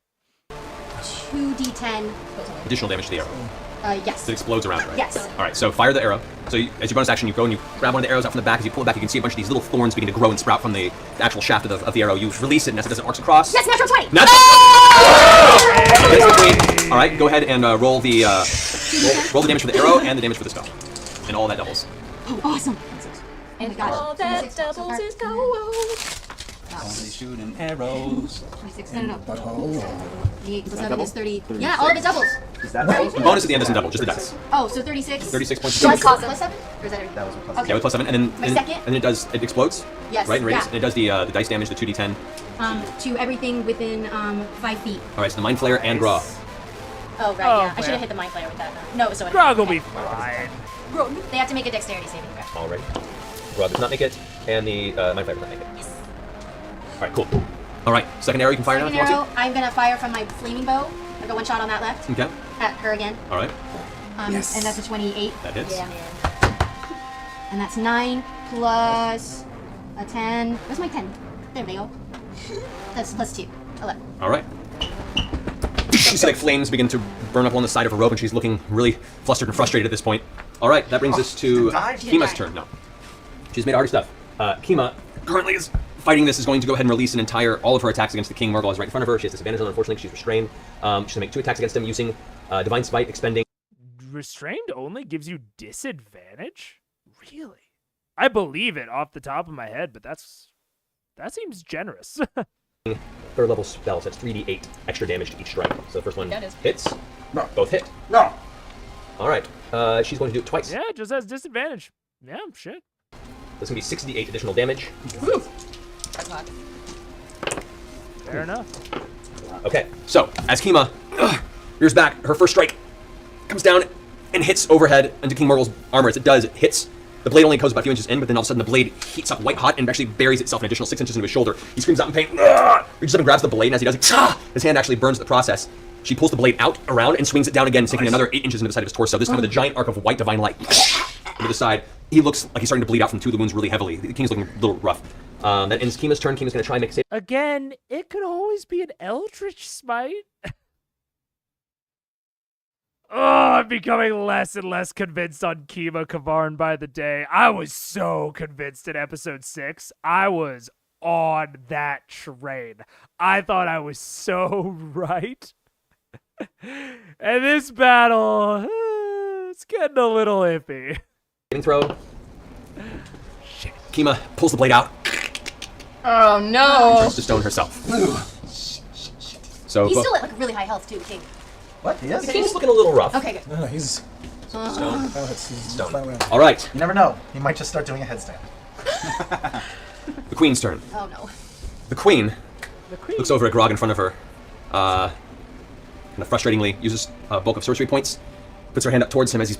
Okay, really quick. We are headed into the final stretch, and I assume that most of this will be in fast speed. Maybe not. I'm gonna take one more break, bio break, water, bathroom, do your thing, and we will do the last little bit. I assume half an hour, probably take us a full hour. Not that I'm like having a clock on it. I'm just letting you guys know. And I will be right back.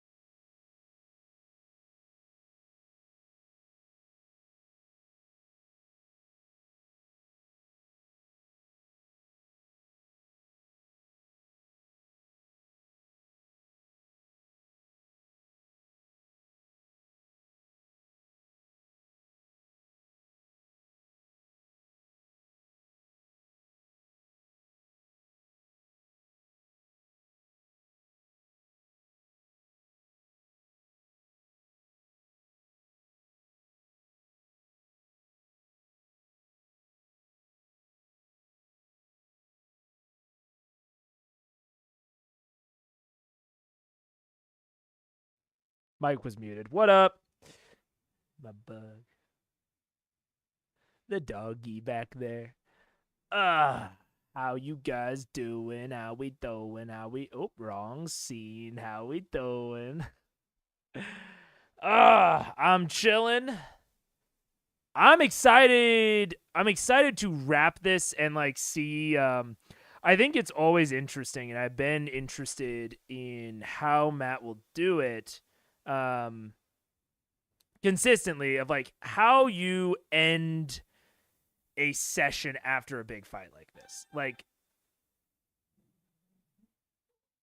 someone just rang the doorbell, and I'm worried that it's my wife that forgot keys. 1 second.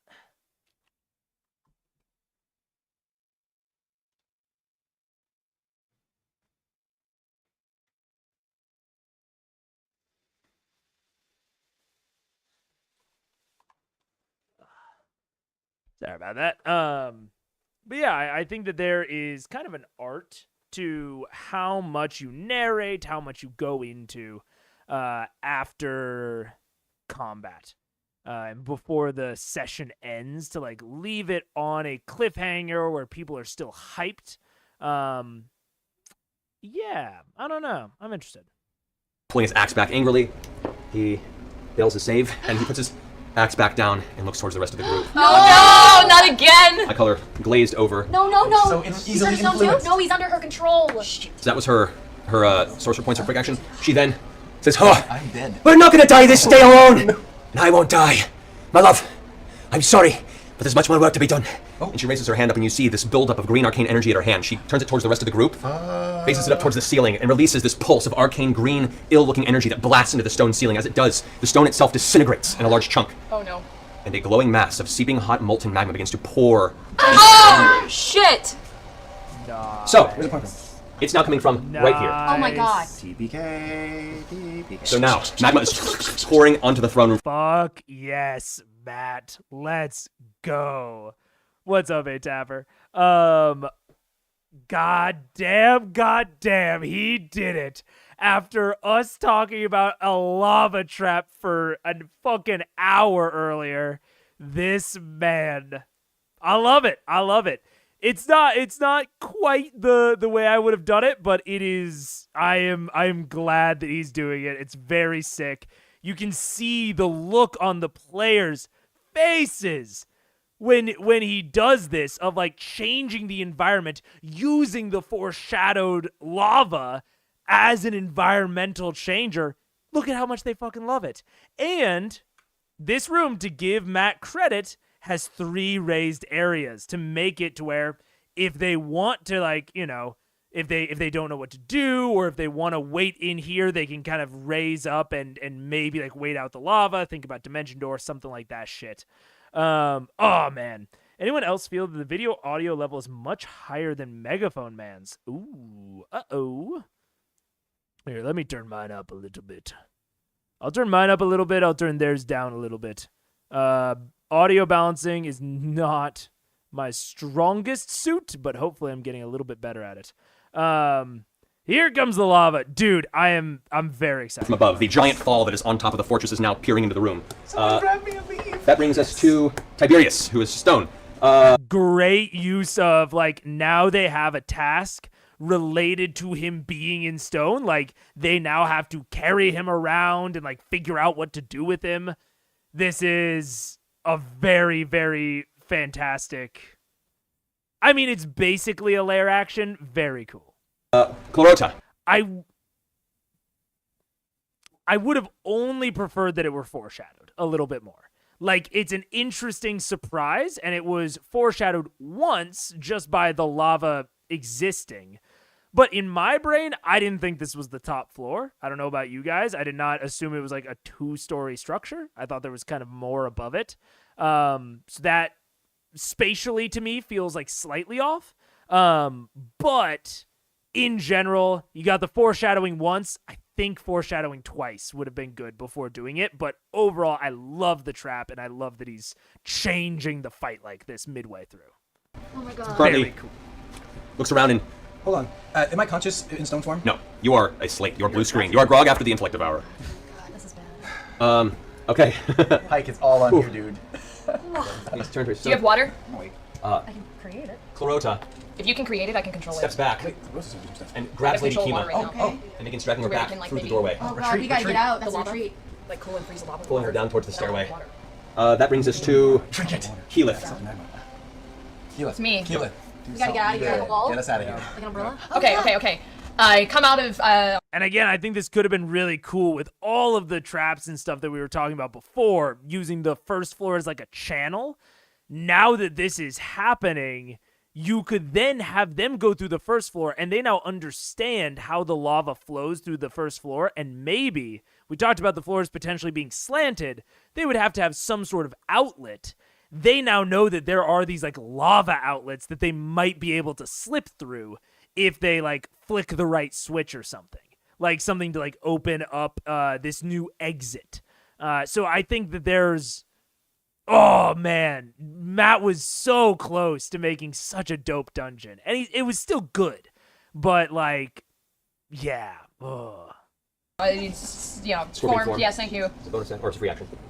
Isn't there a dead basilisk right in front of us right now? There is a body of that basilisk on the ground, yes. I'm gonna take. But also, it's easy to criticize. It's hard to create. And this is a cool midway through the boss fight change in the environment. So I will just heap praise for that. Wind wall. I'm gonna cast wind wall and try and like wrap it around the lava column and try and contain it within the wind wall, like cooling it down, like essentially making a tornado like vortex around the lava. Okay, for the purposes of this, I want you to go ahead and make just a basic religion check. Okay. Well, no, not religion. You be nature. Just for Okay. the purposes of my thought, I think a nature check would be an interesting way to see how this plays out. 18. 18? Okay, so as you bring this gust of cold wind swirling around, the column of magma begins to cool and darken as Trinket is like backing up against the wall and the magma is like starting to singe the edge of Trinket's nails. It cools to a dark black kind of rockish color and the magma fall ceases. But you can see parts of it breaking and beginning to break past that shell exterior, so you've slowed it. This isn't gonna hold for long. Somebody rub some blood on Tiberius quick and let's get the hell out of here. I'm just holding this. Oh yeah, imagine doing this for an actual puzzle rather than just a hazard. Oh man. Okay. This is still great. That brings us to Pike. There's so much to do. I don't know if I should heal you, if I should rub blood on you, or if I should go try to remove the curse from Try Grog. to see if you can get the curse out of Grog. Because if we gotta retreat, then... If I can remove curse, remove the thing off of him? From your knowledge, no, it is an arcane effect. It is That's an not a arcane curse. effect. Okay, so Grog might be on his own for a little bit. Okay, so can I heal Scanlan and then also rub some basilisk blood on? You could also have it. So right now it's like a natural effect. It's a natural hazard, environmental hazard. We were talking about it earlier as if it was controlled, as if it was channeled. You could also have it be like a timed event that is like meant to essentially act as like a passive security measure, where like they have like a mechanical clock, let's say, that like every hour it like changes which slates are up, it changes where the lava's flowing on the first floor, whether it's flowing or not. And like all of the dwarves and the patrols are just like drilled on this schedule and they know exactly when it's going to happen, so they always avoid it. But it's like this natural deterrent against any sort of intruders or invaders. And then when you break it, you know, that whole mechanism goes wild when she like slaps the ceiling. And so now, even though the players know that like that is happening on the first floor, they don't know what phase it's in. They don't know how this new lava will affect it. Yeah. I think that doing this sort of thing throughout the whole dungeon could have been so sick. But like I said, I will stop from your previous criticizing. experience, it's not the blood directly. The blood itself has to be distilled into a specific alchemical form to reverse the effect. Wait, what did we do before? No, we just drank the blood last time. No, it wasn't drinking. It was after the battle. You guys took the blood, Yeah, we did. prepared it, and then used it as part of the recovery. During the battle. Finish it. All right, so Will someone collect some blood and Scanlan. We gotta finish Okay, it. so you heal Scanlan. How much does he heal? yeah, we gotta finish this. King's almost dead. Do we want to kill the king? Do we almost need dead. somebody alive to help us? 18. What is So you're back Oh, up. 18, 19. So you're healed 19. You're on the ground, prone, but you're conscious now. Hi. And you look up at Pike and smile, and you look over and see this large column of magma that's now cracking through stone and pouring into the throne Is room there again. anything else we can do? Is there anything else I can do at this moment? You had no. This has been a heal. This is okay. No, you can move. That's about it. I can move. Can I take anyone with me while I move? I will say you can drag him. You'll be at Can I half try to speed. drag Tiberius away from the magma? You can try. Okay. Make a strength check. He's a dragon. It's athletics. We'll do athletics. Athletics. 19. Okay. So you grab onto Tiberius. You rush over. After healing him, grab and start dragging him towards the entrance. I've given this advice before, but I think that it is good for. I think it is a very interesting passive score that already exists within D&D. Just most people aren't aware of it. Of like passively, how much can you push, pull, carry, lift, and also what is your weight generally with equipment on. And the moment if you tell your players, hey, write those numbers down. Because there's just a calculation in D&D you can do. I think it's 15 times your strength score is how much you can push, pull, carry, lift. That also might be your carrying capacity. I might be swapping them. But you can get that number, and if you tell them to write it down on their character sheet, they will think about it, and they will use it. And then if they want to do over that is when you start involving athletics. But I find that people get very creative once they know their limits and they know like what's possible with their strength. At half speed, you manage to get him 3 squares. That's as far as you got. As you're pulling back, the king, as a reaction, gets 1 strike on you with his sword. That is going to be a 19. Get out of here. Yours is 20? It's 20. So the blade hits you. I just flipped him off. Yeah. The blade comes down towards you, but with a flash of divine energy, and your shoulder armor just gets deflected off to the side, and you glare at him out of the side of your face, and continue to drag Tiberius out of the room. I'm going to get your shine box. All right, Percy, you're up. All right, I'm going to step into the room to give some cover. Wait, I'm dragged down the room? You've been Right doing about this whole time. probably just slightly on the other end of this. Where over here? No, like next to Keyleth, like near Keyleth. Oh, you're gonna have to go around here then. This is a really harrowing I'm place over here. here. Where's Okay, the, right where's here. the, Oh, thank you. I'm the green. Okay, the first thing I'm going to do is I've got my ice shot loaded. Okay. I'm going to take a shot at the break in the ceiling, and I'm going to try and ice it over. Okay. All right. So as you pull over, you go ahead and aim up with your ice shot ready. Go ahead and fire. That's 20. 20 definitively hits. It's not hard to do. Go ahead and roll damage, and that will signify how long and how much it'll stop. So, just the ice damage, not the actual bullet won't do anything. So just just the ice damage. the ice damage. 2. 2. Okay. So as you blast up, you can see as the magma's going to pour down again. You blast it, and it immediately spot cools into a rock and begins to slip again. This is fantastic. This is so awesome. I like this more than I talked about how the camp chase was kind of like an environmental hazard. You know, you could kind of replace the Derugar with like a wave and it would be the same thing. This is a fantastic environmental hazard because it's something that will never stop. Like, they all know that it will never stop. There's no real way that they can prevent this, but they can slow it down. And they have these baggage, these tasks that you are now have people focused up, pushing resources, just trying to slow it down, give them time, while the rest of the party tries to handle the tasks, try to kill the king, try to get the petrified people out. It creates such an engaging and fun atmosphere where everyone is doing different shit. It's very chaotic. Everyone feels very important. Except for maybe Tiberius being the baggage. But I love this as an environmental hazard. I think that this is textbook on how to present a present external threat as something that cannot be stopped. It can only be slowed, but allowing the characters to slow it. I think it's very cool. Maybe giving yourself a couple more seconds. That may be what you need, you don't know, but that's all you got on that. Okay, my next shot I'm just going to turn to the king and just shoot. Yes. Okay, go for pew, it. Pew. I'm also going to spend a point for additional damage. All right. And I'm also taking sharpshooter for additional damage. Okay. That's 16. 16 versus armor class will not hit. Unfortunately. Wait, okay, no, I don't get that. Oh god, it's not Pathfinder. Ah. Yeah. Sorry. Okay, that's fine. I'm going to spend my bonus action, take another shot. Okay, so you're using your action surge? Yeah. Okay, so extra, you have 2 more attacks. 2 more shots. Go for it. Yes. 23. F you. That hits. That's 9 points of damage. 9 points of damage. Got it. Taking another shot. All right. This shot's fire bonus damage. Okay. And I'm also going to spend another red point to maybe do a little more damage. Okay. Yeah. Grit. 28 to hit. That hits. Go ahead and roll damage. With the extra grip point, you do 2 dice, right? Yeah. All right. I got a bonus. Oh, I'm bonus too die. high. I just have to find one. That'll do. That's 17 points of damage plus 1 point of fire damage. Nice. Okay, so the first shot fires, just ricochets off his armor and streaks across the room. You get his attention though, and he looks back at you with this kind of wild look in his eyes. The muscles like tensing. You can see the armor actually bending and twisting against his physical form underneath.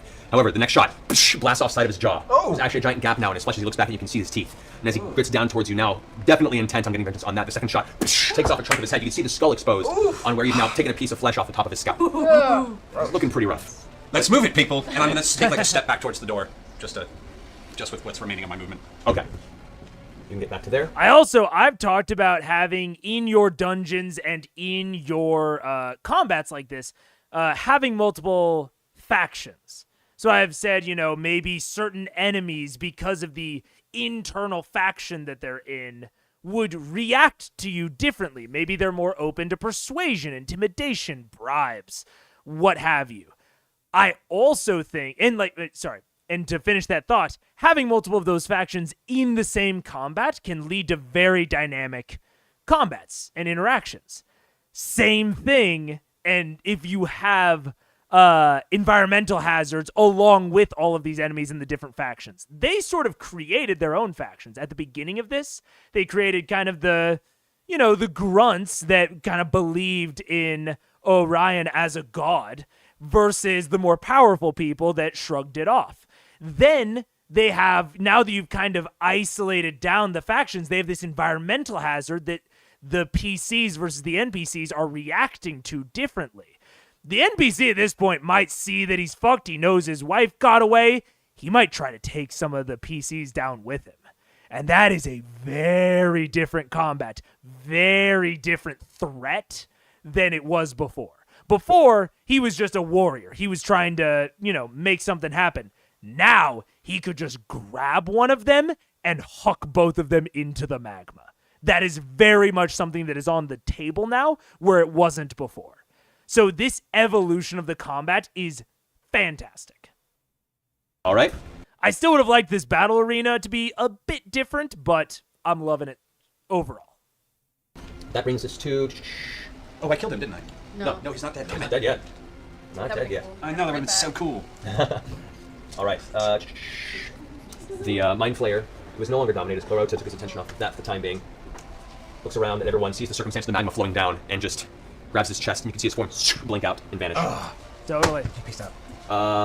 Dude, thank goodness this is exactly what I was wanting with the Derugar General. When the Boulette came into the barracks fight, I was like, that Derugar General is out of here, right? He's out of here and he's going to go rally the troops.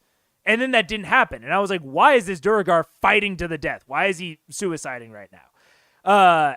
And this Mind Flayer is doing exactly what I wish that Derugar General would have done. He is looking around at the situation, he knows it's dead lost, and he has an escape route, and he takes it. Love it. So annoying. Okay, this round, by the way, is broken and is beginning to spread. The magma has now filled this much of the room. Oh god. Alright, my boots of haste are on, so I run, I just dart right around Grog, around that column, up to the queen. While pulling out my keen dagger, I speak my mother's name, kiss the blade, and shove it in right into her collarbone. All right, go and roll for the attack. So that's a 2, but I'm going to use luck. Okay. I get 20. 20 does hit. Because of it. Holy shit, I think that's the first time he's used luck. People have been talking about how Vax has luck. I have not heard him use it yet. Holy shit, he just threw it out. And because Grog's there, Grog is not an ally currently. You do not get sneak attack damage. Don't get sneak attack. All right, 3, 10 then. That's the first attack. First attack. And the second one also hits. That's a 29. All right. Is 10. Grog's not an ally? Is Grog petrified or dominated? What's going on with Grog? 10, nice. Did I miss that? So the first blade plunges into her clavicle. She maneuvers out of the way to the point where it misses any vital points, but still sinks in. She looks at you angrily, and you can see her dull, white, ashy Duragar eyes flash with an intense arcane rage. As you pull the blade out, her eyes dart around with some sort of a plan, a thought process going through her head. As the other blade sinks into the side of her torso, she spits out blood that actually spatters across your face. She pushes the blade out, and you see her preparing herself for something. Oh no. That ends your turn. Grog currently moves forward towards you. Oh, no! Wrong direction. That is a 25% armor class. Yeah, but uncanny dodge. How many times can you use? You've already used that. I don't remember. Yeah, I don't remember. It's like once per encounter. Or something. Yeah, it's once per encounter you can use that. Next one is once per round. Very different. a 21% armor class. Once a round.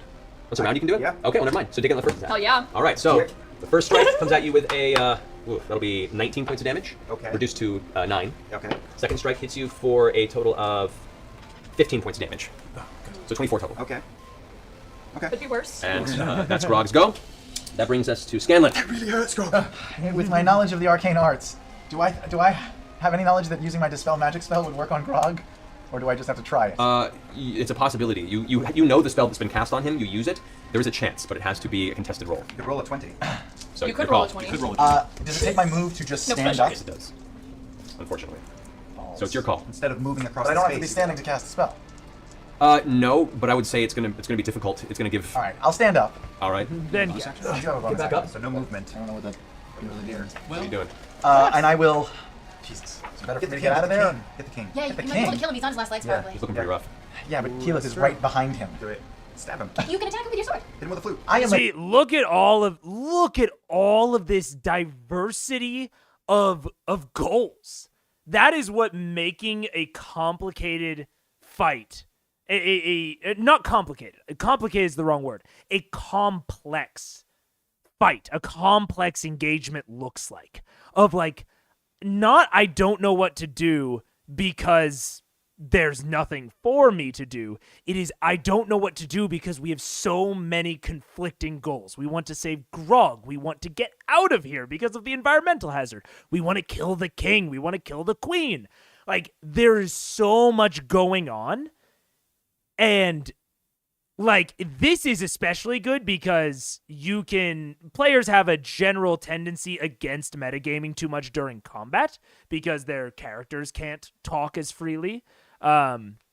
And I think that this is fantastic to put characters in and really see, like, let them character act. What are their characters' priorities? What would Scanlan do? Would he be more concerned about getting out, killing the king, helping Grog?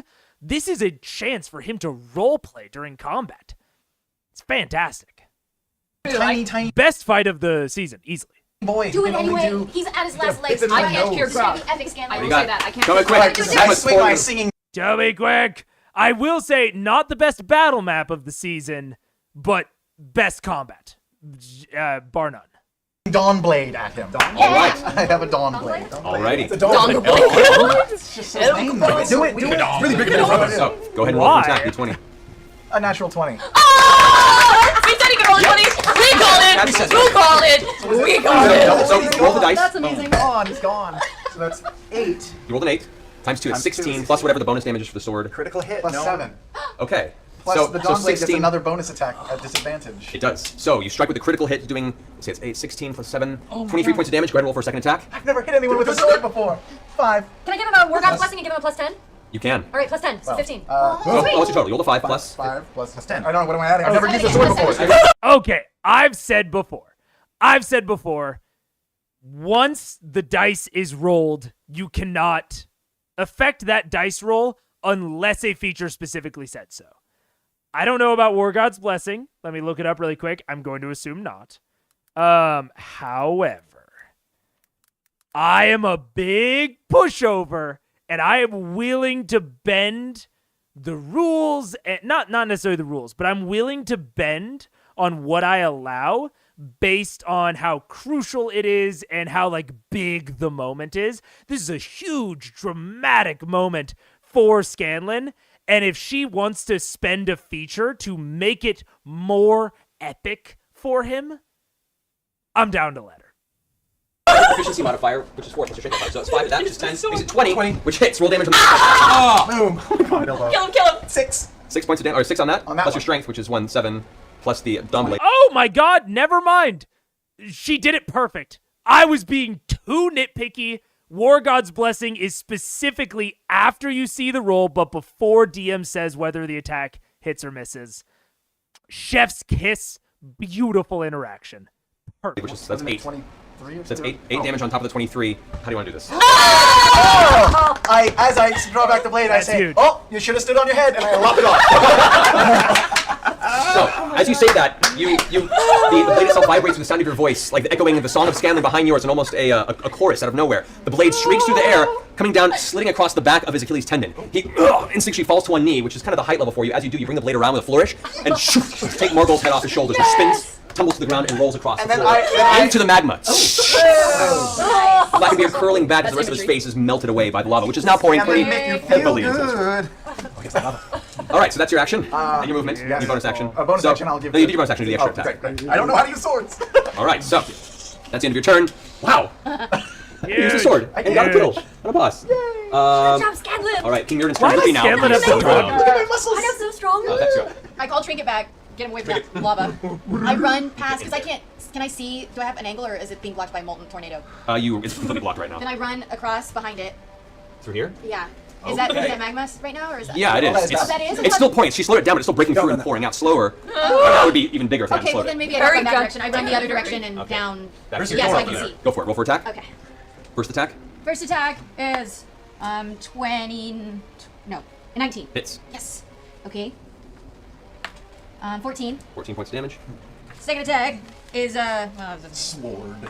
Second attack is Sword. 21. Hits. Roll damage on that. 12. 12 to hit. Yeah. Or 12 damage. 12 damage. Oh, 12 damage. Gotcha. Oh, and Hunter's mark, you forgot bonus again. action. Yep. All right, so both arrows, one clips her in the leg, and the other embeds itself in her abdomen. You see she grabs for it. Ugh. She's looking really rough. Next is Kima. Kima's stone. It's the queen's turn. Kima's stone. She looks over at you, who's stabbed her the arrows in her abdomen, and she looks up at Grog and says, "Leave go business elsewhere." No, And she reaches out and touches Grog. Both of them blink out dimension door. We lost Grog again. A very familiar purplish color. As you've seen, you casted the dimension door out of the entire vicinity. Son of a. This is the second time we've lost. At which Grog. point, the stone rocks crack on the column, and the magma now goes into full pour. We gotta get You out. guys have to get out of that tunnel. What do you do now? What's We the run. process? We run. Hey, we gotta get our stone friends out too. So this is going into a skill challenge now. Okay.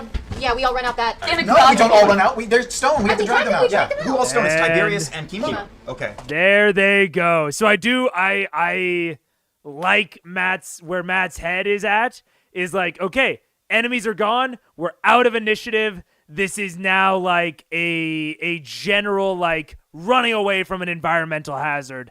Like, how do you do it? Are you like, give me like a general group action, and if you want to take like, individuals, you get one.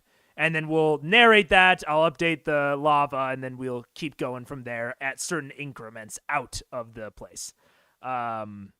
Very nice. Jimmy, where's the magic?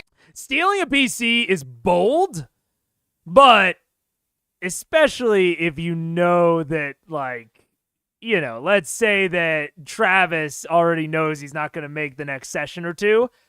It's a great way to, like, in fiction, remove the characters so that the DM doesn't have to play them. Also, like, puts up a fun little side quest for later. It does make it difficult if they want to come back sooner. Can make it feel a little weird. But overall, very, very nice combat. Carpet. Throw their asses on the magic carpet. They're stone. Grog has You the can magic pick them carpet. on the magic carpet. Magic holding is gone. Grog Grog- has everything. Grog's gone. Oh my god. Wait, Featherfall. Grog had the bag of holding. And this is the fucking shit with the bag of holding. This is it. The user's gone. Everything's gone. Same shit, by the way, with a wizard spellbook. Remember that, DMs. Wizard loses their spellbook, they instantly become like significantly less powerful because they have to retranscribe all their spells. Now, should you do that? Probably not. It sucks. If you're a DM and like the punishment is like permanently like destroying the wizard's spellbook, that's tough. Like that represents a lot of resources and time and investment. Now, to be clear, Wizard is designed for DMs to get rid of their spellbooks occasionally. That's why Wizard is considered one of the strongest classes, is because that sucks and DMs don't do it. But the less dickish version of that is that you can temporarily remove their spellbook. Have someone steal it, have them be disarmed of it. If they're arrested, it's, take them with their belongings, whatever. There are non-permanent ways to remove the spellbook from play. One of my favorites that I've ever seen is they were in a wild magic aura that removed their ability to read anything. They could not comprehend symbols, words, any of that. And so it was ruled that the wizard could not read their spellbook. Very cool, very interesting, and allows you to like provide a like temporary nerf to one character to let other characters potentially shine, while not permanently removing all of that, like maybe the designers intended for you to do occasionally. Before we leave, But anyways, love this combat, love how it was handled. can I take some of the basilisk's blood and put it in a vial? Okay, this will be the first skill challenge. Go Grog ahead and make a had the dexterity bag of check. holding. Dexterity I check. have Okay. You have the magic carpet? But I you're know, stone. I'm stunned, so it doesn't matter. Oh, can we get the magic No, carpet? the magic carpet is in the In bag the bag of of holding. holding. 18. That thing is huge. You carry that with you, you would be at disadvantage for everything you've been doing. Oh, I see. Grog has 18. 18. Okay, so you go over and you manage to gather up into your wineskin a little bit of the basilisk blood best you can. No, John. So a spellbook acts, or it depends. Sometimes a spellbook can act as a focus. I believe that this is the case for the arcane tradition. What's the quill one? It's new in Tasha's. I believe that they can use it as their spellcasting focus, but wizards can also have a separate focus to allow them to still cast those spells. The thing is that wizards are prepared casters, right? And with that, and I'm going to their entry just to make sure I describe this right. Yeah, your spellbook is the repository of wizard spells you know, except cantrips, which are locked in your mind. You prepare a list of wizard spells from your spellbook, equal to your intelligence modifier plus your wizard level. The spells must be a level for which you have spell slots. So wizards have to prepare spells that are in their book. So if they have no access to their book, they are stuck with whatever spells they prepared yesterday. Now, this and I will say it's not like they lose their spells on a long rest. It's just you're allowed to change your spells on a long rest. You don't lose them and then have to reacquire them. So it's not even, to be clear, it's not that huge of a nerf if you take their spell book away. It just means that they can't change their spells, which is one of the big things about Wizard is how flexible they are, how huge their spell list is compared to all of the other prepared casters. But they're still prepared casters. They're not known. So like, something like a warlock has a pretty big spell list, but they are known caster where they have to learn each spell individually. They can't choose more. Wizard can find a spell out in the wild, add it to their book, and then they can prepare it whenever they want later. So removing access to their spell book just locks in their spells as if they're a known caster, and really takes away the flexibility of the class. Again, I really like this for like a mysterious environmental effect.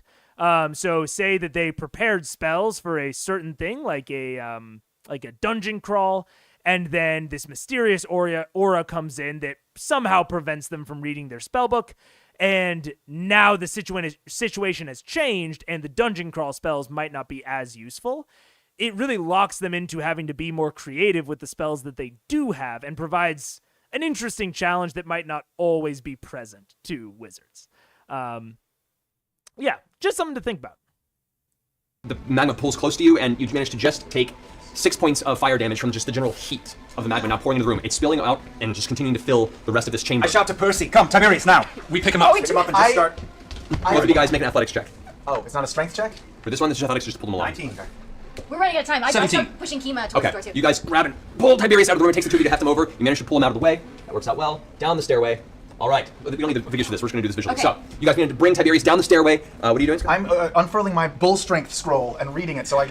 Yeah, no, that's fair, John. I do understand why you get that impression. It's basically that they're basically cramming for a test every day. You know what I'm saying? Like, they are putting all of that information in and they forget everything else that they've ever learned.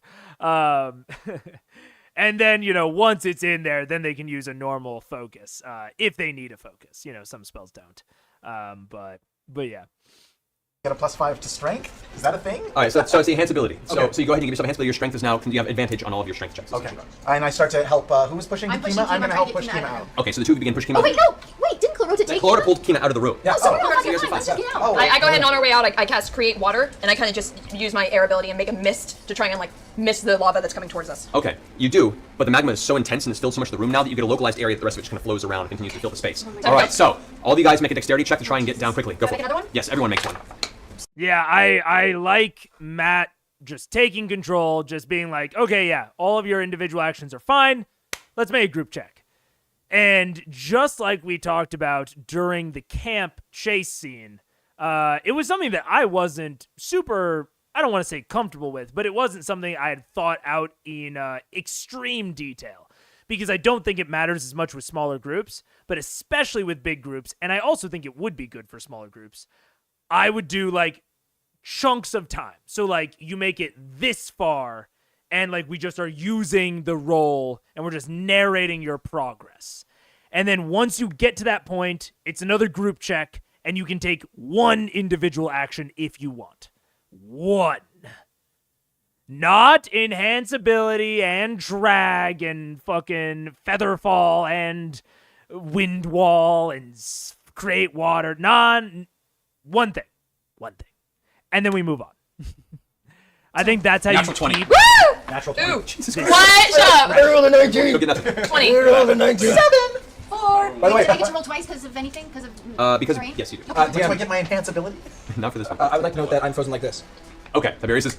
29. Okay, gotcha. So, Pike and Scanlan, both of you guys are, unfortunately, because you're smaller and your legs are moving, you guys rush down the stairway and curl around. As the rest of you make your way to the doorway, which is currently closed, you all are kind of gathered at the exterior of that hidden doorway. It's currently dark and held shut on where you guys entered. However, you two, the magma has now reached the stairway and is going to pour down off the top, and it manages to catch the two of you. You guys each take 5 points of heat damage from the magma's proximity. Fire damage, sure. No, Pike and Scanlan. You guys make it to the bottom floor. The doorway is currently closed for the secret exit of the fortress. Vax drops Tiberius' stone ass to the ground and starts feeling to try to get the mechanism of the door open. Okay. Are we at the foot of the stairs yet, me and Pike? You guys just not get to the foot of the stairs. Is it a big Now- stone door? Yeah, it's the one you guys, it opens up outward. Oh, right. I just cast stone shape and poof, make a hole. Okay. As you're feeling around for the mechanism, Keela steps forward and basically the stone turns into almost a clay and she just pulls it apart. That'll work. Which is great Sorry, because Vax. I just need to like overstep a giant there, block but of magma pours down and splashes onto the ground, hitting everyone in the vicinity. Everyone down here takes 12 points of heat damage. That's hot. I'd give him dex saves, but sure. Alright, I'm picking up Tiberius' stone butt and continuing. Okay, you guys push through the open hole that Keyleth pushed in, sweat dripping down your faces as the heat proximity to you is nigh intolerable. You make your way out of the gate and now you have that giant magma flow. Right. Is the thing not...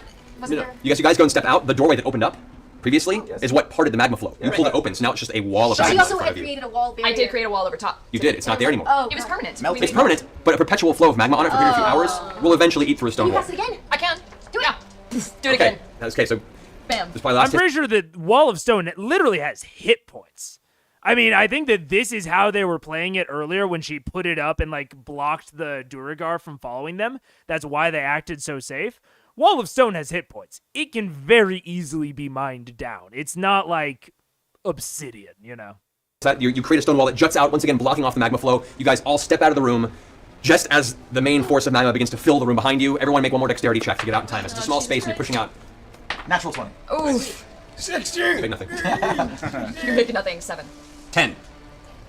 2. 29. 12. Okay. Everyone under 15. You, Percy, I believe, and Keyleth. The magma now, as you're helping your friends out, you're pushing out, you push Vex out, Vex starts out, Scanlan manages to get out. As you guys are pulling Tiberius through, the hefty force of magma comes funneling down into the room and splashes across the floor. Oh, that's a lot of dice. There's a lot of dice. A lot of dice. Oh, stop God, there's that. so many dice. That is 18 points of heat damage. Vax is unconscious. 18 points. As you're pushing through, Vax, you fall unconscious as the magma is currently lapping at the back of your leg. The rest of you begin pushing out as you begin to realize that your half-elf Can I friend grab is it? currently melting in a pool I of grab it magma. out? Go ahead and make a strength check. Oh, come on, Not Pike! like it's a strike at this point. This is pure adrenaline pushing through. 12. 12. You manage to start pulling them up through the hole that Keyleth made. I'm going to assist. I'm pulling out. I'm doing another ice shot to try and cool off the magma around I sent Trinket up Before you to, get like, before you get to that point, as you're ready for it, it's a small space. As you're pulling it, giant bear claws come over and latch onto the back Trinket! of Jax's armor. The grizzly bear begins to tense, pulling back. Yeah, Trinket! A strength check. That'll do it. Both of you manage to pull you out. You take an additional bit of heat damage. You are now at 2 failed saving throws. 2 failed death saving throws. I'm a centimeter away from real death. I'm going to pull a healing potion. As he pulls it out, you can see most of his foot is melted on his right leg. Oh, that's his best leg. I pull a level 2 healing potion, just get it in his mouth. Okay, you pull it out. At this point, the magma's beginning to fill up the room, by the way. Okay, wait. Can I take my stone wall and like close it off? We're all out, right? You're outside of it. How long does stone shape last? Stone shape? What you used on the wall? Can't you dismount? I'm just taking it away. Closing the wall? I'm closing it. I can do it again. It's not Okay, too much how many spell slots. spells do you have at that level? 3. 3. So you spent 1 so far. going out. No, you're the same. You haven't had a chance to do a full night's rest. I know. I was an animal all week. All That's true. last So game. you used a stone I didn't use form, any last game. a stone wall. I used 1 stone wall last week, and I have That's true. 2. I have 2 level 5 spells now. That's true. You do. because I leveled up. That's good. All right. I just want to make sure. Okay, so as you do that, you set up another stone wall. It blocks off the magma just as it begins to pour over and spill out into this vicinity. It'll last a short time, but it'll last enough for what you guys need. You guys drag. Can I heal him? You can attempt to. Yeah, go for it.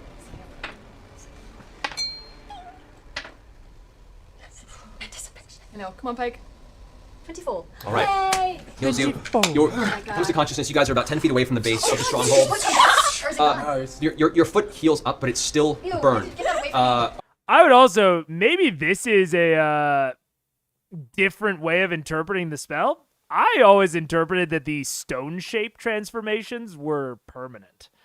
So me and Marisha kind of had the opposite interpretations of like, wall of stone is very much not permanent, but stone shape, I mean, I was like, oh, I'm curious now. It's a transmutation spell, which, doesn't say one way or the other, but it's an instantaneous effect. You don't have to maintain concentration, which to my mind kind of means that it's just there. But it thinks she's putting up another wall of stone, so regardless. Oh, for the time being, until you can take some serious physical rest, your movement is reduced by 5.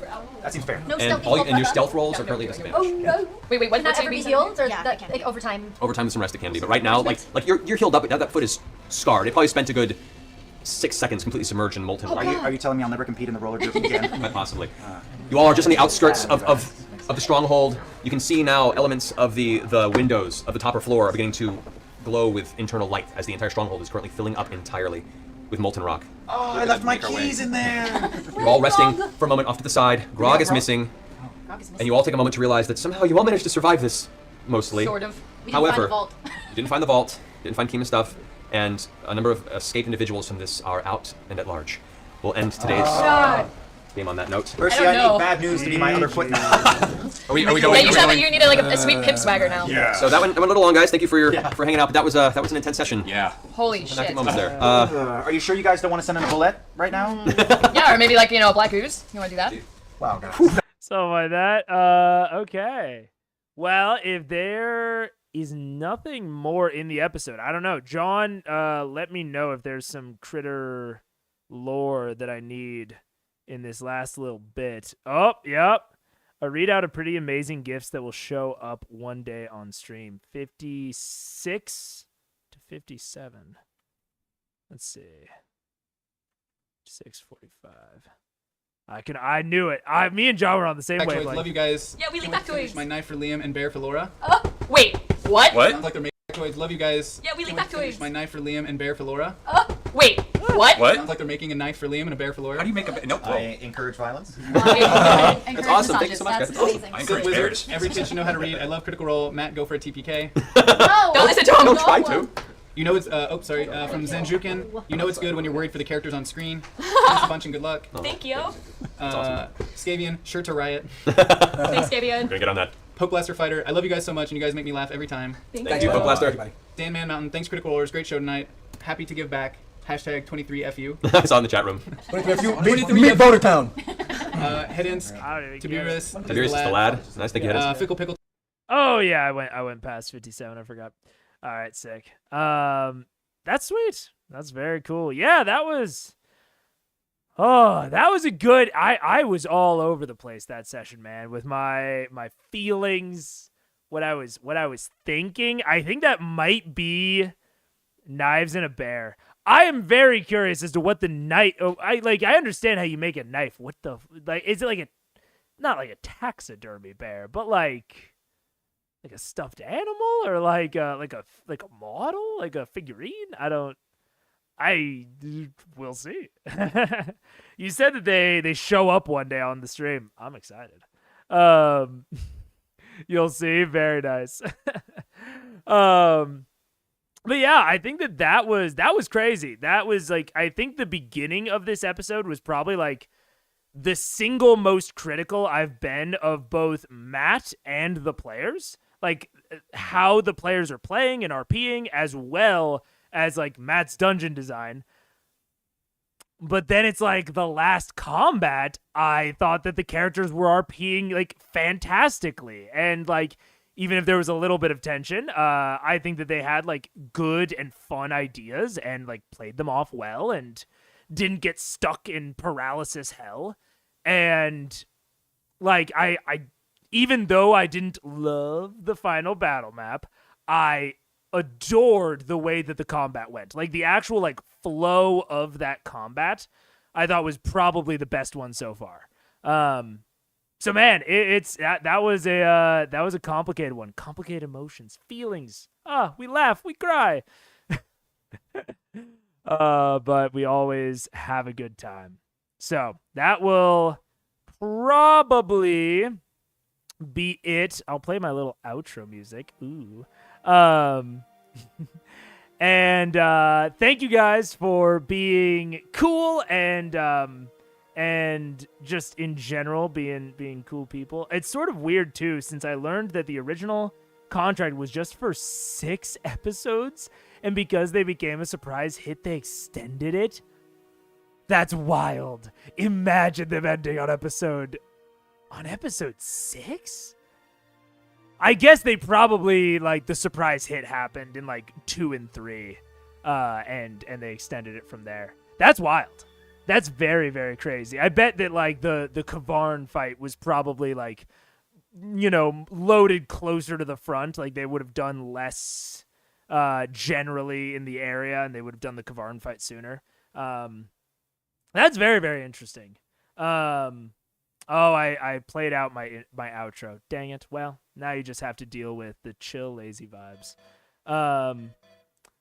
But yeah. I don't know. That was it's a cool episode. Thank you guys. Like I said at the beginning, thank you for being flexible and cool with the schedule changes. So like switching to Monday, Wednesday, I think it'll be good overall. You guys said you thought it would be good overall as well. So if you're new here, or if you just didn't know that I had a schedule, it used to be Tuesday, Thursday. Now it is Monday, Wednesday, because I was conflicting with actual Critical Role on Thursdays.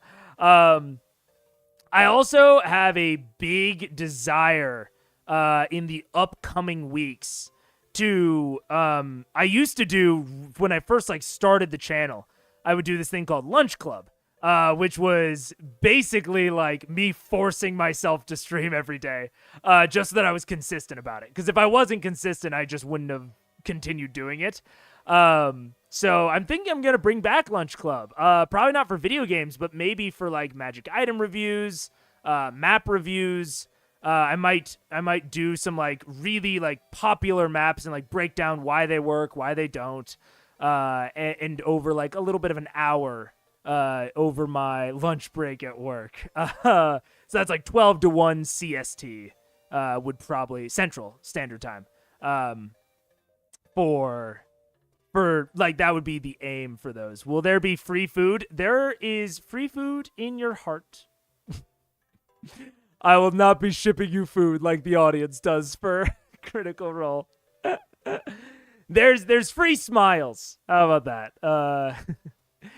But yeah, so they would be just kind of shorter experiences, kind of like okay, I'll break down this map, and I'll either end it when I'm done or when an hour is up, one or the other.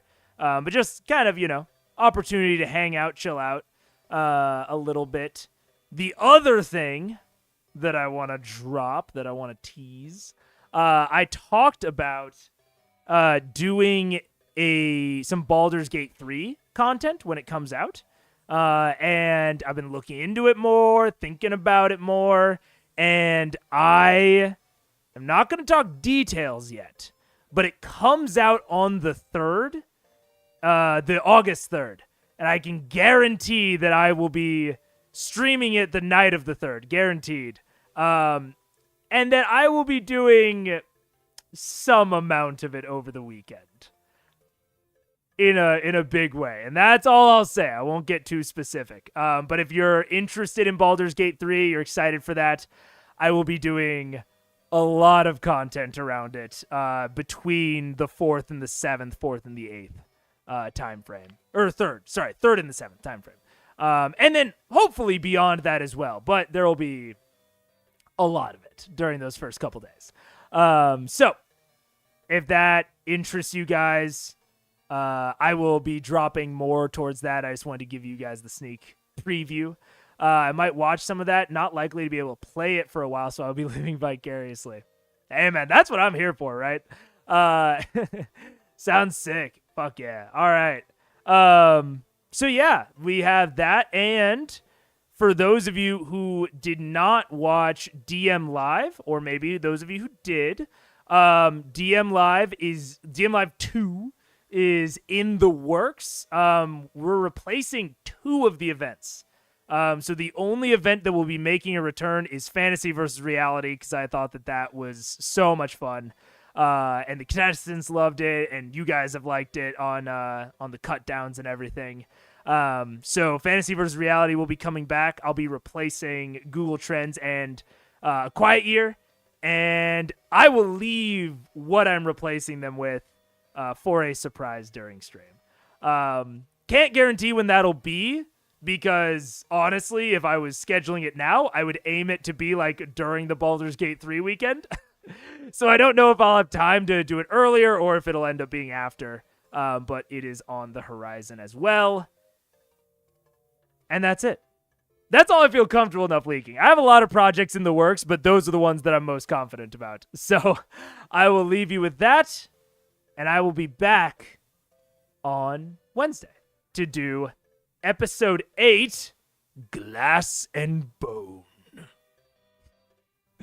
All right, everybody. Thanks for hanging out. I'll see you next time.